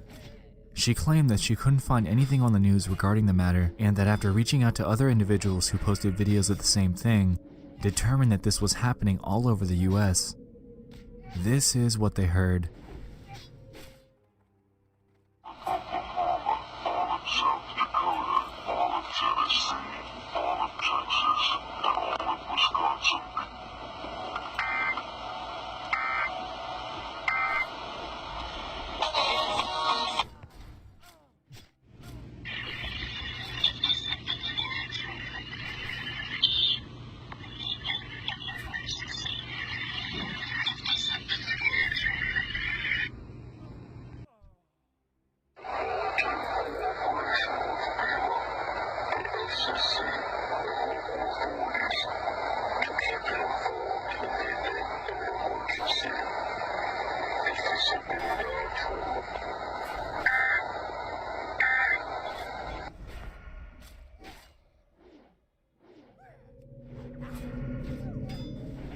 Now, it sounds like a distorted voice naming off states, and hearing it obviously raises alarm.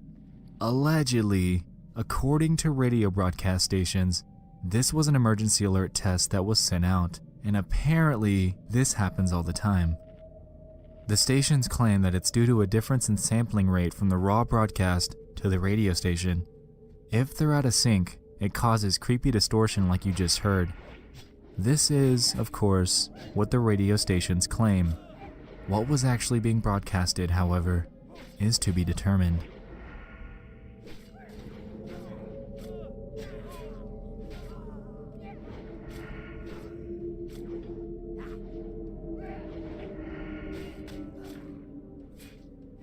This was a very interesting thing to follow.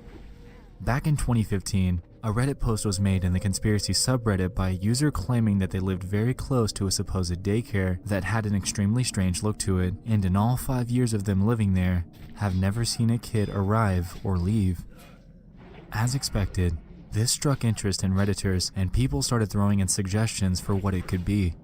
Some claimed that it could be a money laundering center, while others suggested that it could be used for child trafficking.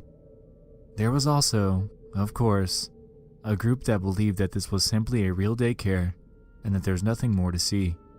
Things got interesting though when one user named Deathship commented this: "I'm going to advise you guys to stop looking into this place." This just drove the interest in the building up even more.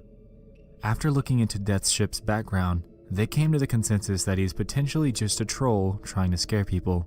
However, that doesn't discount the other comments left by users claiming the same thing that the original poster did: that they live in the area and have never seen a kid come in or out in years. They also went to the Funtime Kids Care website and described it as being super sketchy and plain, with a bunch of stock images and a phone number. When people decided to call it, they were either sent a voicemail or a lady would answer in a very eerie tone before hanging up on them. One other user claimed that it's indeed a real daycare and that they used to be a mail carrier for that neighborhood. However, one part of their response was a little strange. They said that it is in fact full of kids, but every single time that they deliver mail, no matter the time of day, it would always be nap time. Pretty strange stuff, but that's not even the end of it. People took to Google Maps Street View to check out the place, and they determined that the windows to the daycare have been covered up for years and have hardly ever changed. One of the few instances of somebody being outside of the building is one snapshot that a user caught where someone is out in the backyard for some reason or another. This led to even more speculation, prompting people to check out the place in person, which quickly became a large problem. One Redditor claimed that they traveled to visit the daycare, and at night, when they got a glimpse inside, they saw nothing but a chair aimed at a TV, showing surveillance footage of another room. Of course, many other people visited the daycare, even during, quote, operating hours, to try to get a peek into their windows. This led to another large issue in itself regarding grown adults trespassing on a private property to peek into a window of a supposed daycare with supposed children.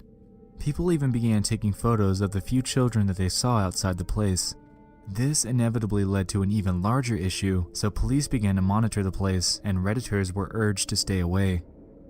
One person managed to get pictures of the inside, and it seemed pretty ordinary. After doing even more digging on the place, Redditors dug up the owner's name, and it's rumored that the building owner purchased the daycare for his mother to give her something to do with her time.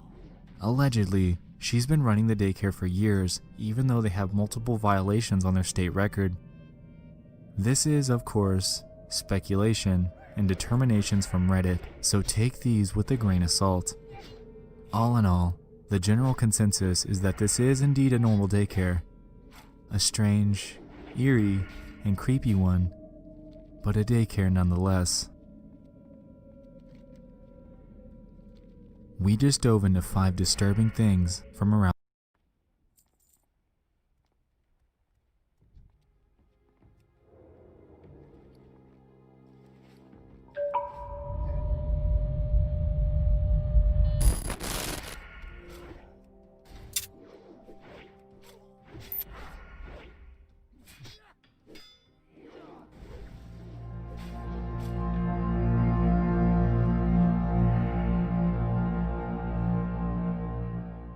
Welcome back to Disturbing Things from Around the Internet.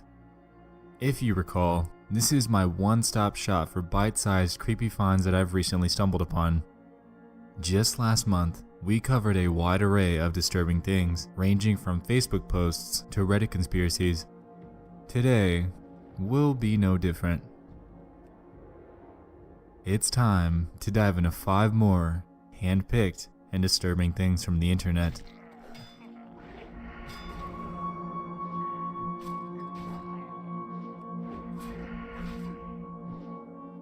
Back in 2010, there existed a Buffy the Vampire Slayer fan forum called the Bloody Board. It seemed to have been thriving for quite a few years, with posts dating way back to 2004. Jamie Marsters, a play on the name James Marsters, an actor on the show, ran this forum that contained over 40,000 posts.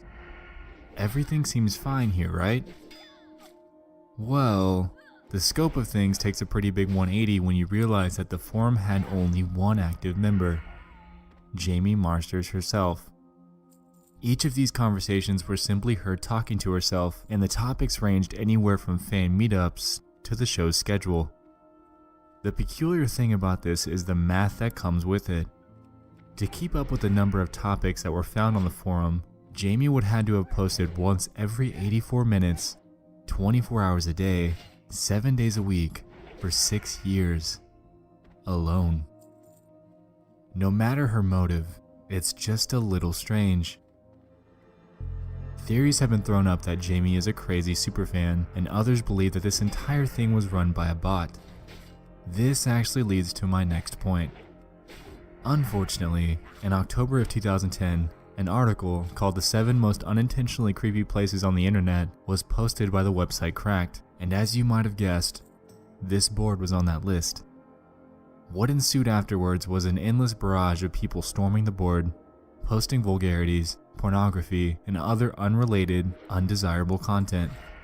It's estimated that a total of 36,753 people flooded the place in the short span of 24 hours.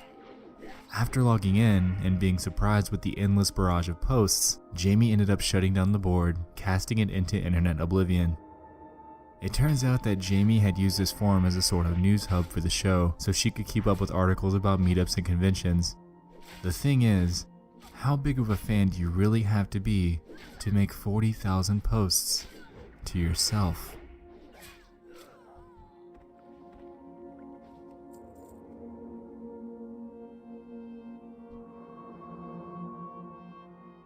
In July of last year, a Facebook post was made by a user named Kiana who claimed to have had weird things happen to her for a while. She claims that about 3 years ago, I took this photo and realized that there was a face in the background. People said that it was my younger sibling or someone else at home, and it wasn't. Even if it was, I was using front-facing flash, and dark-skinned people like me and my brother don't show up in the dark when using front-facing flash. Anyway, people thought it was a lie, and it never was. Little things happen here and there, like my lights shutting off when I knew I had them on, or things moving right in front of my eyes. I try to ignore them, but tonight, I just so happened to be recording what I thought was a cute video of me petting my cat, and then you see my cat jump. The photo in question is this. If you're unable to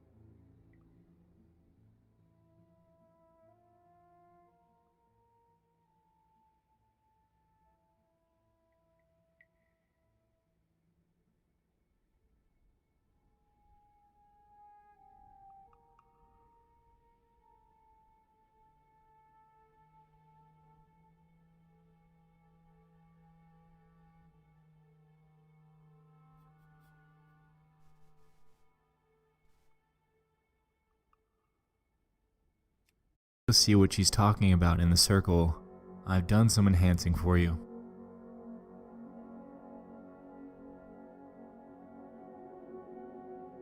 Now, for the video.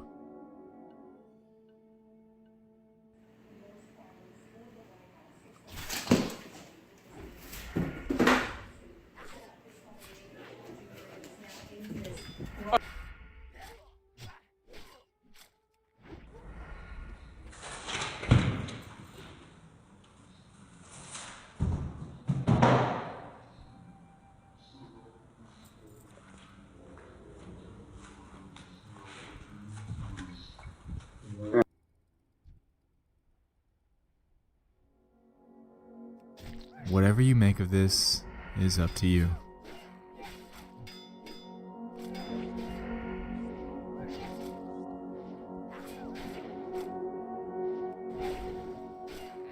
In 1978, an Australian pilot named Fred Valentich was flying over the Bass Strait in Australia and ended up disappearing under mysterious circumstances.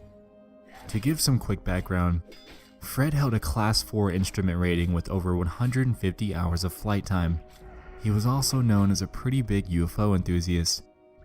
He embarked on a nighttime training flight over a 125-mile span of the Bass Strait on October 21st, 1978. Midway through his flight, he contacted air traffic control about an aircraft that was accompanying him. He claimed that the craft was flying at about 1,000 feet above him and seemed to be taunting him. The disturbing part is, his last words from the transmission were, "It's not an aircraft." A recreation of the flight transcript has been made, and is as follows. Delta Sierra Juliet, is there any known traffic below 5,000 feet? No known traffic. Seems to be a large aircraft below 5,000 feet. What type of aircraft is it? I cannot confirm. It's 4 bright.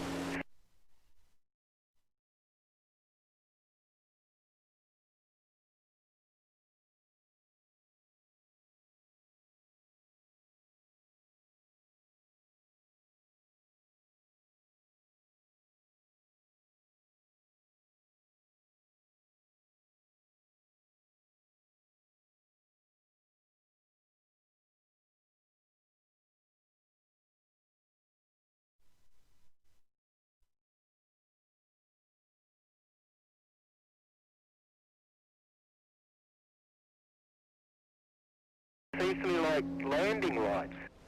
Can you describe the aircraft? As it's flying past, it's a long shape.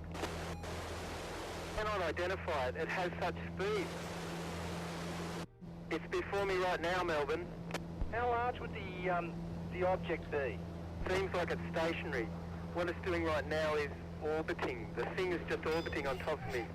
It's also got a green light and a sort of metallic, like, it's shiny on the outside. It's just vanished. That strange aircraft hovering on top of me again. It's hovering and it's not an aircraft.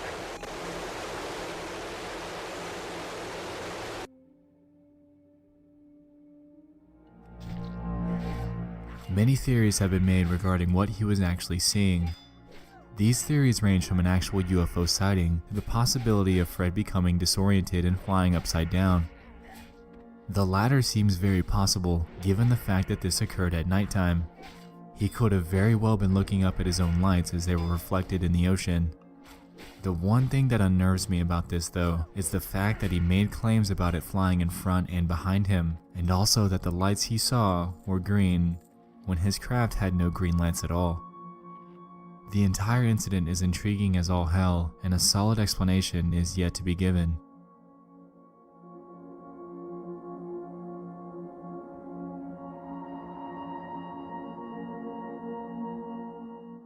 In 2014, model and fashion designer Lauren Scott was found dead in her New York apartment. She died by hanging herself with an improvised satin noose. While this death is tragic, the incidents that followed were nothing short of chilling. Lauren was known for scheduling Facebook posts and tweets for her audience. After her confirmed death, her accounts were still sending out updates, and her PR team did little to stop it before any sort of backlash. The strangest part about this story lies with her scheduled Facebook post.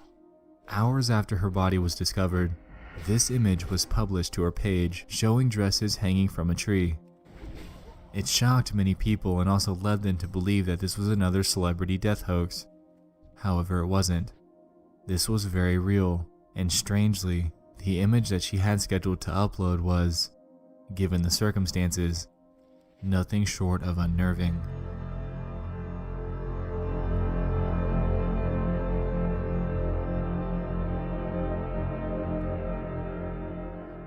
There exists a channel that goes by Human Being 15 that has only one upload to date. In this 9-minute video, you're met with what initially seems like a random, ordinary person rummaging through some old notebooks and storage. Things begin to take a strange turn when you realize what this channel is trying to convey. Let's see if you can spot what's off about this before we go any further.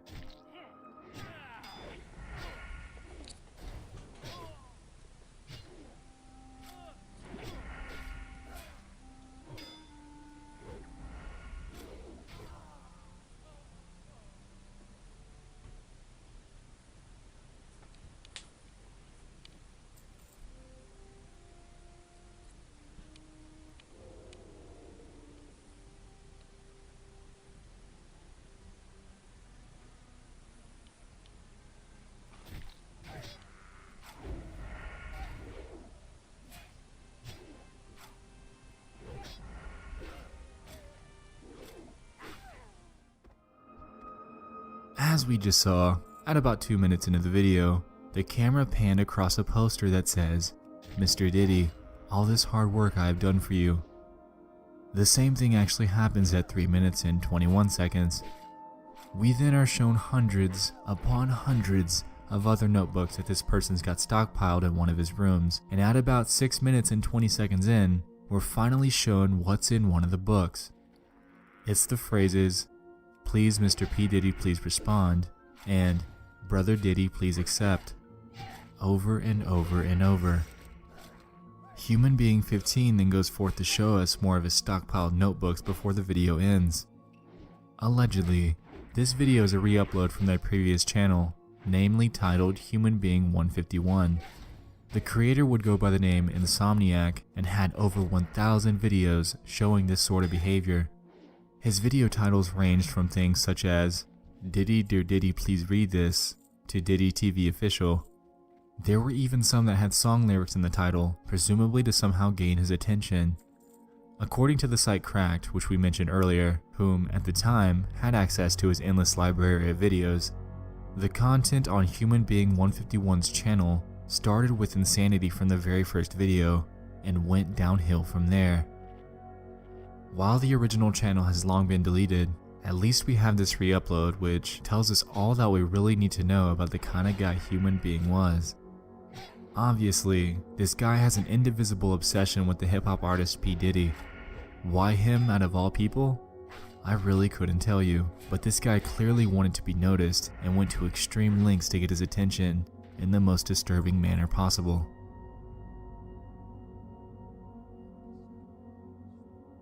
And there you have it. We just dove into 5 more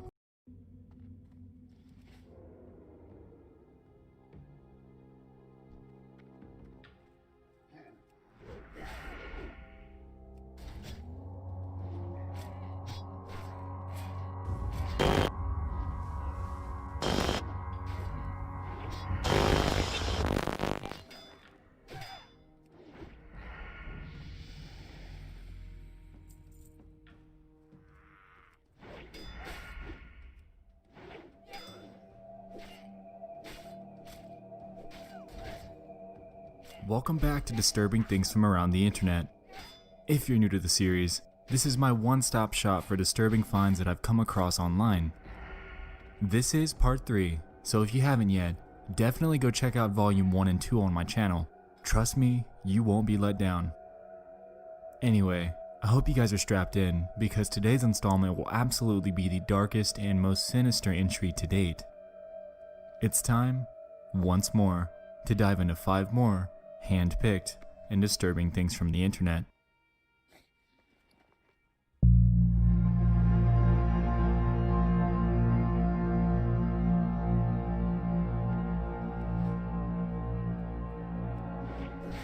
For the past few years, there's been a severe ongoing water crisis in the city of Cape Town, South Africa. In short, the city is slated to be the first major region in the world to run completely out of drinking water, ever. Back in 2015, a drought began resulting in severe water shortage, and since then, the city has slowly been going through cycles of water recovery and rapid declination with an obvious downward trend. Unfortunately, going by these statistics, a life-threatening problem will inevitably be upon them. Cape Town and its residents are currently bracing for what they're calling a Day Zero, which is essentially when the water reserves in the region become so low that the municipal water supply would become so heavily regulated that citizens would only be allowed a maximum of just 7 gallons of water to live off of per day. The dreaded date, which was designated in October of last year, has been shifted back and forth. It was originally supposed to be April 21st. That was recently changed to April 12th. Then 16th, then May 11th. Luckily, they bought themselves some time due to severe water limitations that have been put in place in the region. Currently, citizens are only allowed 13 gallons of water per day maximum, and various measures, such as water reduction for crops and the patching of massive leaking pipes, have been put in place in an effort to conserve every last drop.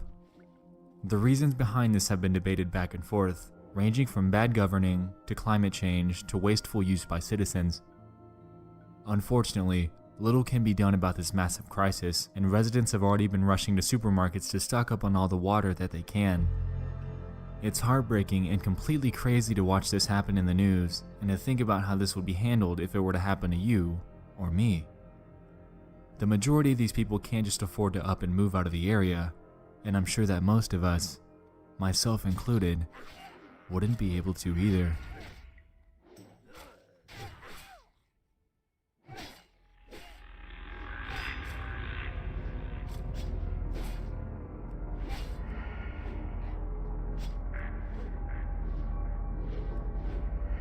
Phenomenon Rum, or by its English translation, Space Phenomenon, is a video that was recommended to me by a user on Twitter. They claim that they found it in the related videos section while watching a video about a French book that they read. After I saw their suggestion, I took a look, because why not? Well, what I saw was pretty surprising, and pretty disturbing. Look at this.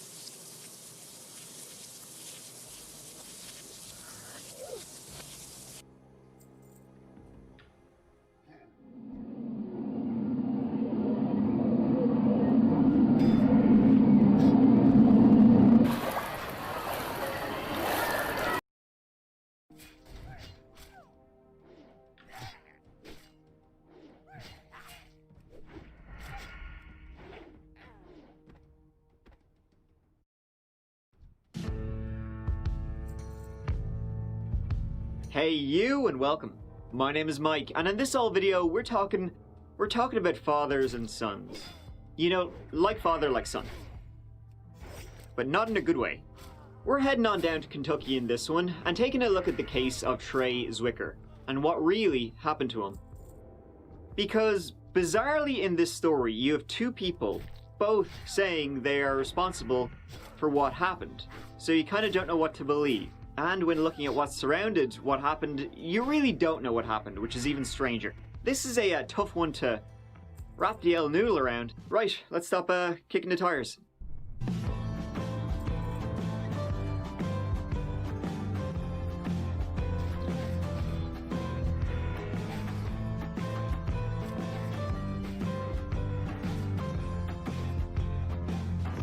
This case, it's a little confusing. It's quite frustrating, but you know what? We'll get through together. So in this whole case, you have three families, right? You have Gowker, Young, and Zwicker. So we'll start with those families, and how about in the year of 1996, the place? Louisville, Kentucky. The big boy in this story is Josh Gowker, and in 1996, He had a child with Angelina Young. The child would also be named Josh, but use his mother's name of Young. So first thing, we have two main characters in this story, both named Josh. So that'll come up again and again. You know, I'm going to name Big Josh Gauker, Little Josh Young. So when I say Gauker, I mean the dad. When I say Young, I mean the young'un. So around this time of having his son in 1996, Gauker was also having an on-again, off-again relationship with a woman named Amanda Zwicker, who we'll get to in a bit. Now this Gauker fella, he more or less had a revolving door in the jail. In 2001, he escaped from a Kentucky Department of Corrections site. Don't know what he did to get into it. In 2002, he would be back in again for theft, unlawful imprisonment, assault of an officer, and just regular old assault too, sure you know yourself. This would continue for, well, charges like this throughout the 2000s. What a guy.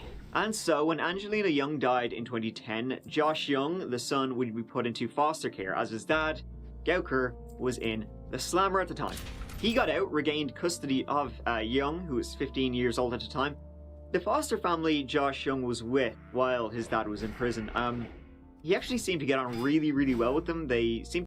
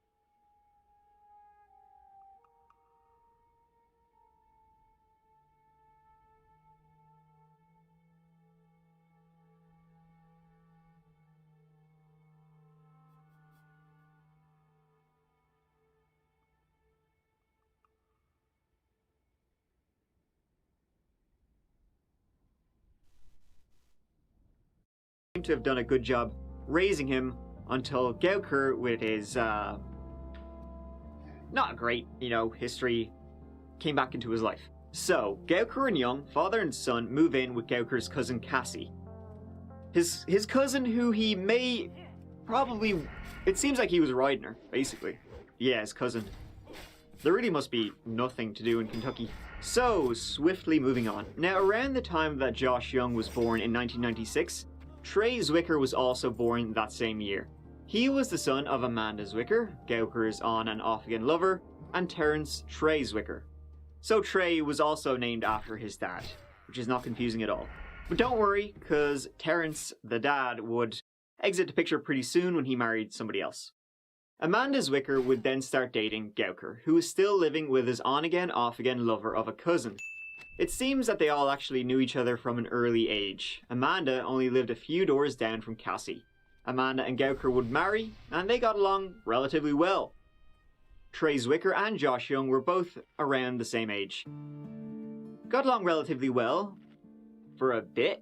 So even though Gauker and Amanda were married, raising, their kids together, Josh Young was 15, Trey Zwicker was 14, Gauker was still off, porking his cousin.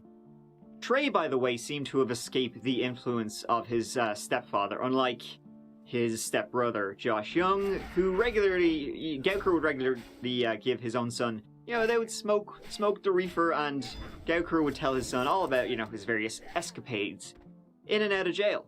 Trey was close with his dad, who had married another woman. He was an electrician. If you get a flicker, call Zwicker. Trey enjoyed fishing, dirt bikes, he was on the honor roll in school. And now, in December 2010, when Josh Gauker was in his cousin Cassie's home, you don't want to know what they were doing, it seems like he accidentally butt dialed his wife, Amanda, who again just lived, a few houses down the road. And Amanda could hear them talking about her and basically kind of shit-talking her. Now, Amanda was pregnant at the time with Josh Gauker's baby. This would lead to Amanda having an abortion as, hearing her husband and his cousin talking about them and their marriage and their relationship. Well, that's that. And her having an abortion seems to have lit the powder keg of what would happen. On the early afternoon of the 11th of May, 2011, a teacher at Liberty High School in Louisville was taking the kids out for a bit of a wander. And, while walking along a ditch at the edge of the school property, they saw a body lying there. It was 14-year-old Trey Zwicker. School children found the body of a teenage boy in a ditch yesterday afternoon. Today, friends and family are mourning, and homicide detectives are working double time. And today we learned the body found behind Liberty High School is 14-year-old Trey Zwicker. He actually attended Seneca High School but lived nearby Liberty. It's a crime too difficult for family members to wrap their minds around. A 14-year-old found dead in a ditch. His son was a person that liked the outdoors like him, his dad, and they look forward to being together this summer. Unfortunately, that got cut short by him losing his life. Trey was last seen Tuesday night. He didn't show up for school on Wednesday. His father told Christopher 2X his son didn't have any known enemies and had no violent tendencies. According to the medical examiner, he had been beaten to death with a rod or a pipe and left in the ditch to die in the early morning hours of May 11th. No weapon was ever found. And so the investigation began. So the police immediately went to the family of Trey, his mother Amanda, his stepfather Josh Gauker, and his stepbrother Josh Young. Amanda said the last time she saw Trey was the night before, on the 10th of May at about 10 p.m. She said that after Gauker spent the night with her, I guess his cousin was busy, they knocked boots and then went to the store and bought cigarettes. This was confirmed by CCTV. Family and friends prepare for his funeral. The questions surrounding his death are continuing to mount. His body was found Wednesday in a ditch near Liberty High School by some students. The school is in the same neighborhood where Zwicker's mother lives.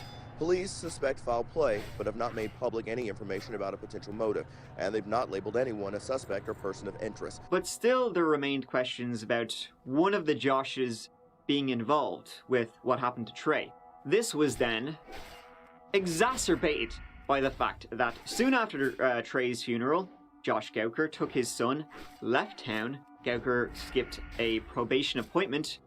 They just disappeared, not looking too good, and Amanda at the same time filed a protective order against Josh. She had just spent the night with Gauker, the night her son was killed, and so if she had her suspicions about him, well, an Amber Alert was issued for Josh Young, as he was 15 years old at the time and seems to, he was abducted by his father. Nobody really knew what had happened. And then things become even more complicated. See, Cassie, the cousin, told the authorities that Josh Young had confessed to her, before he skipped town with his dad, that he'd killed Trey Zwicker. She said that he came over to her house that night after he had murdered him to wash away blood and stuff. So it was a dad and son team on the run.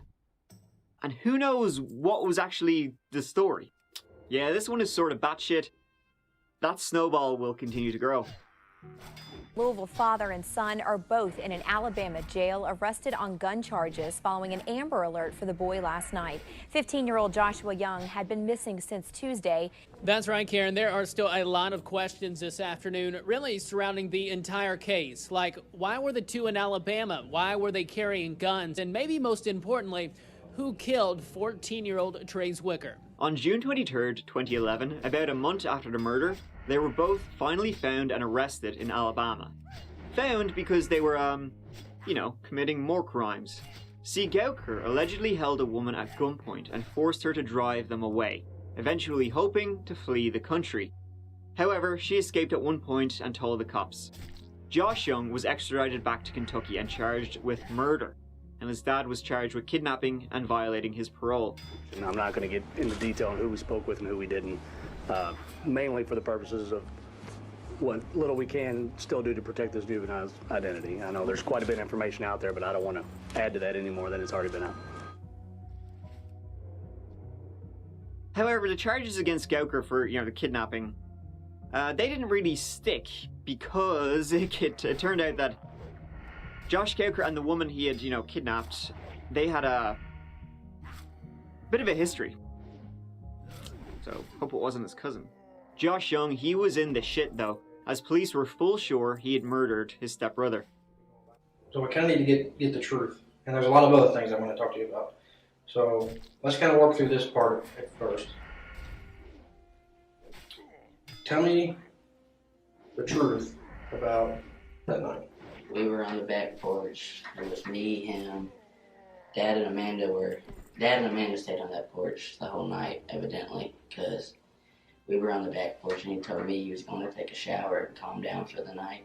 So I went to Cassie's. I planned on, I didn't know if I was going to sleep down there or sleep down at Amanda's, but I got comfortable down at Cassie's. Ended up watching a movie and falling asleep down there.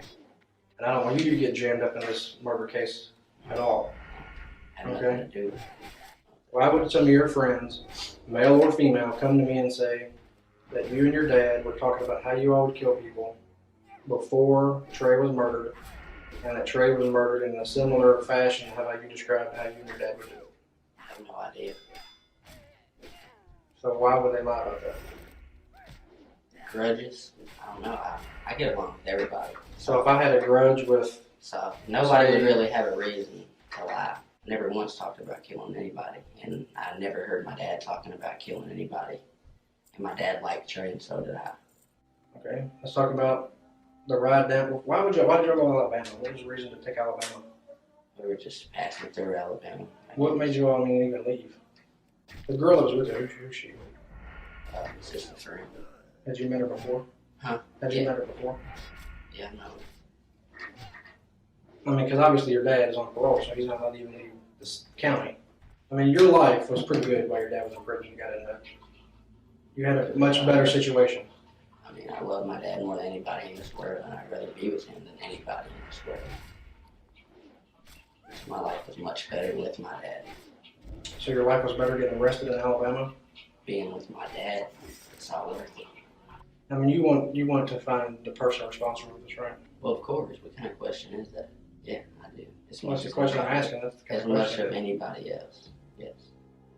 So your honesty is important in this investigation. I understand that, and I've told you I have nothing to do with it. Neither does my dad. That's why are you harassing us and the close family instead of really trying to figure out? He's innocent, and so am I. There's no reason either one of us should be going to prison. So at this stage, you have the unsolved murder of Trey Zwicker, a father and son team who went on the run, or rather, actually, what they said was they went on vacation to Alabama. Who goes on vacation to Alabama? And then you have the father's lover, his cousin, saying that the son confessed to the crime. After Gowker was released in Alabama, the kidnapping charge fell apart. He eventually made his way back to Kentucky, where he was arrested again for skipping probation. When he was arrested, it seems he may have initially confessed that his son murdered Trey Zwicker.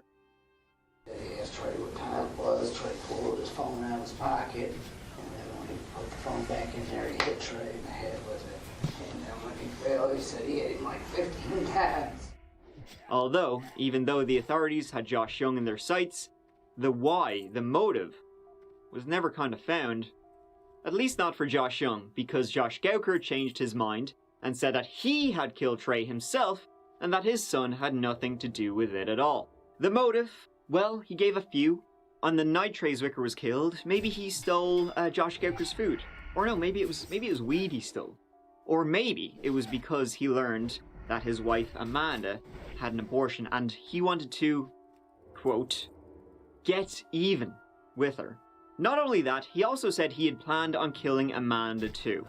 So now they have a 15-year-old Josh Young who they charged with murder, and a 31-year-old Josh Gowker who's confessing to it.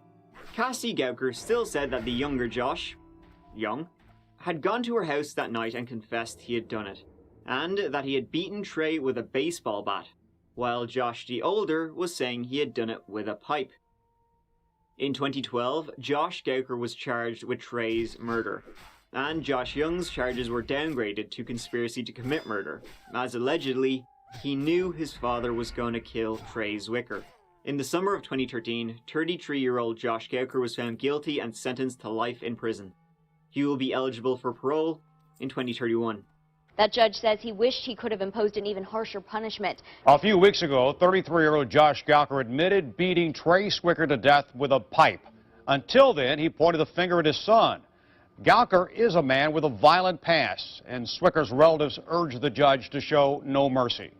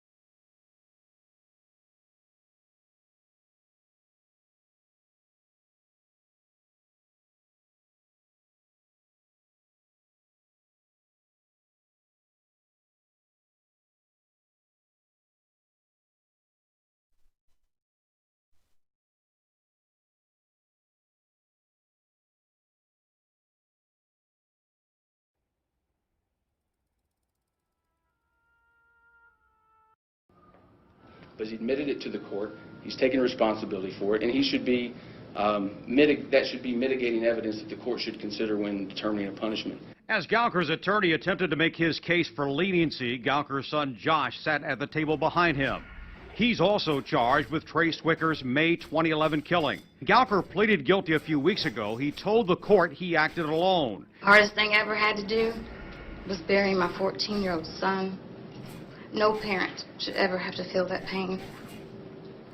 The second hardest thing I ever had to do was tell my daughter, then 8 years old, that her brother, her best friend, her playmate, was never coming home again. And I hope Josh burned to the pits of hell. God gets the final judgment. It just amazes me that you sit there with a smirk on your face and you smile through this whole process, knowing the pain that you've caused all these people. I hope I never set eyes on you again. Not long after his dad was sent away, a 17-year-old Josh Young had his turn on trial. At his trial, Josh Gauker testified that he and he alone committed the murder of Trey Zwicker. And what are you serving? Life. For what? Killing Trey. Did you enter into a guilty plea or did a jury find you guilty? I just pled guilty. Can you tell the jury what you told the judge when you pled guilty? What the facts were? That I killed him for stealing from me and for keeping on stealing shit, you know. But that wasn't really the real. I mean, I don't know. It was it just felt right at the time, but that wasn't why I did it. I mean, it's not like I wanted Trey to die, or if I could do it over, I'd kill him again. None of that. You know, I mean, his mother killed a couple of mine, and it just felt right. I mean, I know it sounds monstrous and all that shit, but it's not. If we was in the Old Testament, it'd be the same thing.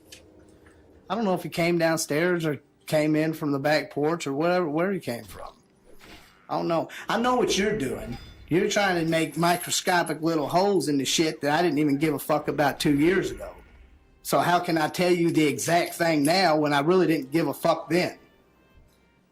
If you're telling the truth, it shouldn't be too hard. I'm a fucking, yeah, but goddamn, I've lied this whole fucking time, except for sense arraignment. Sense arraignment court, I've told you I've done it. I admitted everything I've done. I've been sentenced for it. Life in prison. Yet here I am, going over this same fucking story. They had nothing really pinning Josh Young, to the murder other than cousin Cassie saying he had, allegedly confessed. Although maybe she was just saying that she wanted her lover, cousin, out of prison. No murder weapon was ever found, so, while one group was saying it was with a baseball bat, the man who was confessing to it said it was a pipe, and the medical examiner couldn't say which. After a 10-day trial, Josh Young was found not guilty. Verdict form number 1, murder. We, the jury, find the defendant Joshua Young not guilty under instruction number 1. Verdict form number 2, tampering with physical evidence. We, the jury, find the defendant Joshua Young not guilty under instruction number 2. With late-breaking details on something that could have changed the outcome in this case. Aaron, we've learned that there was a last-minute plea deal offered. Yeah, Vicki, Trey Zwicker's family had waited for this day in court, saying that they believed in the justice system. That's why they say they denied a request for a plea deal made just last night by Josh Young.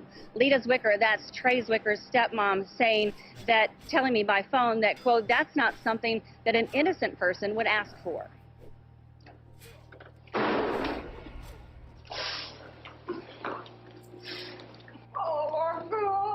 Trey Zwicker's father and family flooded with emotion after the jury's verdict is read in court. After that, Josh Young was a free man. He was placed back into that foster family who looked after him, so well. And he promptly ran away. In 2014, he was arrested after assaulting the boyfriend of Cassie Gauker. Apparently, he had said some things during the trial. And Josh Young was also arrested for assaulting his girlfriend. But now, get this, Josh Gauker, who was put away for life, was in prison. He was now saying that he wanted to retract his guilty plea, that he was just covering for his son, that he was just, trying to take the fall for him, as he didn't want his young son, who was, 15 years old at the time, sent away for life. Josh Gauker wants his guilty plea in the murder of his 14-year-old stepson set aside. In July, Gauker was given a life sentence. 7 months later, Gauker filed a motion stating he lied to save his son, Josh Young. My attorney, Mark Hall, knew what I was doing, knew that I was going to come in here and lie and take the blame for my son, and not only allowed me to do it, but coached me along the way. Even in here, which we're about to watch, I guess, he told me before we walked in here to keep my answers short. I committed murder several times. It's kind of interesting that I asked you the question during the plea hearing that was it your plan to, at a later date, try and set aside your guilty plea? Remember that? Yes, sir. And that wasn't a lie. I mean, I've admitted I've lied throughout the whole thing. But I thought, even though at that moment Josh was still charged with this, that as soon as that went everywhere, that I said I did it, you accepted my guilty plea, I thought they would dismiss it. And then I would... That was all part of your master plan. Well, I mean, I had to do whatever I could, man, to save my son. He's 15 years old, facing life in prison. He asked the court to set aside his guilty plea. The court denied. I mean, it may as well have been granted, though, because in the years following, Josh Young, his son, who was spared prison, was more or less in and out of jail constantly, just like his dad. First it was the assault charges, then he was in possession of a stolen vehicle, then he was arrested for drugs possession, weed and meth, he was charged with trafficking, possession, carrying a concealed weapon, and possession of a handgun by a convicted felon. He was a felon from the assault charge. For that, he was sentenced to 37 months in prison.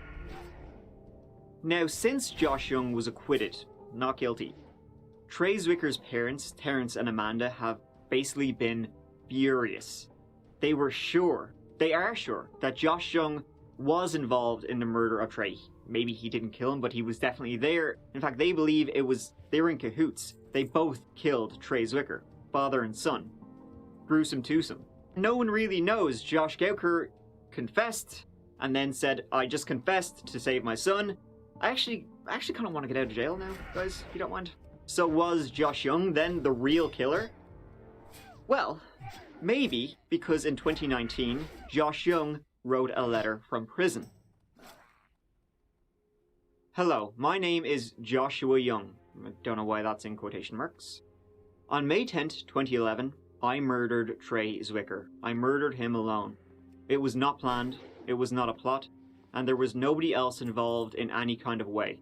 I acted alone, and by my father's lies and him admitting to a murder he had no involvement in, I was spared a life. He said that on the night of May 10th, 2011, he met Trey and they smoked weed behind the school. And then he just randomly beat him to death with a baseball bat he had brought to smash windows. He lost count of how many times he hit him with the bat, but he said that Trey started shaking and making all kinds of weird little noises, so he kept hitting him to make the sounds stop. After he killed Trey, Young said he went to his cousin's house, Cassie, with the bloody baseball bat and wearing bloody clothes. He said there was no water at his cousin's house at the time, so he woke her up and told her to take him to dispose of the evidence. Why did you do it? For one, I just didn't like him. He had a big mouth with no actions to back it up. But for two, he told on me one night when we got pulled over by the police, coming home from a house party. I had some weed on me, and he told on me about that, something petty. Did your dad tell you or prompt you or instruct you to kill Trey? Absolutely not. If anything, he would have instructed me to never do that. So maybe Cassie was telling the truth, that he actually had gone to her house that night and confessed. Josh Young is still in prison currently. I mean, he's in prison for all those other charges he had committed since being acquitted. He can't be charged with can't be tried again for the murder of Trey Zwicker, double jeopardy. He was already tried for that, but some have said he can be tried again. It depends on what, is brought against him. So it's possible, maybe, Josh Young could go on trial again for the murder of Trey Zwicker, but I don't know what to make of this case at all. I mean, do you? Were you a good father? Probably not by society standards. I mean, to him, I'm probably Father of the Year, but to the normal people, probably not. Some would argue and say that taking the fall for your son was probably the only decent thing you've done with your life. It's the biggest, and I can't disagree with that. Can't disagree with that. It's the biggest. It's the it probably is the big. It is by far the most decent, realest thing I've ever done. It's such a twisted case. It's hard to know what's true. The only thing we do know is that the life of Trey Zwicker ended very tragically. Maybe all those crimes Josh Young committed when he was acquitted, he couldn't get his life together. A life he even said was spared. Maybe he couldn't get his shit together because of the guilt of murdering a 14-year-old, his 14-year-old stepbrother. Who really knows what went on between Josh Young and Josh Gauker, father and son? I mean, Josh Young, is he the real killer? Did Josh Gauker take the hit to try and save his son? Or is Josh Gauker just trying to recant his guilty plea because he just wants to get out of prison and he knows his son can't be tried again, maybe because of double jeopardy laws or whatever? Who knows? And finally, thank you so much for watching. I really, really appreciate it. I will see you as always real soon in the next video. Take care of yourselves. Mike out.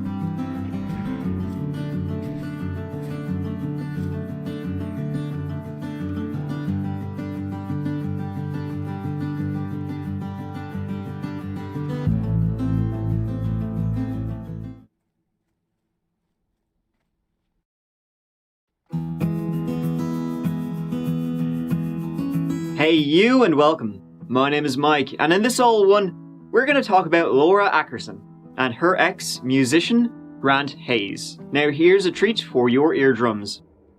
She was once in love with me.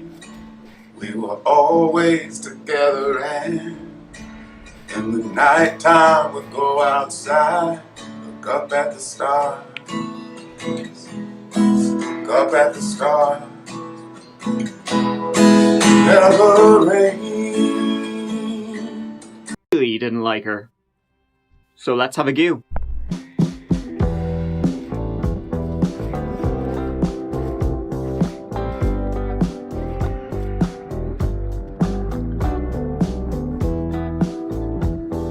This story takes us all the way back to the distant, foggy year of 2011 in North Carolina. Laura Ackerson was finalizing a difficult custody battle for her 2 children with ex-boyfriend Grant Hayes, the course of which led to Laura only having her 2 children on weekends, Grant having them for the rest of the week.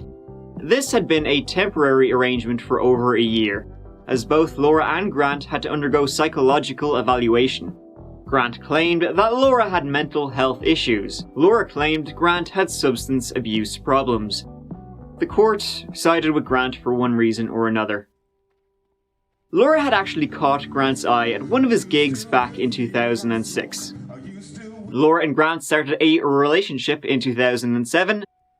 They married, maybe, depending on differing sources, but they would end up having 2 kids together. Over those relatively short 3 years, things would get rockier and rockier, resulting in a custody battle between the 2 in 2010. The same year of 2010, 34-year-old Grant Hayes married another woman, 46-year-old Amanda Smith, who he had met the year before. He had met her in 2009, by the way, when he was still with Laura. They had met on the island of St. John in the US Virgin Islands. Amanda was a failed actress, womp womp, being in the 2004 Stepford Wives movie. Sure, that's her there? Question mark. And an appearance in The Sopranos, allegedly, but I could find jack shit about that. Grant himself was a struggling singer-songwriter. Alright. Okay.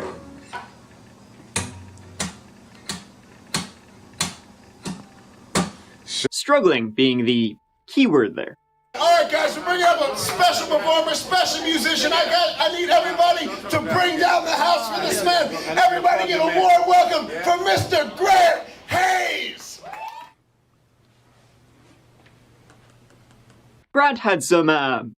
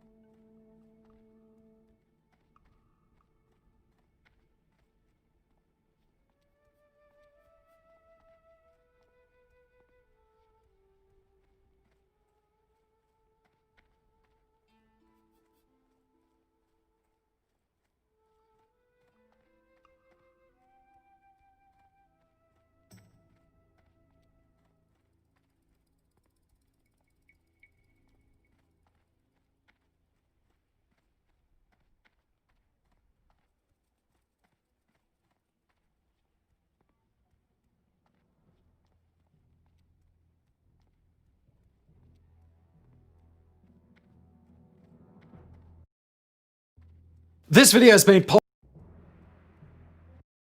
possible by the free-to-play action game Crossout. Check out the game through the link in the description.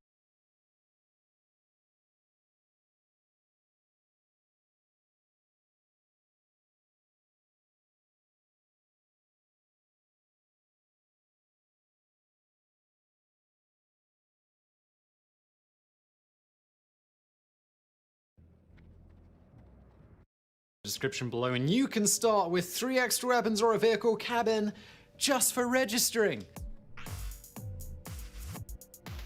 From Austria to Japan, from eastern Turkey to Vietnam, these were the borders of the largest contiguous empire in human history. 9 million square miles. It stretched much more than double the size of the modern United States of America. Its rise began in 1206 and its fall finished in 1368. Just a blip compared to the historical longevity of such nations as the Chinese Empire that the Mongols caused so much turmoil. A continent doesn't experience that much change without many amazing things happening, for better or for worse. Generally for worse, though, as we're talking about the subjugation of millions of people under the force of arms. Not for nothing did the most celebrated Mongol leader Genghis Khan tell his enemies that he was the flail of God. So, let's take a tour of those 162 years, with 10 stops along the way, and stop number 10, changing the climate. It's hard to get reliable figures for how many people died across Asia and Europe as a result of the Mongols under Genghis Khan. This is because Genghis Khan is known for exaggerating how many people he killed. Still, there is general scholarly agreement that when the Mongols sacked a city, it was possible that they killed as many as 2 million people, as was the case with the sack of Baghdad in 1258, and that was one of very, very many. Consequently, the Mongols left so many corpses in their wake that they cut down the need for fires and cut down trees to such an extent across much of Asia that they functioned as a carbon offset. Not even the Black Death of the 1300s did that, and that cost more than 25 million lives. The study that reached this conclusion was conducted in 2011 as part of the Carnegie Institution Department with Stanford University. They found that over the course of the Mongol invasions of the 1200s, 700 million tons of carbon was not released into the atmosphere. That would not have produced any obvious change, as that's about how much the world emits into the atmosphere through gasoline alone every single year, and it was spread out over decades. Populations also recovered before any of the old forests could have completely regrown, so the effect was not long-lasting. Still, given that Genghis Khan claimed he was the representative of the eternal blue sky, it seems that by changing the weather itself that, well, he sort of lived up to that name. Number 9, the family of creepy births. It was not unknown for later historians to write legends around the births and childhoods of momentous figures. For example, the story of Romulus and Remus being somehow raised by a wolf is well known. There's also the legend that the Temple of Artemis in ancient Greece burned down the day Alexander the Great was born, but the 1162 birth of Genghis Khan must be one of the grimmest stories. According to Mongolian accounts, his mother, Holin, told him that he was born holding a clot of blood in his hand, which was held up as a sign that he was destined to be a great conqueror. Less well publicized, but equally unnerving, is what Holin said about his brother Kassar when he was born. Supposedly, he had entered the world gnawing like a dog on his own afterbirth. It must be said that Holin was alleged to have said this after she learned that Genghis Khan and Kassar had both murdered their brother Begta with arrows, so the source has plenty of reason to speak ill of Kassar. Despite this, when Genghis Khan was going to put Kassar to death after he had risen to command of the Mongols, it was Holin who intervened to persuade Genghis Khan to not shed the blood of a second brother. Khan therefore gave Kassar a token command of about 1,400 troops, showing Mongols that apparently being born mounting your own afterbirth was not nearly so great an omen as holding a clot of blood. It's all a bit weird. Number 8, near invasion of continental Europe. The countries that felt the full wrath of Mongol conquest included China, Russia, Korea, Khwarezmia, which is modern-day Iran. Austria nearly joined that list too, and with the loss of Vienna, much of Western Europe would have been vulnerable to conquest or at least devastating raids by Mongol hordes. The Mongols gave 2 very compelling examples of how they would manage against any armies the European nations could throw at them. On April the 9th, 1241, an army of 20,000 Mongols confronted an army of 30,000 at the Battle of Legnica in Poland under weekend. On my birthday is Memorial Day weekend. On my birthday, I seen them all at Dre's, like this one team. Okay. She's so shy. It's just so cute, baby. Like, and I don't know, I was getting fucked in a hotel room. They all pulled up, and I sucked their dick. Put the mic down. The whole team. 7. 7 basketball players in a row? How was that? I was fucked up. I didn't fuck any of them, though. She said What happened to the nuts? swallowed. All of them? Yeah. And nothing happened? You didn't have like a weird reaction in your stomach or anything? No, I passed that out. sounds so fun. You're almost making it sound like you were too fucked up to be sucking 7 dicks. And also, you were getting fucked by somebody else right before this? Yeah, they walked in mid me getting fucked. How did they from the walk back. in? Where were you? In the hotel room. So I was fucking like someone that works with the team, and I know that team because I've hooked up with them before. The whole But they all team? pulled up. No, not the whole team. Okay. Like a few of them. They all just pulled up. They knew I was in there, and they were like, "Let's get lit," and they were just sitting around the bed, and they just rotated. Wow. Yeah. That's tight. Yo, they all love you. So you don't look Told back, do you look back at this as a positive memory? Yeah, I don't care. It was lit. Hell yeah.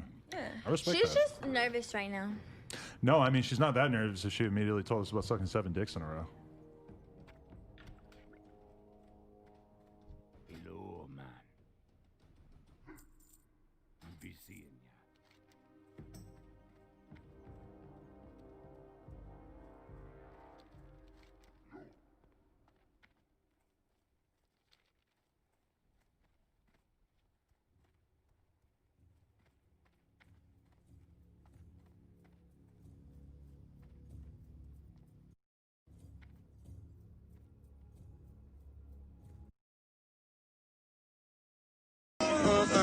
It's Ace Boogie time.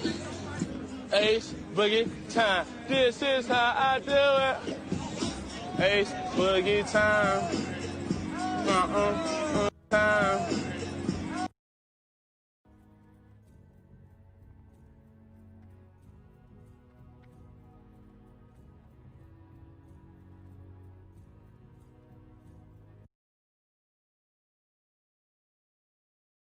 Some new pieces, some young weapons on the outside, you know, highlighted by their rookie and Jalen Rager. They're going to score a bunch of points in this system. They're going to play with those 2 tight ends with Zach Ertz, with Dallas Goedert. They're going to sprinkle in some of the speed with Deshaun Jackson staying healthy. To me, you go over to the defensive side of the ball is where the questions would lie. And I don't have an issue with them up front. I know they've had some injuries there with Barnett and Hargrave. But when you have guys like Malik Jackson who can roll in there with Fletcher Cox, who's as dominant as we have, they're going to have inside rush. And then with Brandon Graham on the edge.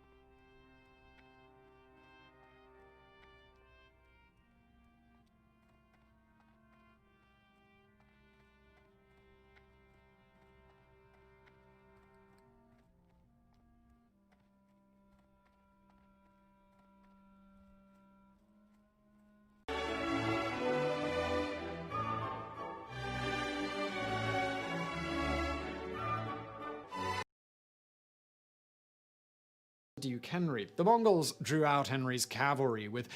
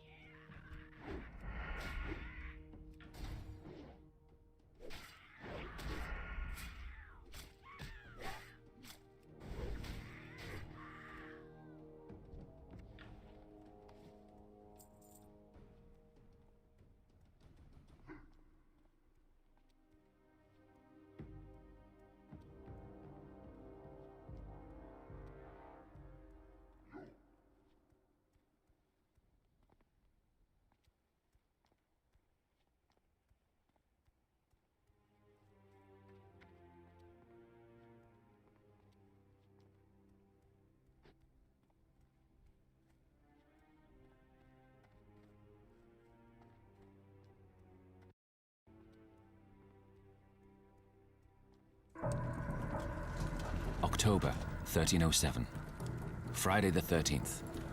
Hundreds of Knights Templar had been summoned to Paris. Suddenly, 620 were arrested and thrown in jail. The accusations levied at the Templars added up to the worst charge possible: heresy. But the Knights Templar were Christian warrior heroes, the SAS of the medieval Crusades. They were the best trained soldiers since the Roman Empire. So why were these devout and popular warriors brought to their knees? At last, a secret document, hidden for 700 years, reveals the truth about the greed, politics, and power play that would destroy the most legendary military elite in history.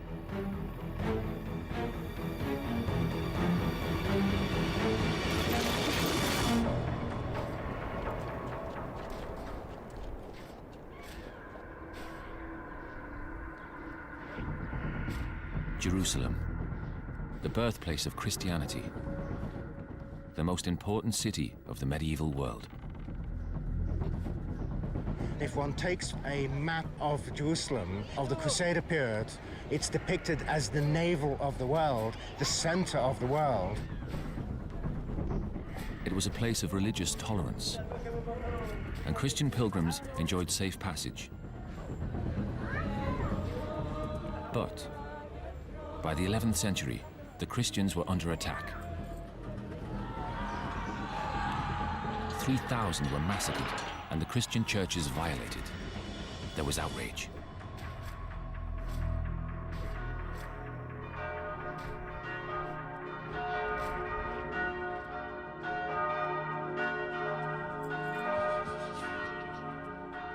In 1095, the Pope exhorted the Christian world to capture the Holy Land from the Muslims.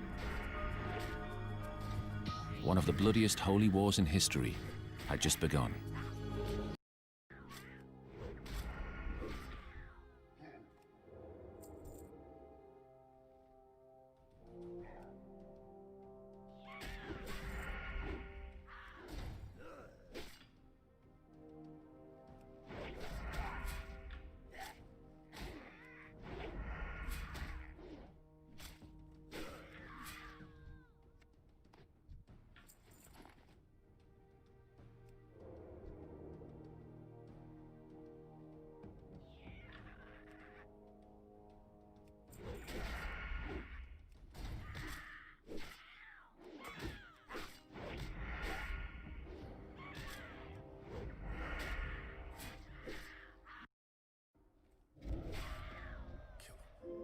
Search maps, when I started to burst raps, 1985, that's when I first snapped.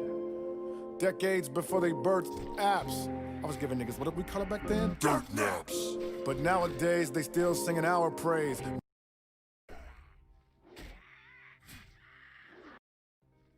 Dude, here's the thing, because I'm looking at PFF. I use it as reference. Yeah, I got you. You got to use it as reference. No, you do. You definitely do. You definitely do. Because there's certain things about it I'm not really going to buy into, but it's like one of those things where, all right, what are they seeing to have someone ranked so high? Dude, they had Steven Nelson ranked 7 in their cornerbacks from last year. Yeah. They had Joe Hayden actually worse than Mike Hilton. They still had Joe Hayden in the top 25. I think they had him at 25 though. What am I missing here, dude? Because Joe Hayden, I'm presuming, is covering their top receiver, and he had the 5 picks last year. He's got the name recognition. He's got the Pro Bowls throughout his career. So, and he's been pretty much locked out. I can't really think. I know with Steven Nelson last year, John Brown went off against him. I can't think of anyone that went off against Joe Hayden.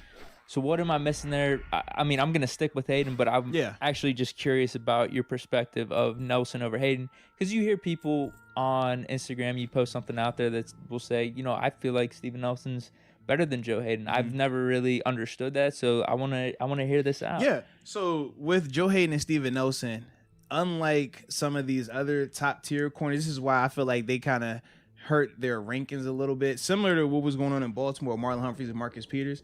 They play more right-left versus like a Tre'Davious White or a Gilmore or a Jalen Ramsey who are following their one. So it's times where Joe's going to see the one, and it's times where Steven Nelson's going to see the one. The difference is Joe Hayden was getting the interceptions, so statistically look better.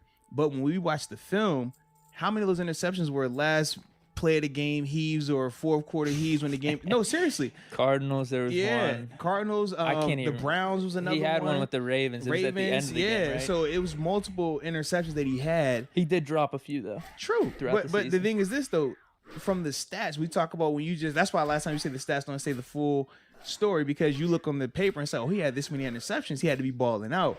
But a lot of those interceptions, when you look at the context of them, it's the equivalent of a guy getting a sack when he was the unblocked rusher. So, for example, like a Marcus Golden, right, who had the 10 sacks in New York, and everybody was like, well, why didn't he get paid? Then you look at the tape, and it's like, well, a lot of this was just off of the scheme. It wasn't necessarily him just flat out dominating somebody, where you look at a guy like TJ Watt, it didn't matter about the scheme. He was just winning. So with Joe's numbers from the interception standpoint, that's why. But when you look at the amount of yards allowed, you look at the completion percentage, you look at touchdowns allowed, Steven Nelson's numbers are up there with Gilmore, up there with Tre'Davious White. Yep. But the reason why I don't have Steven Nelson higher is because he's not doing it 100% of the time versus the number one receiver, whereas Gilmore and Tre'Davious, they are 100% of the time locked on that one. We just don't need that here. What? That's why I said it's no different in Baltimore with Marlon Humphreys and Marcus Peters. Like, can those guys shadow? Yeah, we've seen Marcus Peters shadow a guy and get intercepted. We've seen that, but they don't need to when you got another guy that's just as good on the other side. And that's why I say I feel like Steven and Joe, because I had Joe as my next man in, but I'm like, they kind of cancel each other out because the argument is going to be made the exact same way. And for Joe, my argument will be, well, he did get the interceptions, whereas Steven didn't. But then for Steven, I'm like, well, overall, from just a coverage standpoint, yards allowed standpoint, he was the better corner on that statistic. So it's more so what you want. I mean, obviously you could put more weight on Joe Hayden getting the interceptions because those are actual turnovers. But my thing is, when you look at the context of when those turnovers happen, did they really have a weighing on the outcome of the game? Because we knew that Browns pick, I mean, granted, it was still a one-score game. It out?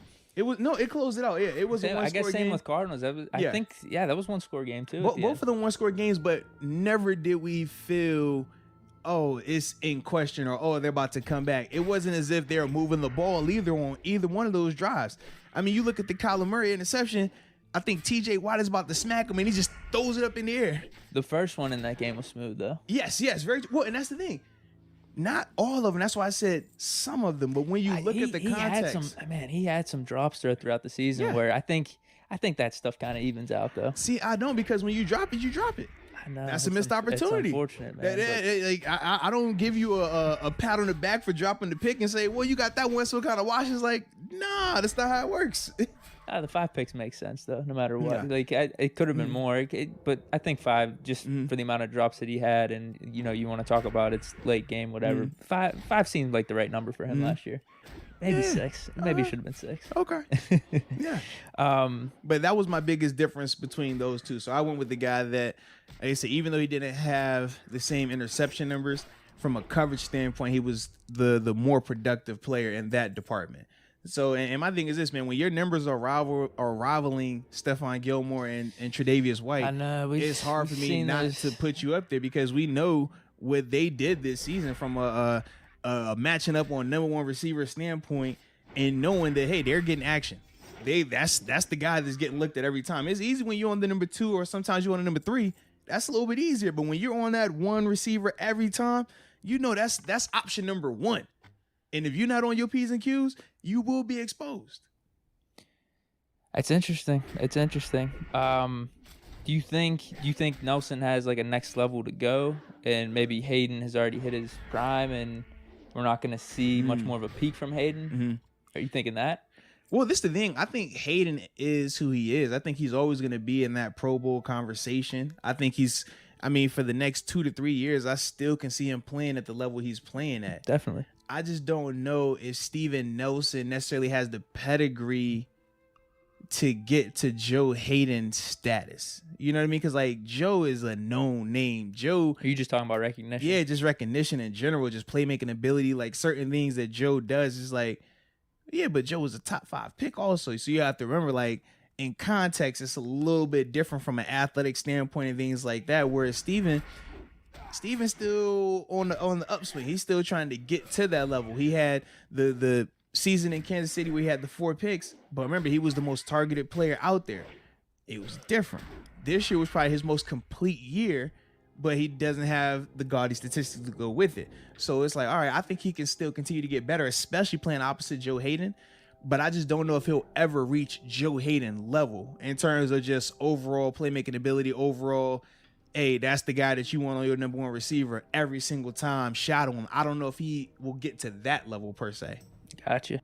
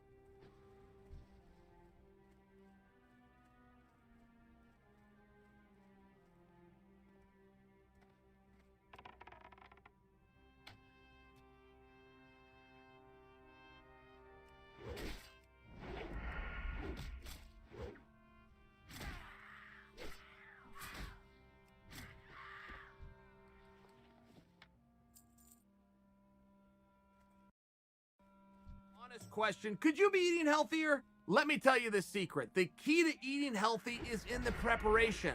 That's where Flex Pro Meals comes in. They prep, cook, and ship delicious, low-calorie meals made from your favorite recipes with a healthy twist, with balanced macronutrients. These all-natural meals made with whole food are your ticket to living a healthy lifestyle. There are lots of benefits to having your meals prepped for you. It takes the guesswork out of what you're gonna eat. It saves you time. And delivery is always free. Each meal is strategically developed by nutritional experts and prepared by chefs to keep you on track and in shape. Try their street tacos, Mongolian beef, and garlic chicken Alfredo. If you can heat and eat and want to live a healthier lifestyle, Flex Meals. This dates back over a year. The UFC finally made him sign the contract. Now, of course, that created head waves. Yeah, did the UFC make him sign this contract? Does Vera not want to do the fight? Here I am talking to you guys about it. I have to tell you, I mean, Sean does so many things that are brilliant. I mean, he really does. Sean is starting to change that right when you think there's nowhere else you can go. You got the good guys, you got the bad guys, you got the heels, you got the baby faces. I mean, it's the oldest story ever, but every now and then, a Rock, The Rock, emerges that sits somewhere in between. You don't know if he's a good guy or a bad guy, but damn, he's interesting. And damn, he's good what he does. And darn it, he's funny. Nobody ever thought there was room for a funny guy. I mean, nobody really thought there was room to get the audience to laugh. They always believed it was either make them boo or make them cheer, make them have an emotion. The Rock was the one guy that came along and goes, you know what? You know what's a really good emotion? Humor. Humor solves all problems. I'm going to come out and be funny. Now, he did a little bit of everything, but I only offer for you every now and then there's room for this guy in between. And there's really no marketing agency you could hire or PR firm you could work with or promoter you could sit down across from that's going to tell you about the in-between. It's a little bit of a blue moon, and frankly, if you're hedging a bet, don't go for it. I mean, snake eyes come up, but my goodness, it's very random. And so Sean O'Malley's one of these really interesting in-between Rock-esque guys. Now, back up to what he said. Vera refused to sign the contract, and the UFC made him. Look, I will tell you from my perspective to personalize this, I could never get a guy to respond. I could never goat a guy better, more effectively, or count on it to a higher degree than if I lied. If I came out and said I can beat this guy, he'd blow me off. If I came out and complimented him and said, that guy looks really good, he'd accept the compliment, but I wouldn't get a reaction. If I ever came out and told a lie, and it could be as simple as could be, this guy asked me for an autograph. It could be as simple as can be, I was getting a reaction. There was something about that where no matter how fierce the competitor, you talking trash or you insulting them, they had too much going on in their day. There was something about it, even if you were praising them, that they never felt like pulling you up in the loft with them. There was something about if you told a story that wasn't exactly the way that just invoked them to respond. I will have to tell you, I wasn't there, I don't know, but I don't think the UFC's in the business of making anybody sign anything. I've never heard of such a thing, but Sean wins once again. Because Sean has now told a story that has forced a reaction. There was this time, and I caught this clip on YouTube, but one of my favorite duos ever, the NWO, but before the whole NWO formed, it was just Hall and Nash. And Hall and Nash were going around and they were doing house shows. And what a house show means is there's no camera. It's a professional wrestling term. There's no camera. If you want to see the show, you have to be in the house. So while wrestling does like 52 television tapings a year, once a week, they hold 250 shows a year. So house shows is a very real thing. And a lot of times you'll travel around and you'll take on the same guy on Wednesday night that you took on Tuesday night. So Hall and Nash go and they get beat by somebody on a Tuesday night. They go into some new town. There was no cameras. The only people that knew were in the house. They go into some new town on Wednesday. And Nash Hall grabs the microphone and informs the building, we just wrestled these guys last night and beat them. So of course we're going to beat them again, which is not what happened. They wrestled the night before and they lost to them. So as Hall and Nash leave the arena that night, Nash turns to Hall and says, hey, You said that we beat these guys. We didn't.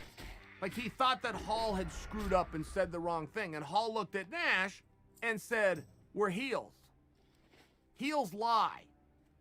And there's just something very compelling and interesting about it. And no part of this do I want you to lose respect for me and go, Chael's out there saying that you should lie. No, I'm saying you could be a storyteller. He's out there telling a story. Sean has a story to tell. He has a match coming up. Promotion is nothing more than storytelling. And no matter how many times you beg somebody to understand this, if the story isn't there, or the story isn't compelling, or the story isn't told, you don't have a promotion. There's no ability to promote it. It all has to come in from some certain angle of who, what, when, why, and where. I'm not calling Sean a liar. That's not what I'm doing. I was not there. I'm sharing with you, it would seem as though that is his version. But his version I have read on 6 different websites, of which I only go to 6 websites, and I'm sitting here talking to you.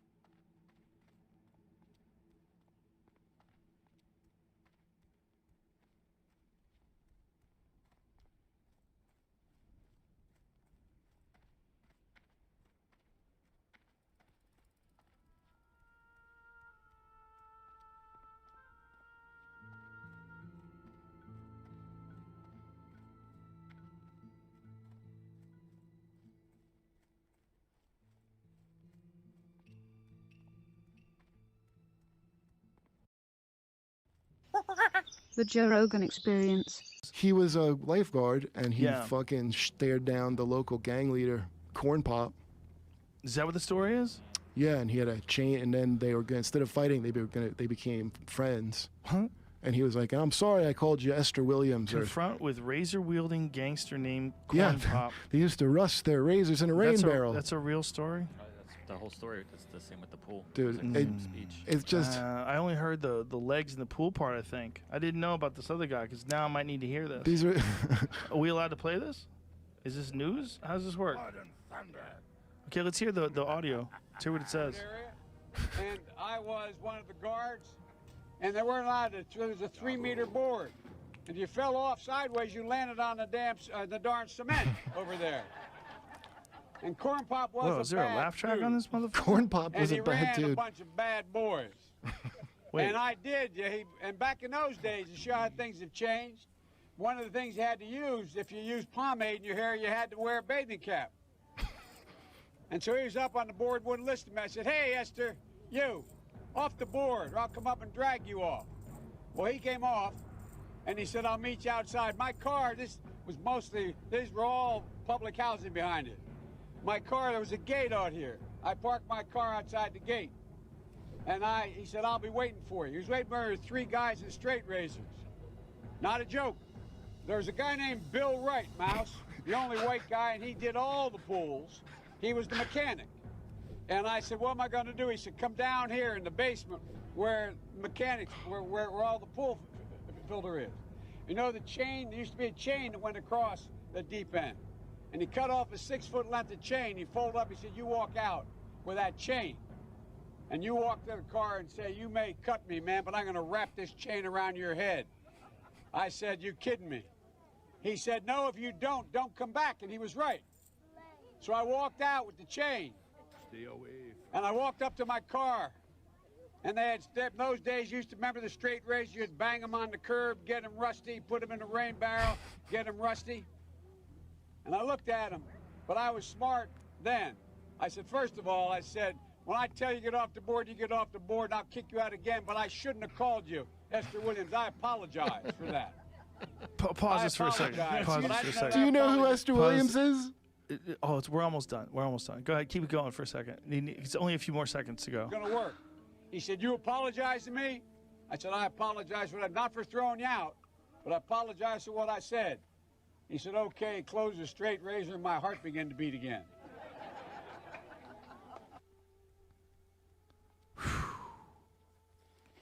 That. How polite were those children being, by the way, during that fucking... That was one of the things I was going to say when I paused it. Like, no one's paying attention to him. All those kids are talking. They all went to a happy place. They're all just talking. Yeah. This guy's running for president, and they're behind him, and he's on stage. And Was this like, a president stump thing? I thought it was something else. I don't know what it is, but he's running for president while this is going on, for sure. He's got he was. Look, there's that thing, the city of, where is it? Because it says it on that little city symbol that's on the front of the podium. Delaware. Yeah. So who set this up where you have a bunch of kids on stage behind him not paying attention while he gives this long-winded story about razor blades and chains and... I mean, basically, they apologize to each other and then... Dude, it's crazy that he's happen. a presumptive. It's crazy to run him. It's absolutely fucking crazy. It's weird, man. It's weird. You know what's interesting? It was interesting talking to Owen Smith yesterday because I love Owen. He's a really brilliant comedian. Oh yeah, I know. Brilliant comedian, like one of the best guys I know. Yeah. And we were talking about it, and he said, "I like Biden makes me feel like things would be normal again." Like, I think he's saying the people that will go for Biden, and that's not a small amount of people. Yeah, there's like some Obama rubbed elf on it, but yeah. Biden was never a guy who was going to get elected before that. He's certainly not now. It's just trying to get that feeling back, and it's not coming back. They got to fucking... But you've never seen a greater example of team loyalty than this one right here. That's what this is. 100%, because no one on the left wants to talk about these crazy long-winded speeches and things that don't make any sense. The lefties, I learned about it watching, I think, Jimmy Dore. Mm-hmm. The people on the left, this is why they lost. I mean, I say that they lost when fucking Nanette came out, but the people on the left didn't want him. And they weren't on board Bernie. Like Bernie saying, hey, go along with Biden. People were following Bernie because what they thought his policies would be, not necessarily like a cult of personality. So they don't give a shit if Bernie says vote for Biden. They're like, they were voting for way more lefty shit, and not the normal feeling. In fact, they hate those. The real lefties can't stand like a Owen Smith Democrat, right? Above all else, they wanted it changed. They wanted the real lefties want everything changed. Trump. The Republicans had to have their thing where Trump just he trounced them when he came in, right? Yeah. And they had their like, well, they're like his bitch now, and so they had that fight. There's no one.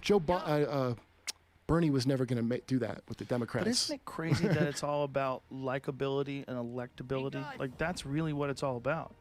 When if people like a simple, clear they'll give you a message, chance. dude. A simple, clear message. And see, the people Biden like- thing, you're right. That people just want to feel normal again. Like, yeah. I don't know that's how what, you. That was Owen's take. That was how he felt, him personally. Yeah, if they could make that into a slogan, I just want to feel normal again. That would be like a MAGA for them. But but somebody's got to come up with that. Well, dude, you got to look back in time, and you look at history, all the mistakes that were made throughout history. You know, that's what you're reading about when you're reading about lost wars and invasions that went terrible. But you're hearing about trials and errors and mistakes. Well, that's when you see people's fucking principles. How because I mean, wasn't it, especially with Biden, the thing of all the people that were crowing about believe her and all that shit.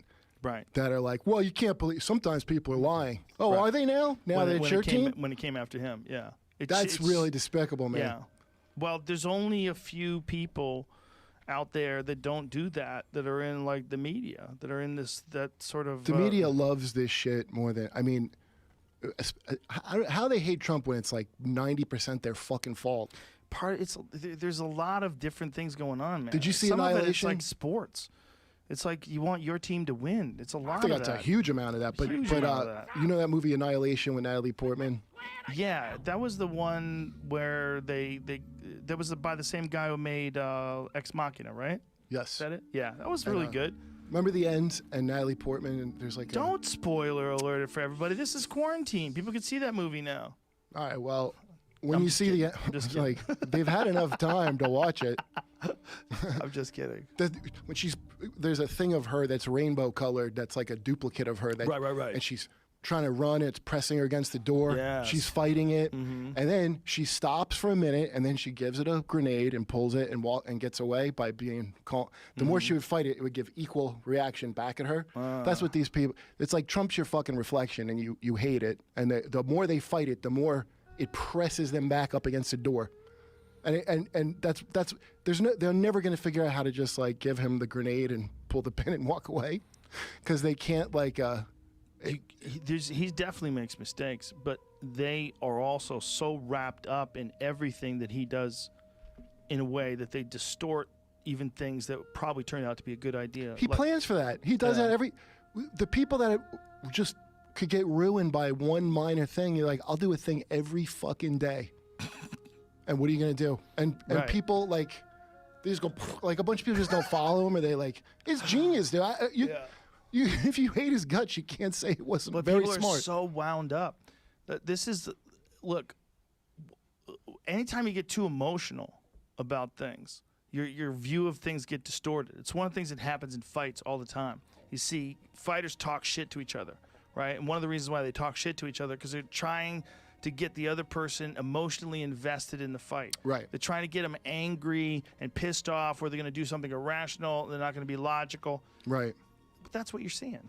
You're seeing that with him. You know, instead of them analyzing it, it's like everything is a personal affront, and he's like a demon that must be slain. That's people that vote for a feeling like that Obama feeling. That's why it's such an offense. It's not about anything Obama did or didn't do. It's the feeling that people got. It's been offended. Right. But that's and what they I want that back. Always said about him. Like, forget about his policies. Like, he was a great statesman. The way he would talk. Yes, would be that's the like, thing. Yes. He was reserved and he was articulate and smooth. And when you would hear him talk, you'd be like, that's an excellent representation of the United States. Like, Yeah, perfect. Right. That's our one of our top dudes. Makes sense. Yeah, right. Yeah. And like even keeled, didn't get angry. I expect certain bourgeois norms. Yeah. Right. Whereas, like, the thing with Trump is that he's, you know, like you said, he's not really a politician. So he's just being the guy he's always been. And everybody's like, I thought you were going to be a president, though. I thought you were going to act like we need, because you want to be called POTUS. I thought people got him for specifically the opposite of that. It's like, and that shit's done now. So people still want that, the West Wing or whatever the fuck, like. That's what it is. It's like your West Wing kind of people. If you want reform, real reform, you should be kind of happy that he exposed it. What I think it exposes is how not rigged it is. Because if someone controlled it, no fucking way. Do you know they what I mean? only Like, control some of it. you can, based on Yeah. the fucking of Bernie and, and him Yeah. getting in. Well, Not that Bernie was going to win. The fucking of Bernie though it's crazy. It's like you're watching in Bernie's real not time. fit to be president. Listen, if you get bulldozed like that, you're not. You're right. I think he's a In a way. genuinely good man, I think which is so, why too. he's unfit to be the president. Yeah. You can't. This is not a job for that. Well, this is one of the reasons why they're so scared of Tulsi Gabbard. It's because she doesn't lay down like that. You see, Yeah. once she had that moment with Kamala Harris in the debates. Oh, where yeah. she's That was great, by the way. It was fucking amazing. Instead of saying, "Wow, this lady's dynamic," they're like, "Oh shit, we can't really control her. Right. She's gonna attack our top Right. lady. Yeah, that's she's, a panicky She's going feeling. after people. She's saying things that you really, if you want your team to win, you're not gonna give up those cards so early."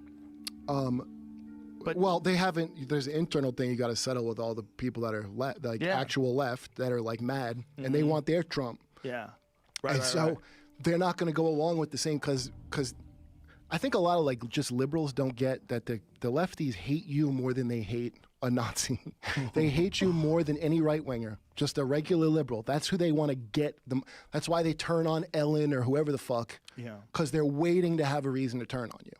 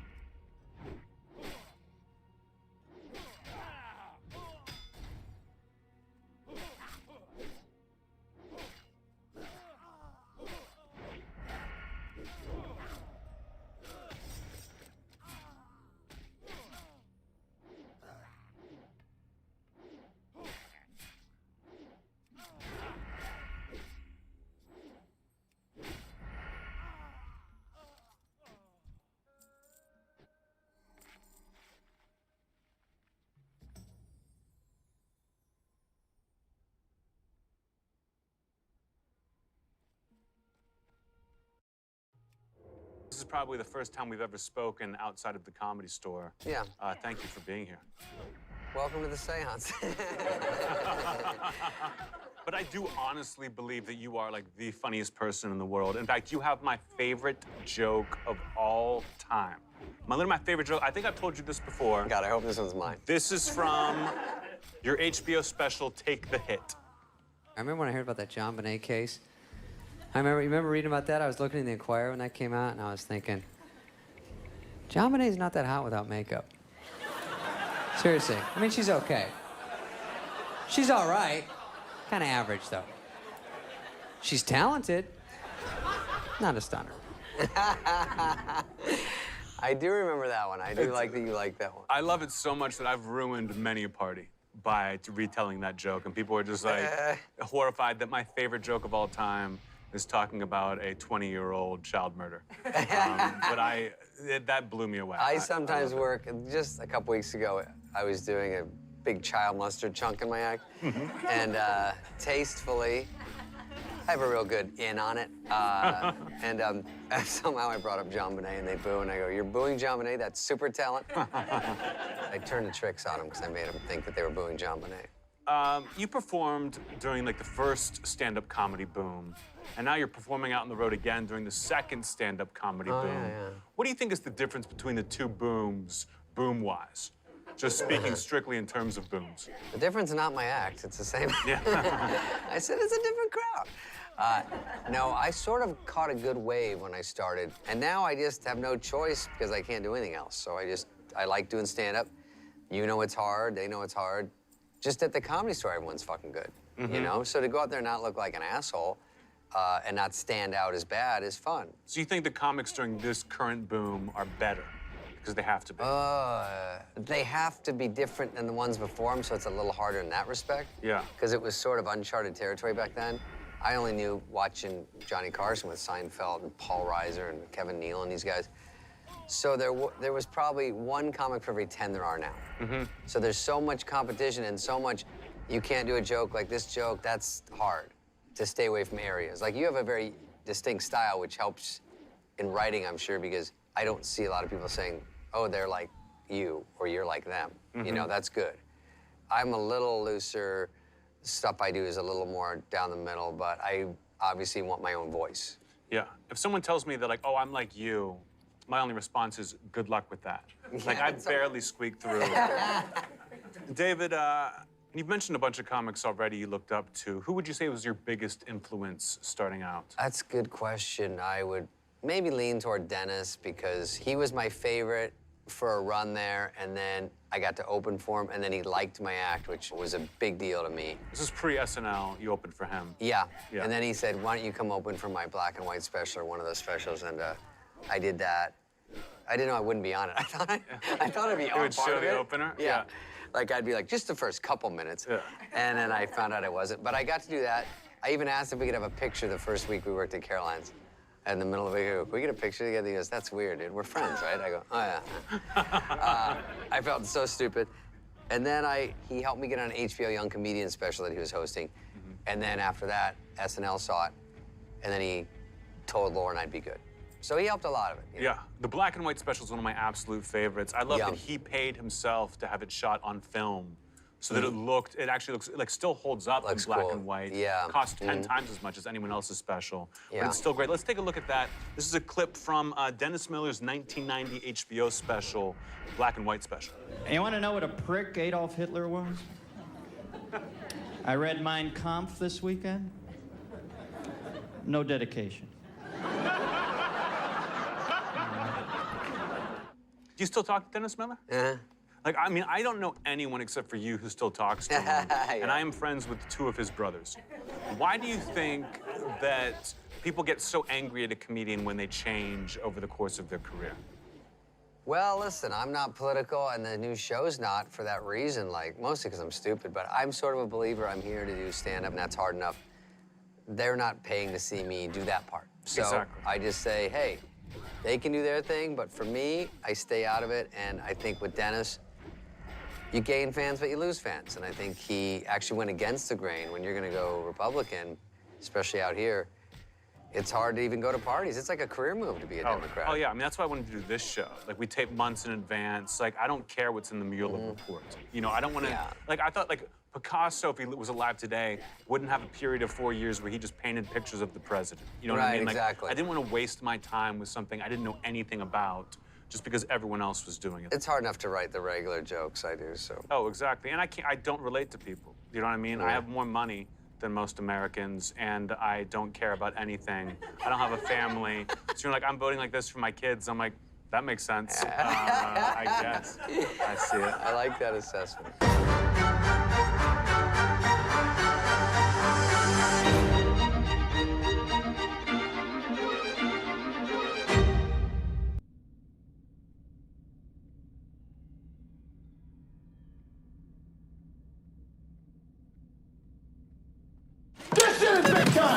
Who is Randy? Don't bring anyone mother into this. Your mom in the fucking stand! How did you figure out that being unlikable was actually the way to be? Were you always a piece of shit? I didn't have a choice. It was like I walked on stage. Imagine me at 23. You know what I mean? Walking on the stage with a bunch of other, like, a lineup full of white guys who looked like uglier versions of me. Right. And then I get up there, and people hated me right away. That I was like, this is interesting. Let's lean into this. Let's see if I can make the joke so good that you can hate me, and you still have to laugh at it. And then I just started following. Like, I would say, like, I'm the greatest, and the crowd would laugh. And I was like, okay. Like, let me follow this. Like, this is interesting. Let my ego get involved. I feel like, knowing that you were coming on, I was like, oh man, you know what? Because I think you have the same instinct I do when a crowd does turn on you, like historically. Then I'm like, I'm definitely gonna be meaner now. Like, so I was like, I would love to see like your sets that have gone the worst would be, to me, not amusing in the sense of like, oh, you're seeing someone bomb. I mean, like, I would just love to see you lean in mean on a crowd that doesn't like you. I mean, normally, like, I had saves pretty early on. You know, like if a crowd was like, just didn't laugh, I'd go, oh, I'm sorry. I thought you guys were cool. And they would laugh at that, and then I'd be back to like, I found out that like, if you didn't just like apologize, then you were cool. Yeah. But there was one show, one of the worst show I ever had to do. I was at the Columbus Funny Bone, and the weekend went so badly, and I had such a bad time with the manager that I was like, I'll never do a Funny Bone again. Like, I will never do a Funny Bone again. And I haven't. Really? And yes. Wow. I was just so mad at the manager. I've never been treated that way. And I had to do these. I did all these shows. They were all sold out. And then it was Mother's Day on Sunday. And I was like, guys, you don't want me on Mother's Day. And they like fly the room. And I was like, call every single person who bought a ticket and tell them who I am and explain it to them. Right. And they were like, we got it. We called everybody. Everyone's cool. down. And then I went up and I mean, it was just a train wreck from start to finish. Right away, they're like. And it was also in a way where I was like, you're right. Like, you should never have come here to see me on Mother's Day. Like, this is the worst show. Sometimes I'm like, this is a bad crowd. I'm like, you guys are fine. The problem is me. Yeah. And I have no plan B. Yeah. I'm not going to go into the crowd and talk to your mom. You're going to hear more of these jokes. And they hated it. Well, that's the thing that I've always, I told somebody once, I was like, you know, the difference between an entertainer and a comedian is like the entertainer goes, I just want everybody to have a good time. And as a comedian, like the way that I feel is like I'm bringing what I do up there, and like if you don't like it, I'm not switching. I'm not going to be like, I'm a dance over here to make everybody have a good. I mean, I'm not in that business. I'm in the stand-up business, and this is what you get.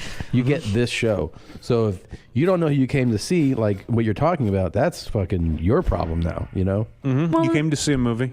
And you're going to see the movie. Yeah, like, see the movie. I'm not going to change the movie because somebody's not having a good, because you brought too many kids. Yeah. You know, Right. like, it's a rated R movie. Well, and there's the internet. You can Google who the fuck you're going to see that night. Yeah. You don't just show up to a movie and go, what's playing? I don't care. Anything. You pick the movie. Well, that's the problem, though. is, like, Stupid. so many of those, like Funny Bones and some of they're in, you know, these malls where there are people Yeah. like, what's this? Oh, let's go in here. And you're like, I mean, you're not going to even Google the band you're about to go watch. I know. See if it's the genre of music you like. No. Yeah. And then they're like, I don't like this. Well, you should have fucking looked it up. You know, that's crazy. I don't like country. Well, you're at a country concert. Okay. That's not my fault. No, and it's so funny because we've known Anthony forever, and I remember a young early 20-something Anthony Jeselnik, and you were so sweet. You've always been the sweetest person. I'm sure people are. I mean, are they surprised when they meet you? And do you hear that Some a lot? have to Is what be. I'm They saying. have to That be they're like- like, I expect you to be a fucking dick. Yeah. Yeah. And I think I'm not even that nice. I'm just not as mean as you think I'm going to be. Right. You know, like that guy's like such a No. monster. You were a sweet 23-year-old. I remember. I found that so many comics who acted sweet on stage were dicks off stage. Yes. Totally. That I was like, you know what? Like, Yes. let me go the other way. And the 100%. PG acts. Would Oh, be fuck them the most. Yeah.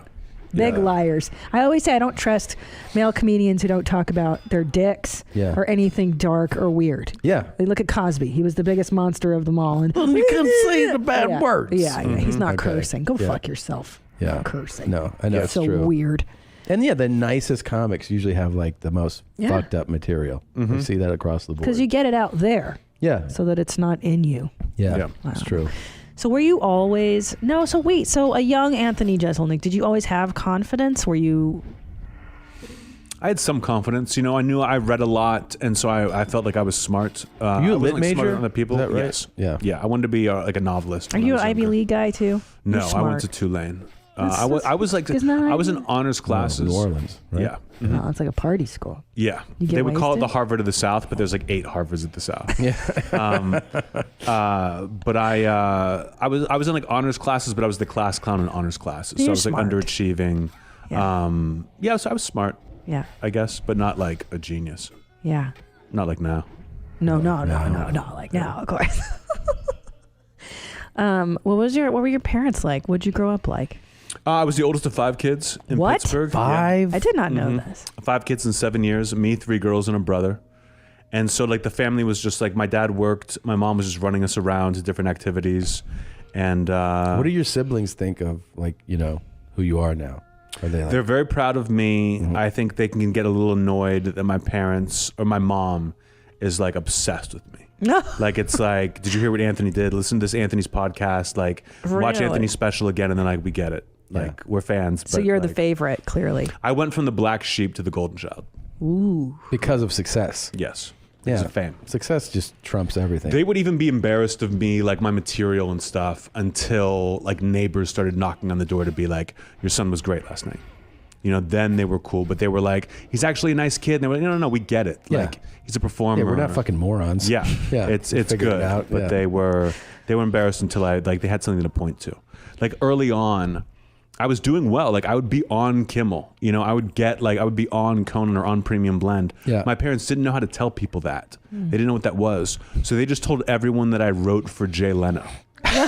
That was like showbiz to them. Which would be the last job you Exactly. could probably keep. So I would come home and I'd be like all proud of myself. Like maybe they saw me on Kimmel and they'd be like, "So your parents tell us you're writing for Leno?" And I'd be like, "No." And they'd be like, "Oh." Oh. I'd be like, "But," and they'd be like, "Yeah. No. Whatever." Your dad lied to me. Yeah. My dad told somebody I was on SNL one time, and I was like, "What?" He's like, "Well, you were on a thing." I was like, "You said Saturday Night Live," and he was like, "I don't remember." I'm like, "That's what they said, so that's what you said." Yeah. Like he was just like, "Well, I remember it was TV." I was like, "Yeah, it's a distinction, though, right?" Like, Yeah, like TV to them, like SNL was TV. It's like they just don't. yeah, know. they're just like, he's a comedy show on TV. I think it was SNL. I'm like, Mhm. okay, that's cool. He. I don't know if you get this from your parents. My dad called me. He was like, I was at Rite Aid and the pharmacy. The lady's your biggest fan. And I was like, oh, that's cool. So when you're here, if you want to go say hi, and I was like, I don't want to do that. He was like, oh, I thought you would. I go, why do you think that I would want to go to Rite Aid to meet the lady? And he's like, she's a big fan. I'm like, I appreciate it, but like, I don't want to go to Rite Aid to meet the pharmacy lady to be like, hey, I heard you like me. What's embarrassing? Like, how presumptuous of you to be like, Yeah. here I am. You want to take a I picture? don't have any meds to pick up, but My parents used to give out my email address. No. I was like, you got to stop. You got to stop it, guys. Like, but And they're what a would they fan. They're say? nice. Oh, It's nice. And I'm like, yeah, I've got a lot of fans, but don't give out my email address. That's. Oh God. I had to train oh, them. dude, one of my dad's friend is a lawyer, funny guy. So he's been writing some material, and I'm like, boy. and he's like, I thought you might read it for him, give him your thoughts, and I'm like, nope. read your lawyer friends like written monologues and then give him feedback? Yeah, I thought that would be nice because he likes to write. It's And like, when I no, first dude. started, like I just done like some bringer shows, some open mics. My parents were like, one of your like second cousins contributes jokes to Craig Kilborn on like his like Late Late Show. Would you want to like email him and talk to him? And I was like, yeah, I guess, you know, I'll try that. And so I like sent him the transcript of like my first ever stand-up set. And then he like looked at it and was like, okay, like, and it was like, of course it was terrible, but now I wonder what that guy's thinking. Like this fucking guy is now like, like I'm reading that. That's hilarious. How do you get email jokes? Do you get email jokes? Yeah. I get like on my website, hey man, big people fan. like, oh, you have an email address on your website? Yeah. And they'll go, big fan. I was thinking about this and thought you could do something with this. Like, yeah, I could press delete on this shit. And I'm like, you just think I'm going to like, say then sometimes they'll do it for specific. I saw you're coming to Kansas City. It'd be great if you referred to, you know, the place over on 23rd Street. I'm like, I found that like no comics can give me advice, no matter how like amazing the comic is or how much I respect them. Yeah. I mean, I've had like Chris Rock has been like, try this, and it has not worked. Right. Jim Gaffigan's like, Wow. try this, and I'm like, okay. Some people now they're like, can I give you a piece of advice? And I'm like, no, you cannot. It just won't work. But I remember Russell Peters comes up to me, and I love Russell Peters. Yeah. But he comes up to me at the Improv, and he's like, I thought of a joke that only you could do. Do you want to hear it? And I'm like, you're Russell Peters. Like, yeah. And he's like, hold on, I got to do a set. I'll be right back. Goes and does the set, comes back to me, and I'm waiting, and I'm just like, I wonder what this is going to be. And he's going through his phone for like 5 minutes, and finally goes, something about Make-A-Wish kids. That's it? Yeah. And I go, that's not a joke. Yeah. Like, that's not a joke. Yeah. I like the area you're in. Yeah. Yeah. It's a great subject. I Yeah. understand why you would say that, but So- being like, here's a joke only you could do. How many people don't get the joke with you? How much hate mail do you get? I don't really get much, and I've been kind of grandfathered in that if someone tries to attack me, like the comments are just like people, like I've had to stop retweeting ironically. You know, if someone like misses the point and tweets at me like angrily, then I would retweet it. My fans would just devastate them. Yeah. That it's like hundreds of comments being like, you're an idiot. Like a big one I'll see is like, you must be new here. You know, like that now, either if you don't get it, you've got to keep your mouth shut because enough people do. Yeah. You know what I mean? Hello, and thank you for watching that highlight. If you want to see more of those, we have them. They're provided for you. So enjoy. Just do a deep dive like you're trying to study us. Click on these and subscribe. Hit the subscribe button, and then they'll just be delivered to you. You can watch them when they come out. Please do it.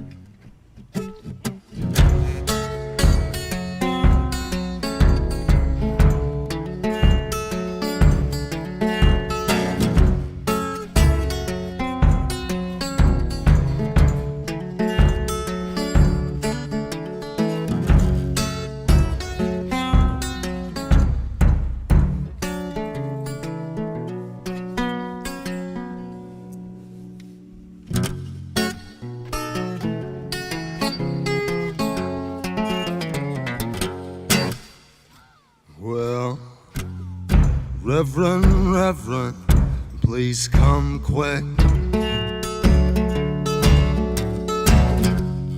'Cause I got something to admit. I met a man out in the sticks, a good old miss. He drove a Series 10 Cadillac and wore a cigar on his lip. Don't you know the devil wears a suit and tie? Saw him driving down the 61 in early July. White as the cotton field and sharp as a knife. I heard him howling as he passed me by.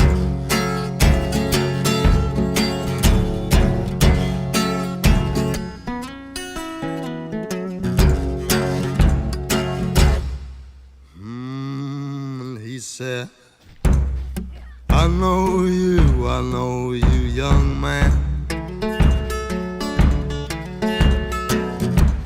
Well, I know you by the state of your hands.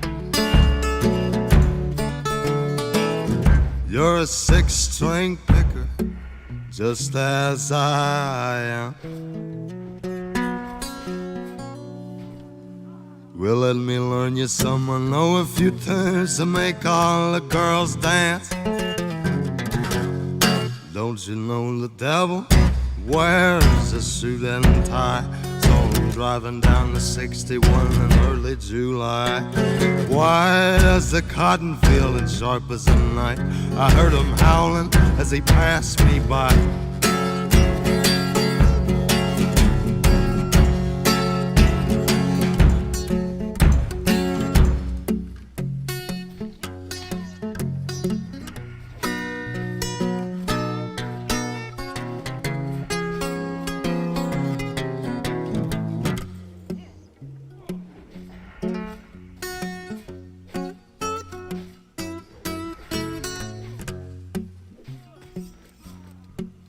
Oh, foolish, foolish was I.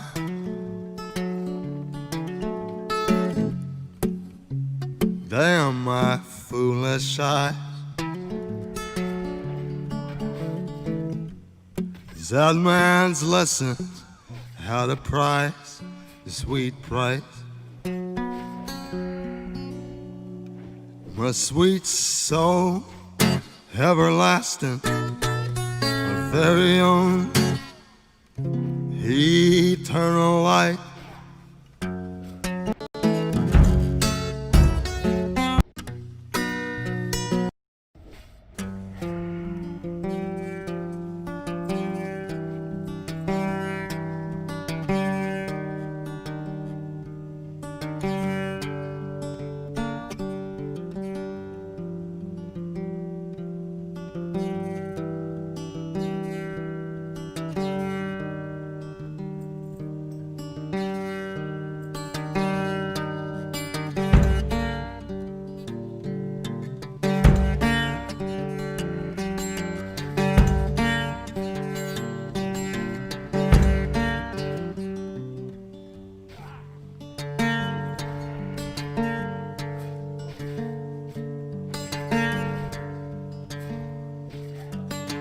Sunshine beating on the good times, moonlight raising from the gray, string band playing worn out honky-tonk, pretty young thing going dancing in the rain.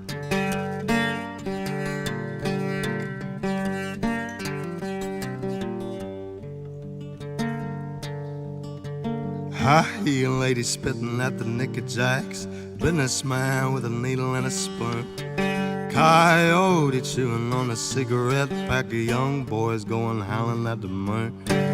Hey, darling, sleeping on the blacktop. Hey, darling, running through the trees, honey.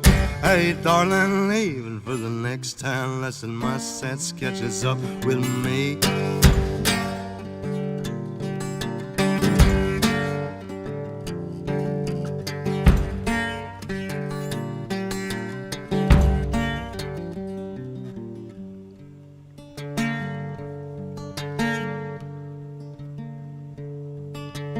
3 dead in a crash on the number 4.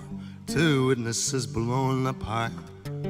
Not sure whose will be done, and you can call me a sinner for wondering why. Hey, darling, sleeping on the blacktop. Hey, darling, running through the trees, honey. Hey, darling, leaving for the next town. Listen, my sense catches up with me.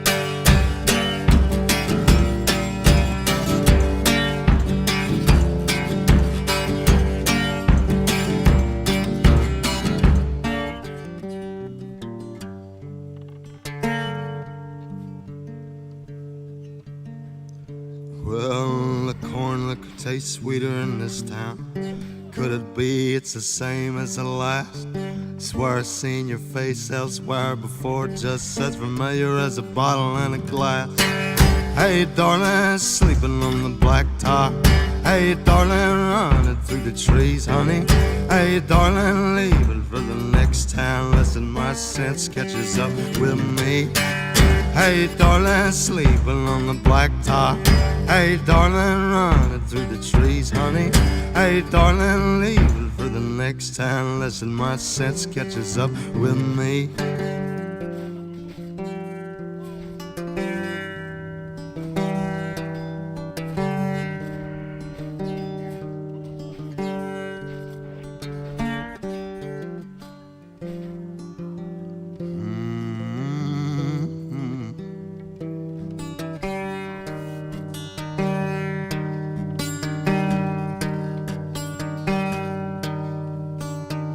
Listen, my sense catches up with me.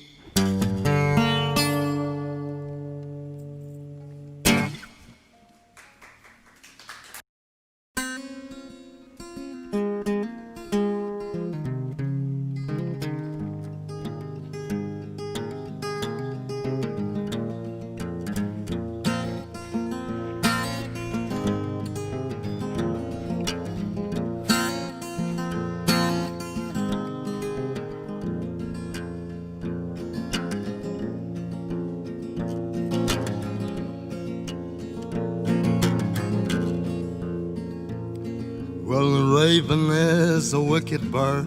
His wings are black as sin. And he floats outside my prison window, mocking those within. And he sings to me real low, it's hell to where you go.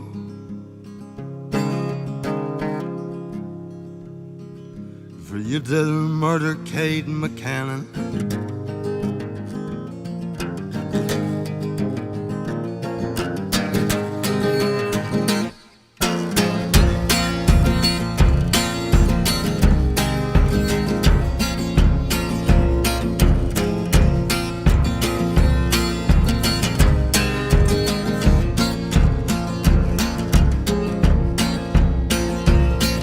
When I first met Tom McCannon, I was working in the mines. Said he had himself a dark-haired daughter with long green eyes. And when she and I didn't meet, she was bathing in the creek.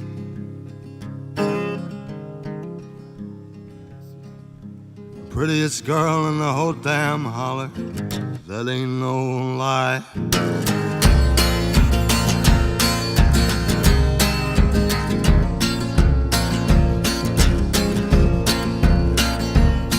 So I went a courting Cade McCannon. Got me a job and I quit my rambling.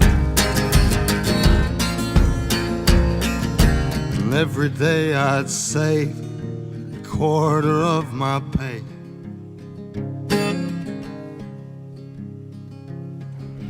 I could buy a diamond ring.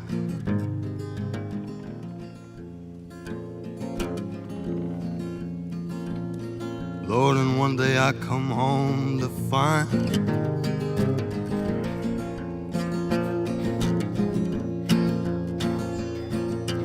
darling angel's not in sight. So I made for the creek where she and I didn't meet.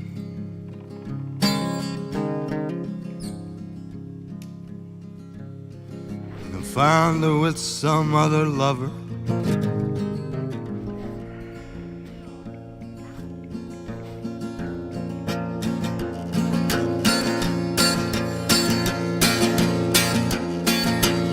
Then I put 3 rounds in the Kate McCannon.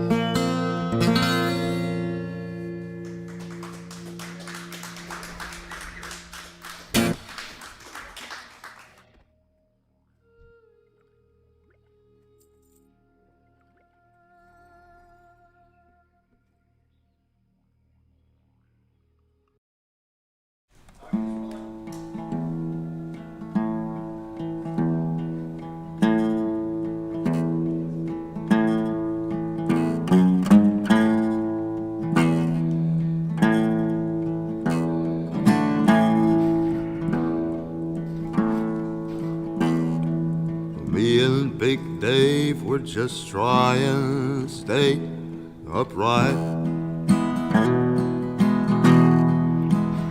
We were chasing white lines and warping our minds last night. We were killing the time, though we sure didn't know it. Run down rhymes with Kentucky poet. Me and Big Dave were just trying to stay alive. There's some folks around town that might cuss our names down to the floor. They might claim that we're loners, no account stoners, and more. It's the same kind of people who claim to be chosen. Their ears made of stone and their tongues made of poison. The doctrine they preach has got nothing that they can teach me.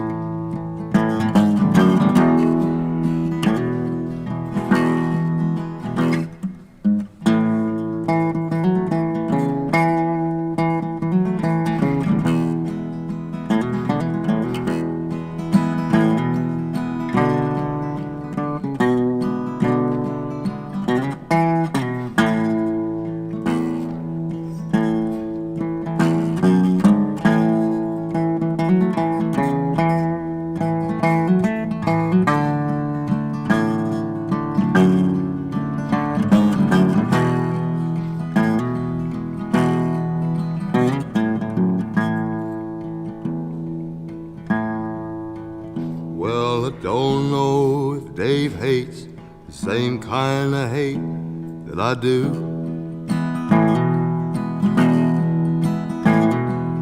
He knows that I know that he's been cut down by it too. Well, people get talking about the things that we uses. I ain't in the business of making excuses. Me and Big Dave were just trying to stay alive. This whole world's full of ghosts, but I believe that most folks can't see the particular demons that reason with Big Dave and me. No crossing, no bossing, he's wild in his sorrow. hiding his pain. Don't fight him, don't spite him. Wait till tomorrow, maybe he'll ride on again.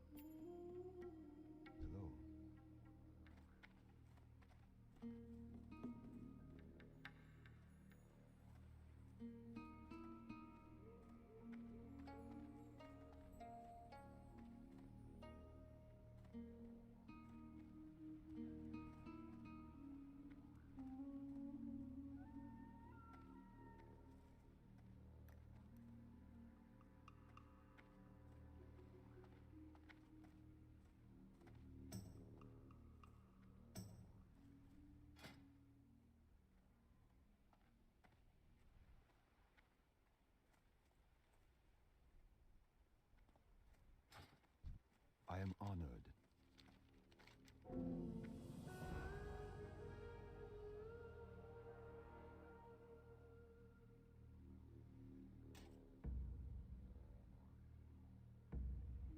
Be careful.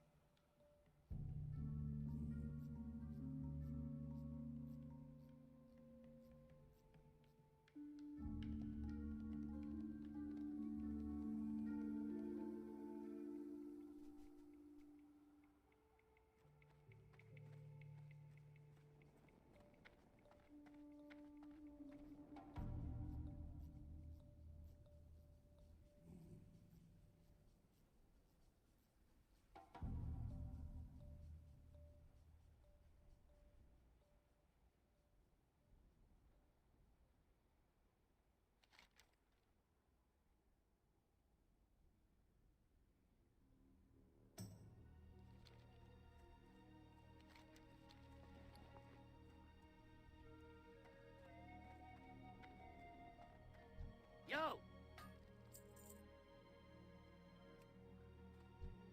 Potential customer!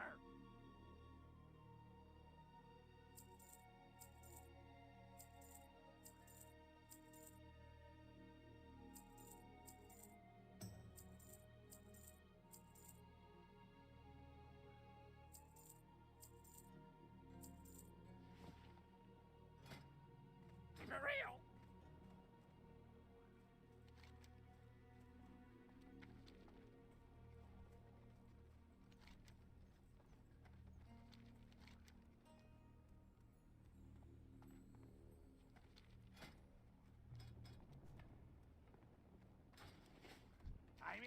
friend. Hurry back.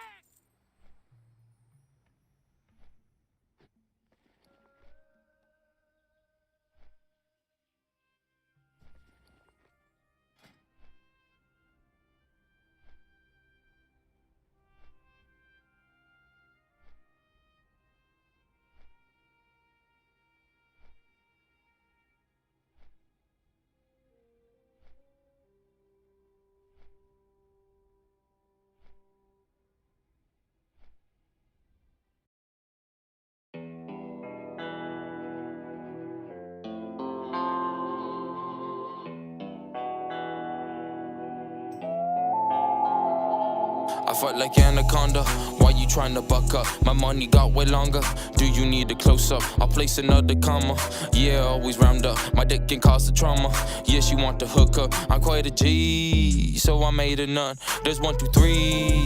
Goody trying to sell. You is a flea. Nothing but a schmuck. Got a degree, and I'm just warming up.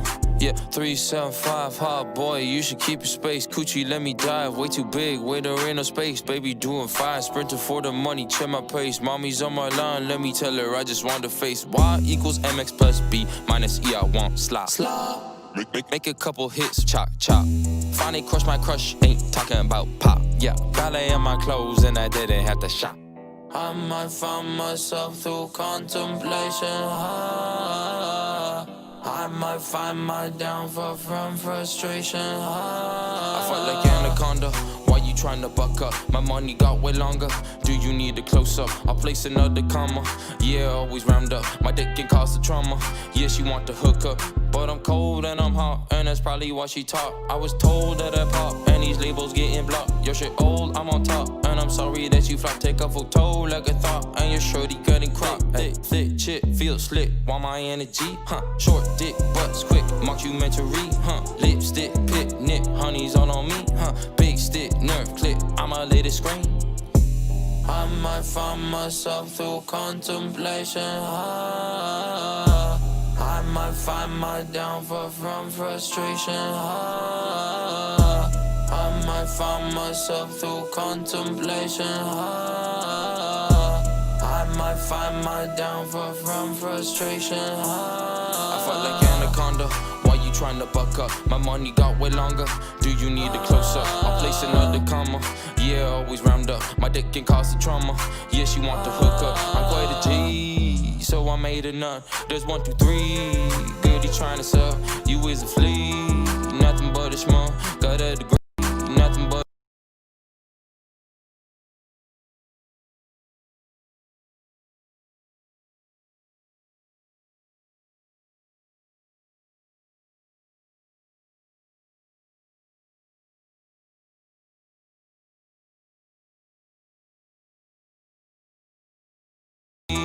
nothing but a schmuck. Got a degree, and I'm just warming up.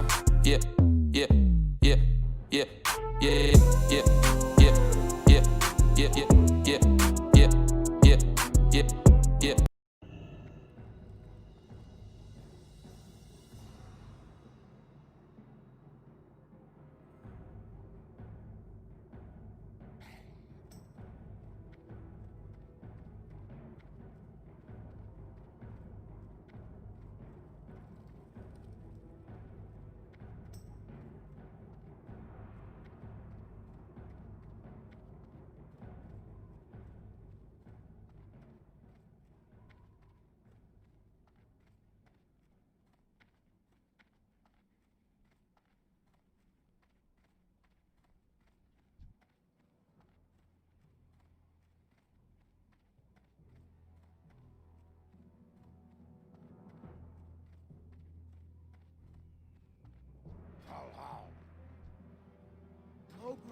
Strength and honor. Dab Rohal.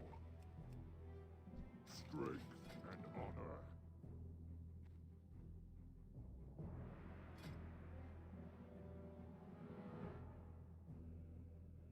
For the Horde.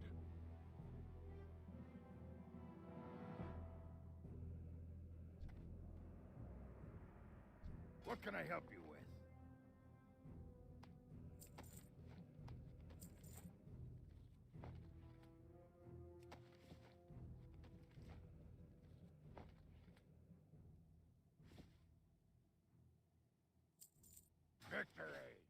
What do you need?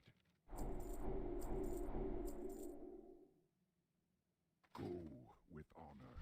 Zug zug.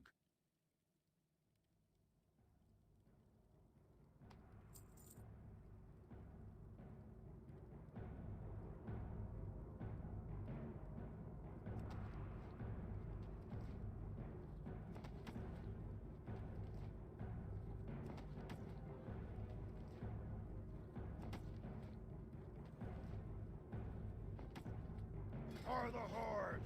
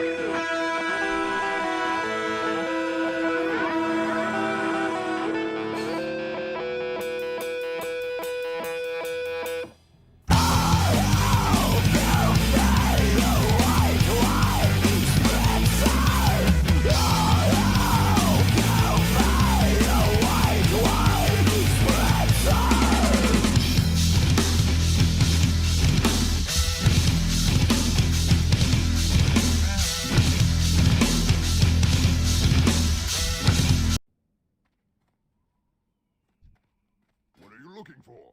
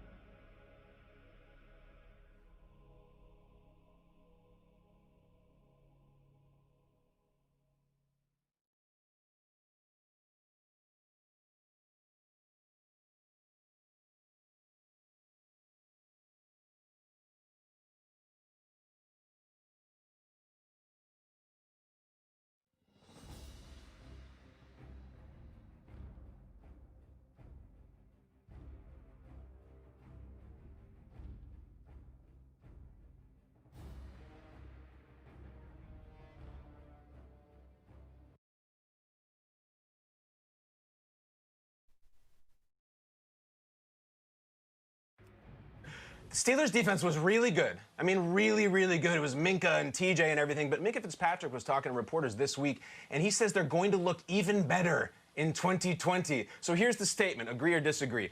The Pittsburgh Steelers have the best defense in the entire NFL. Agree. I agree. I think this team was outstanding last year because they didn't make the playoffs. Maybe on the national scale, we didn't give the Steelers defense the love it should have. Look at these ranks. Points per game, of course, it was 18.9. Their quarterback was throwing 5 interceptions a game at some point. Passing yards allowed third, but takeaways first, sacks first. This is the first time a team led the league in takeaways and sacks and didn't make the playoffs in 50 years.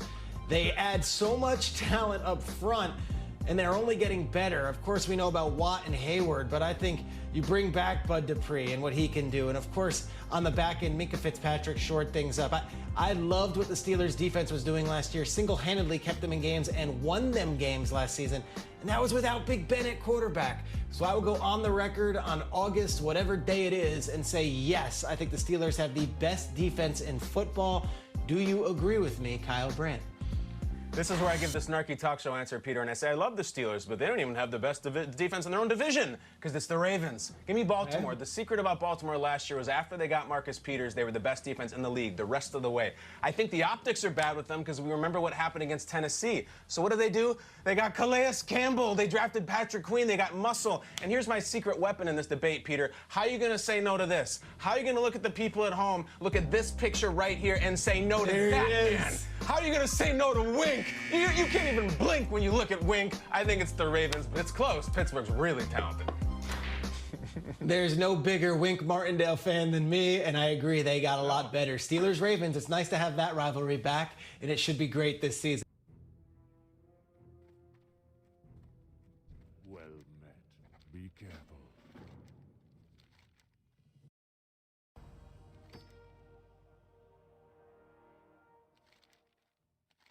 Go in peace. We shall meet again. Be careful.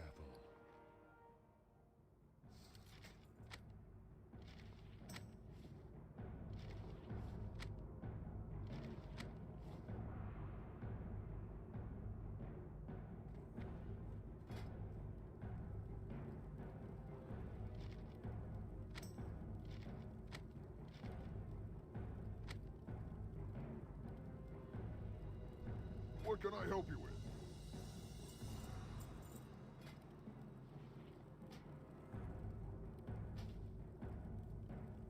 May your blades never dull.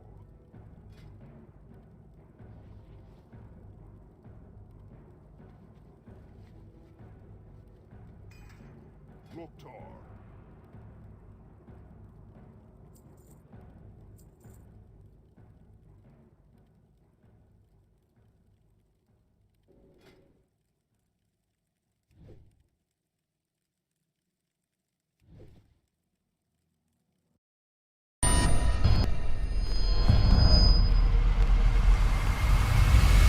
What's up, everybody? Welcome to another episode of Flagrant 2. I'm Schulte. I'm here at Akash. We got Alex Media, Mark Gagnon in the building.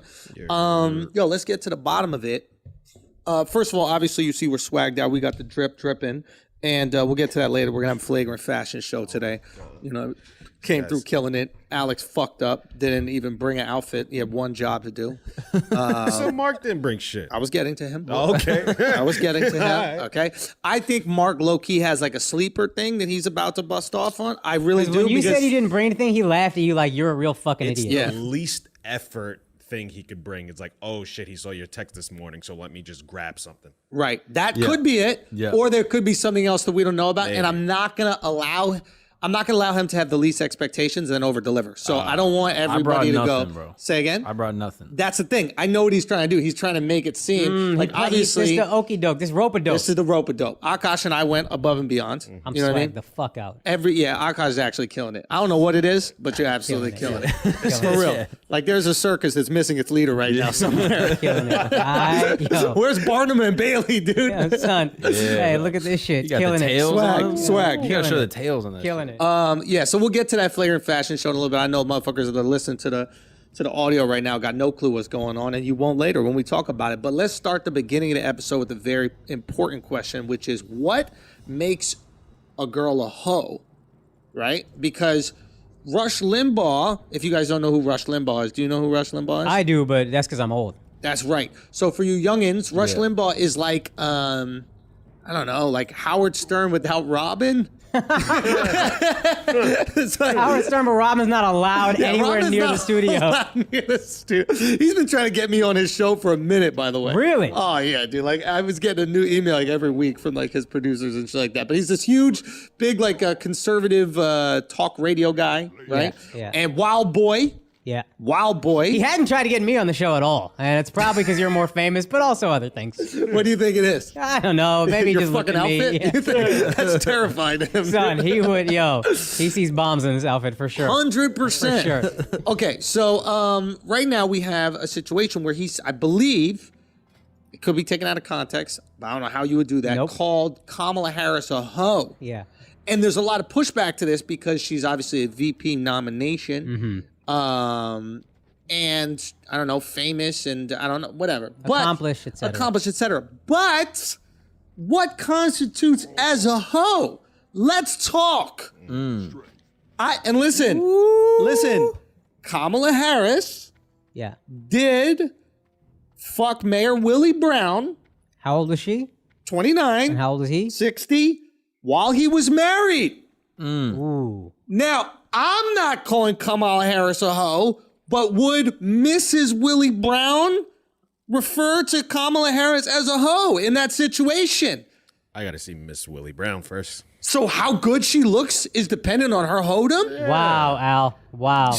Now, you are such a chauvinist. Apparently, Bill Clinton called Willie Brown Slick Willie Brown, and if Bill Clinton is calling you a man whore, then you definitely be dicking down these bitches. If Bill calling you slick. Woo! Slick Willie? Yeah. That Slick Willie, that means Kamala got the whop. Yo, you know. Yo. If he's slicker than Bill's Willie. Yo, come on now. Bill wasn't slick enough. That's the problem. I mean, he was mad slick. That's dry Willie Bill, bro. Nah, he's skating on them Epstein charges. Son, I guess. Can we blame him? Are we gonna look at Al? Are we gonna look at a black woman and say she deserved to get cheated on? Is that what you're saying right now? Wow, Al. Can we just be grateful the mayor of San Francisco is into women? Can we just do that? Can we just take a moment and reflect on that for a second? Yo, we need more minorities in office. You know That's what I mean? it. He was trying to get them to suck his dick, but it's okay. At least they're in the room. At least they're in the office. Hey. Now, apparently, he did the right thing. He gave his side piece, a better life. He gave her some opportunities, some jobs. Maybe she deserved them. Maybe she earned them. So maybe she earned them off her skill and then also was playing with the Slick Willie, right?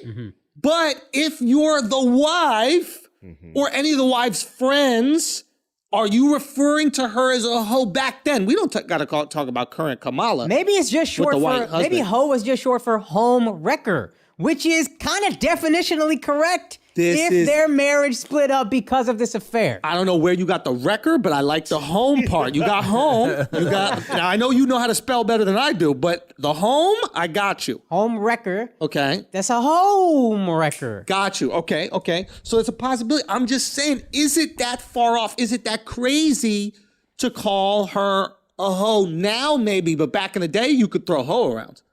Yeah, no, he said it like 2 days ago, but yeah, I'm with you. He called the ticket Joe and the hoe, which is kind of bars for a white dude. Wait, the ticket? Joe Biden. Oh, I thought you were talking about your show. Yeah, not Tiki Wiki. Okay, he called the Democratic presidential ticket Joe and the hoe. Right. And then he said she slept her way to the top. That's basically a hoe. He says she's a hoe. Yeah. Now, you can't take away from her accomplishments, but here's what I will say. Yeah. Monica Lewinsky, we all understand and we give a pass to her now because, and I'm not going to debate her, but the point is she was like 21, 22. She was with the president of the United States. She was young and impressionable, and this is a very powerful man, and so it's much more on Bill. Yeah. I can't apply the same shit to a 29-year-old woman sleeping with the fucking mayor. You're 29. I don't know if he was mayor back then. Maybe we could do a little double check, but definitely. He damn sure ain't no president. That's true. So the same rules that we understand Monica Lewinsky forgive her for, we can't give that forgiveness to Kamala. Just say, is it crazy to throw the hoe? Now, maybe, Al. Absolutely. So. It's crazy? Yes, it's crazy. What, back in the day, she couldn't be like, yo, I had a hoe phase. I was just smoking Some the back pole in to the man. day, but you can't call her a hoe now. That's what I'm saying. So that's why it's crazy. What is the statute of limitations On a hoe. Yo, when does your hoe wear off? That's a great question. The moment you stop being a hoe. You know what? Hold on. Hold on a minute. I am not a hoe because I'm no longer a hoe. So Bang. the second you stop being a hoe, You're not a hoe. You're not a hoe.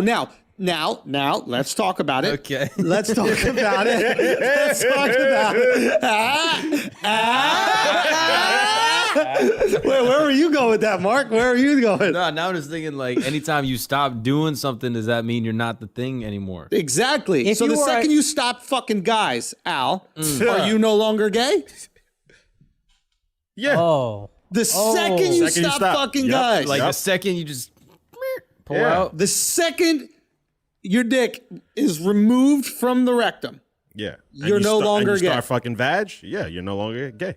I don't know, dude. Whoa. Sometimes it's You in you, switch it's who you teams. are. Nah, if you you can stop switch going to teams. church, you stop being Have Christian. you always Yes. had this opinion? I just want to know, have you always had this opinion? Absolutely. You really do fuck a lot of white girls. If you this open-minded. Okay, what about your girl? So your girl cheats on you the second she stops cheating on you, she's no longer a hoe? or you could carry that hoe to the next. Because There's some now hoe we're over talking about minutes. cheating, infidelity. Now you're adding But layers to after you this. break up, you won't call her a hoe. You don't have to stay together. She betrayed your trust. I get that. Relationship is fractured. Any girl But cheating on me is a afterwards, hoe for her life. For her whole life. Al operates Her on a whole different life? level. Her whole life. Her whole life she's a hoe. You believe otherwise? Yeah. She hops off the dick and all of a sudden she's a saint again? I mean, I think a hoe there are lasts at some least 5 to marriage. 10 There's years. some marriages that get past the cheating. They get past it, but So you that- still look at that hoe like cheating Nah, ass you hoe. can't. You can't You anymore. don't look at this cheating ass hoe like how could she? Cheating ass hoe. Yeah, but eventually you gotta erase it. You gotta erase the hoe. Eventually the hoe goes. Yo, can I tell y'all something that's mad vulnerable and I should not share at all? Yo, you ever like fuck a girl so good her legs shake after sex? Yeah, every time. Yes. So, No. but you know what I'm talking about? Like you Yeah. find they like orgasm so many times their legs shake. Bro, I fucked my girl the other day, bro. My legs start shaking after sex. So that shit felt mad pathetic, son. Yo, I'm literally laying there covered in my own cum because I just came on my belly and my legs are wobbling a little bit. Did you try to get up and walk? Are you Bro, I dehydrated? didn't know What's what to going do. on? I don't know what was happening. I think it was the altitude. So weird shit happened when I was having sex up in Aspen, bro. I started tearing because I was so tired after this fucking bro. Not even after sex. It was during the sex. You know when you're so exhausted you cry a little. No. Well, I do. And Nope. she was riding me. What is happening right now? So it's the altitude. It's high, bro. It's This is 11,000 wild, square feet or something. What? So, but I literally started tearing. And I had to go like this Nah, during you sex. need to go back over to get your dick back, son. Say what? You need to go back I over left there. it and over break- there, yeah. huh? Did Son, you- this is wild. Did your girl say some shit to you while your legs were shaking? Like, yeah, I did that.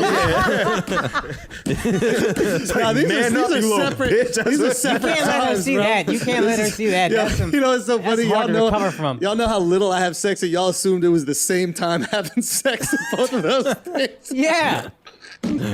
That's a traumatic moment, bro. No, it was traumatic. But it shit could was be traumatic. altitude because when you bake at a higher altitude, you have to change the baking recipe. Exactly. What the fuck does that? I don't gotta even do see how about that crying applies, and yo. shaking No, legs. I don't see going how on? that He just applies wanted to at all. throw out a little fact he Nah. knows about altitude. And I'm bailing him out with bro, it. we get it. You saw a YouTube video about bacon, bro. Okay.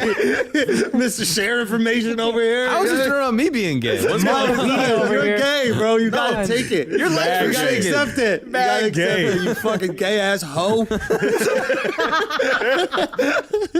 Yo, real talk. not a All hoe, right, bro. back to I this didn't fuck Kamala, any right? bears. Yeah. I Back just to this hoe. whoa.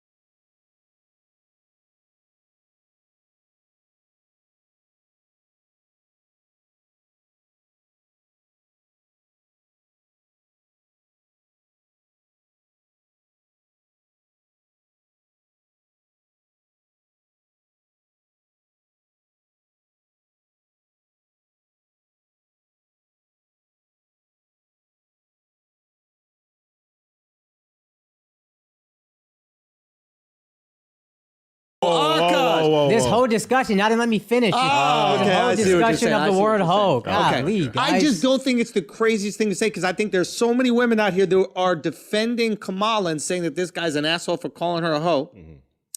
When they have called far lesser women hoes, right? You call the Kardashians hoes, they fuck 4 people that they're all in relationships with. How are they all hoes? Every Kardashian's a hoe. They just fucking people they're in relationships with. But Kamala fucks a married man, and all of a sudden, oh my God, how could you dare speak about a woman of color like this? Kardashians are women of color. They are, bro. That's my brown-eyed girl. What do they call it? That's my brown-skinned girls, bro. That's my brown skins. Yo. What? Brown sugar? You talking about the That's my Kardashians? brown sugar, bro. No, but for real talk, and all these dudes out here calling every girl a hoe that walks past them when they holler and they don't and the girl doesn't listen. Yeah. Every girl's a hoe. But now Rush Limbaugh says that about Kamala, and all of a sudden they're like, oh my God, how could you ever speak about a woman like that? All I'm trying to say is y'all a bunch of fucking hypocrites. I'm not calling Kamala a hoe. But she fucked my man. Yo. What? But if she fucked my man while we was married. Yo, yeah, anybody breaks up my marriage, that's a fucking, I hate that motherfucker for life. I'm calling him every name in the book. Yo, that's true. What if they had the Jada Will situation? Oh, open? Yeah. I don't think their marriage You think survived the it. mayor's going to have an open relationship in San Francisco? AIDS-riddled San Francisco is going to have an open relationship, bro? That's a good ass. Come on. That is a good ass That shit was riddled, bro. Yeah, but back then, didn't they think that was just a gay drug? Say what? A gay disease? Gay virus. Yeah, it used to be called GRID, which is like gay something immunodisease or some shit like that. It was like gay in it. HIV used to be called GRID. I don't know what it stands Really? for. Yeah. Is everybody just trying to top each other's gayness right now, son? Yeah, how you know so much about gay shit, facts? bro? He knows about bacon. You crying during sex. Wait. Y'all bunch of I've bitches, been gay, so Yeah, don't that's get true. that shit twisted. Well, he outgayed you just now, son. I mean, he Yeah, outgayed y'all me need to every get more time in he touch with dresses your up. emotions. Yeah. Y'all never came out your eyes. That's all that is. You tear. I was coming out my eyes, bro. That's it, dog. It's salty. It's the same shit. Get your fucking relationships right. Real talk. Start making more love, yo. Y'all making lust. Start making more love. That's a good point. Crying doing the stanky leg in bed and shit. So that's what I started doing to make it look like my legs were shaking. I do the candy sweet, goodies, sweet Tootsie Roll. Wild boys. Y'all some wild boys, man. Nah, y'all wild boys. Y'all a bunch of hoes. Y'all a bunch of hoes too. Nah, man. I got a Once fact you stop check. being a hoe, you're not a hoe. I got a fact check on some of the Kamala shit. Okay, go. So she dated San Francisco Mayor and State Assembly Speaker Willie Brown for a period of time in 94 and 95. But technically, he was estranged from his wife for over a decade. Oh, come on, son. They broke up. This is according to this, that apparently... That sounds like some hoe shit to me. Get the fuck out of here, son. That sounds like some hoe get shit out to of me. here. Hey, so Mark, I'm so tired of you fact checking. Yes, that's what I'm talking Put out about. some fire ass content. Yo, you then know you're what, gonna You fucking handsome fact check. motherfucker. Yeah, that's what I'm talking about. son. Why you call him handsome for no reason? Fucking glizzy goblin over here. Bacon ass video. Yo, you can't just throw in compliments while we on like a roll. Yeah. Like, we're all making fun of each other. Yeah, your jacket looks stupid. Yeah, your dick looks fat. What? Your pants is too tight. No, but you know what's fire? We did this shit last. That's what we gotta do. We gotta start every episode with no facts in the beginning, right? Remember the last episode? What was it we were talking about? Kamala again, I think. No, it was it Kamala? There was something specific. Slave owning roots. Yeah, Kamala. Oh yeah, it was Kamala. Yo, it was we call her fucking what was it? Her Jamaican great granddad or some shit. John Brown or some shit like that. I don't know, but then we found out he was actually white. Anyway, point is, we got to start the show with no facts, all feelings. We go no facts, all feelings, and then Mark does a fact check and ruins all the fun, but actually makes it more fun. Okay, that's the segment. It's called No Facts, No Facts, All Feelings. No facts, all feelings. It's the anti-Ben Shapiro segment. Well, facts don't care about your feelings. Shut up. I hate that little facts don't care about your feelings. That is some smug shit to say. Yeah, facts don't care about anything. They're not a sentient being. Yeah. You know what I mean? Like, what are you talking about? Like, facts don't have any feelings. But we as human beings do, if we're not autistic. So yes, Kamala's not a hoe. Turns out Kamala's not a hoe. This is alleged. I don't know if necessarily. It's There's fact. That's dubiousness fact. about That's it. all facts. Yo, Slick Willie was getting it in. Shout out to Slick Willie. Shout out I to mean, Slick I'm gonna Willie. be honest though. I do feel like a lot of guys will try to fuck other girls and that are married and be like, nah, we are like separated. It's just not official. So I believe it. I think because 10 years is a long time, but there are definitely dudes who try to fuck girls while they're married and be like, nah, we're not divorced yet, but like my wife and I don't talk. We don't live together. Blah blah blah. She also was 29 dating a 60-year-old. That's crazy, dog. Nothing wrong with that. That's goat shit. Yo, there's nothing wrong with That's that. Nothing wrong with goat that. shit. Yeah. 30 years? Bro, that's She an goat old ass shit. bitch at that point. 29 years old. Hard boiled egg having ass lady. You really think she can't date a guy 60? Oh, wow. There are a bunch of 30-year-old bitches crying right now listening to Yo, you didn't have to call them bitches, Al. That was a little extra, you know what I mean? Oh, that was extra. Was a little That was like extra, you just bro. call all these. He said former one hoes girl was a bitch. I didn't call all women bitches. I didn't even call Kamala a bitch. You just did that, you Wow. fucking piece of shit. Come on, Yo, you know what? You're right. I'm Son, sorry. Yo, that's Protect foul, women, son. dog. Sorry, guys. Protect women. I'm sorry. You're right about it. Old ass women. Yo, but for real, man, honestly, I'm glad we got to the bottom of that. What was the bottom of it? wait. So is she a hoe or is she not a hoe? So he was still married at the time, but apparently they were estranged, but we don't really know that for sure. Yo, Nah, sometimes we know divorce that. is We know tricky, that. man. I'll give Slick Willie that.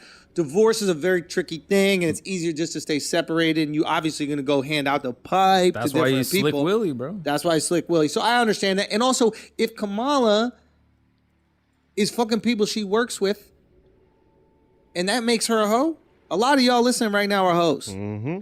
A lot of y'all are fucking. A lot Did of she get a y'all. job afterward?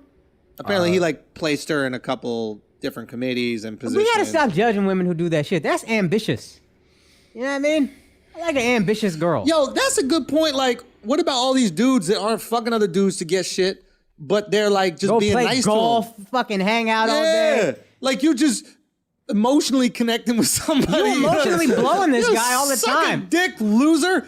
What Yeah. the fuck you doing all this like buddy shit? Fucking yeah, tapping him on the back. Hey, you watched the game last night? Real talk. That's an emotional blowjob. You hoe. Yeah. Bunch of hoe ass dudes out there. Just cause y'all not sucking dicks, that y'all out there just being charming and sweet to motherfuckers. How else are you supposed to get a promotion? You stay after work. She's staying after work. She probably working harder than you are, motherfucker. She probably working less. Making more and of a got the difference. same shit. Think about it. She's optimizing her time, which is what you need a president to do. Oh, factual. Yo, now you talking. let's do this. That's the type of diplomacy I want. Yo. Put the D in diplomacy, all right, Kamala? Let's solve this nuclear war. Israel, Palestine, get over here. Yeah, yeah. You got some missiles to deactivate. I'm just saying, why are you judging women, bro? Al out here judging women. Yo, Don't throw it at me. Don't throw it at me. Stop judging women. Al goes on one boat ride. He get one little yacht ride, cooks man. together one little video, and all of a sudden he calling all women hoes. You're not in the hypnotized video, Al. It's not biggie, can't you see? Yeah, man. I erased that hoism. You know it's Off impressive rip. though. You could erase. You could MIB a hoe? Yeah. Oh shit. That is How you do that? Yeah, how do the you do that? moment they take the dick out, boom, they not hoes no more. The moment they take the hold on. The moment they just take it What out. girls are just taking their dick out of you? Just take it out. right. Oh, take your dick out. A dick. Any dick. Yeah. They're The I thought general you- dick. I They thought you take had a it out. specific ability to make a girl not a hoe. I thought there was some like christening thing that you had going. They got to do it. They have to do it themselves. Yeah. I got you. You know, I didn't calculate with this hat is the back of it hitting the chair. Okay. So glad I shared that with you. Thanks for that information. Yeah, anyway, you know what? I thought that was gonna slap. I was like, yo, once I give them this information, we taking the podcast to another fucking level, bro. With this, the fucking hat, the back of the chair, shit. That's what everybody was thinking at home. That's what everybody thinking at home, dog. Real talk. Okay, so we offer this. I think that we've come to some conclusion. Yeah. Yeah, this is a pro women podcast. Absolutely. Yeah. Son, are we not feminists? Honestly, I realize I am a feminist. Yo, we are such feminists. We might be feminazis. Yo, honestly, we might be. We might be. Explain it to me so I can agree. I don't know. I don't know what that is, but isn't that something that like people always say? We on weren't Twitter? slut shaming, that's for sure. We're trying to call out the people that are calling out Kamala. Yeah. If you call all these other girls hoes, but you're not going to call out Kamala, keep the same energy. Mm. You know what I mean? Yeah. You know what I mean? I do. That's what I'm talking about. Every time a girl fucks a dude that's successful or famous, she a hoe. And if she gets a job out of it, I support sex work. Also, if there were more successful and famous women, we would fuck them. That's the only reason why we not fucking them. You don't think somebody would slide some dick up Barbara Corcoran? Yo, let me tell you something. Yo, if Barbara Corcoran got a 3-bedroom for your boy in Dumbo, she could get some dang-a-lang, bro. Yo, my girl gonna be about that shit. You better Come put on a on. condom, get us this condom. Let's go. I'm not doing this. I need 2,300 square feet, Barbara Corcoran. And I can fill up any square footage you need if you know what I'm saying. Wink, wink. I'll park, you got a garage? Because I'll park my shit in your garage. Easy money. Yo. Easy money. That's all I'm saying, ladies. If you, listen, I know a lot of women out here, no, this is important. A lot of women out here feeling judged because men aren't fucking them to get ahead in life. The problem is y'all not ahead. Y'all busy giving head. Y'all not ahead. We need y'all to get ahead. Yeah. Okay? There's 3 Oprahs. Oprah. Who the other 2 Oprahs? Judge Judy. Oh, Judge Judy or Oprah? Judge Judy or Oprah, that's bro. That's what Oprah has. That's the authentic Oprah. That's all. That's I fucks Judge with Judy. Judge Judy. Oprah. Judge Judy. Used to There's be probably Ellen. another bitch out there. I'm like, yo, how fucked up is that? The bitch that owns Zara. That's a bitch? Well, it was a guy, but she divorced him. I think she gets half of Zara. You know that's how these women make billions. Yeah. Amazon's wife. What's Jeff Bezos? Oh, what's Miss X Bezos? We're gonna call her X Bezos. There's Jeff Bezos and X Bezos. Nah, I fucks with Mackenzie Bezos. Why? What'd she do? Because she giving most of her We money don't away care. and she gets it. wait. She does? Yeah, because she's giving most of her money to charity. Oh, She you knows got she to. charity. Yeah, so she just charity. gets it. You know what I mean? Like, that's how I got my money. Jeff ain't giving shit to nobody ever. Yo, that's the fun. You know, people say the buck stops with me. Not in her case. The buck keeps bucking. Yeah, she pay that shit forward. Okay, so, but that is a real thing. If, ladies, you get into these power positions, which is what we want, you get into these power positions, right? We would love to fuck you and take advantage of that power you already have. We would love that opportunity. It just so happens that we can't think of any of y'all. The other thing is that girls aren't gonna fuck down. Say what? I don't think girls like. Well, we had a discussion about that.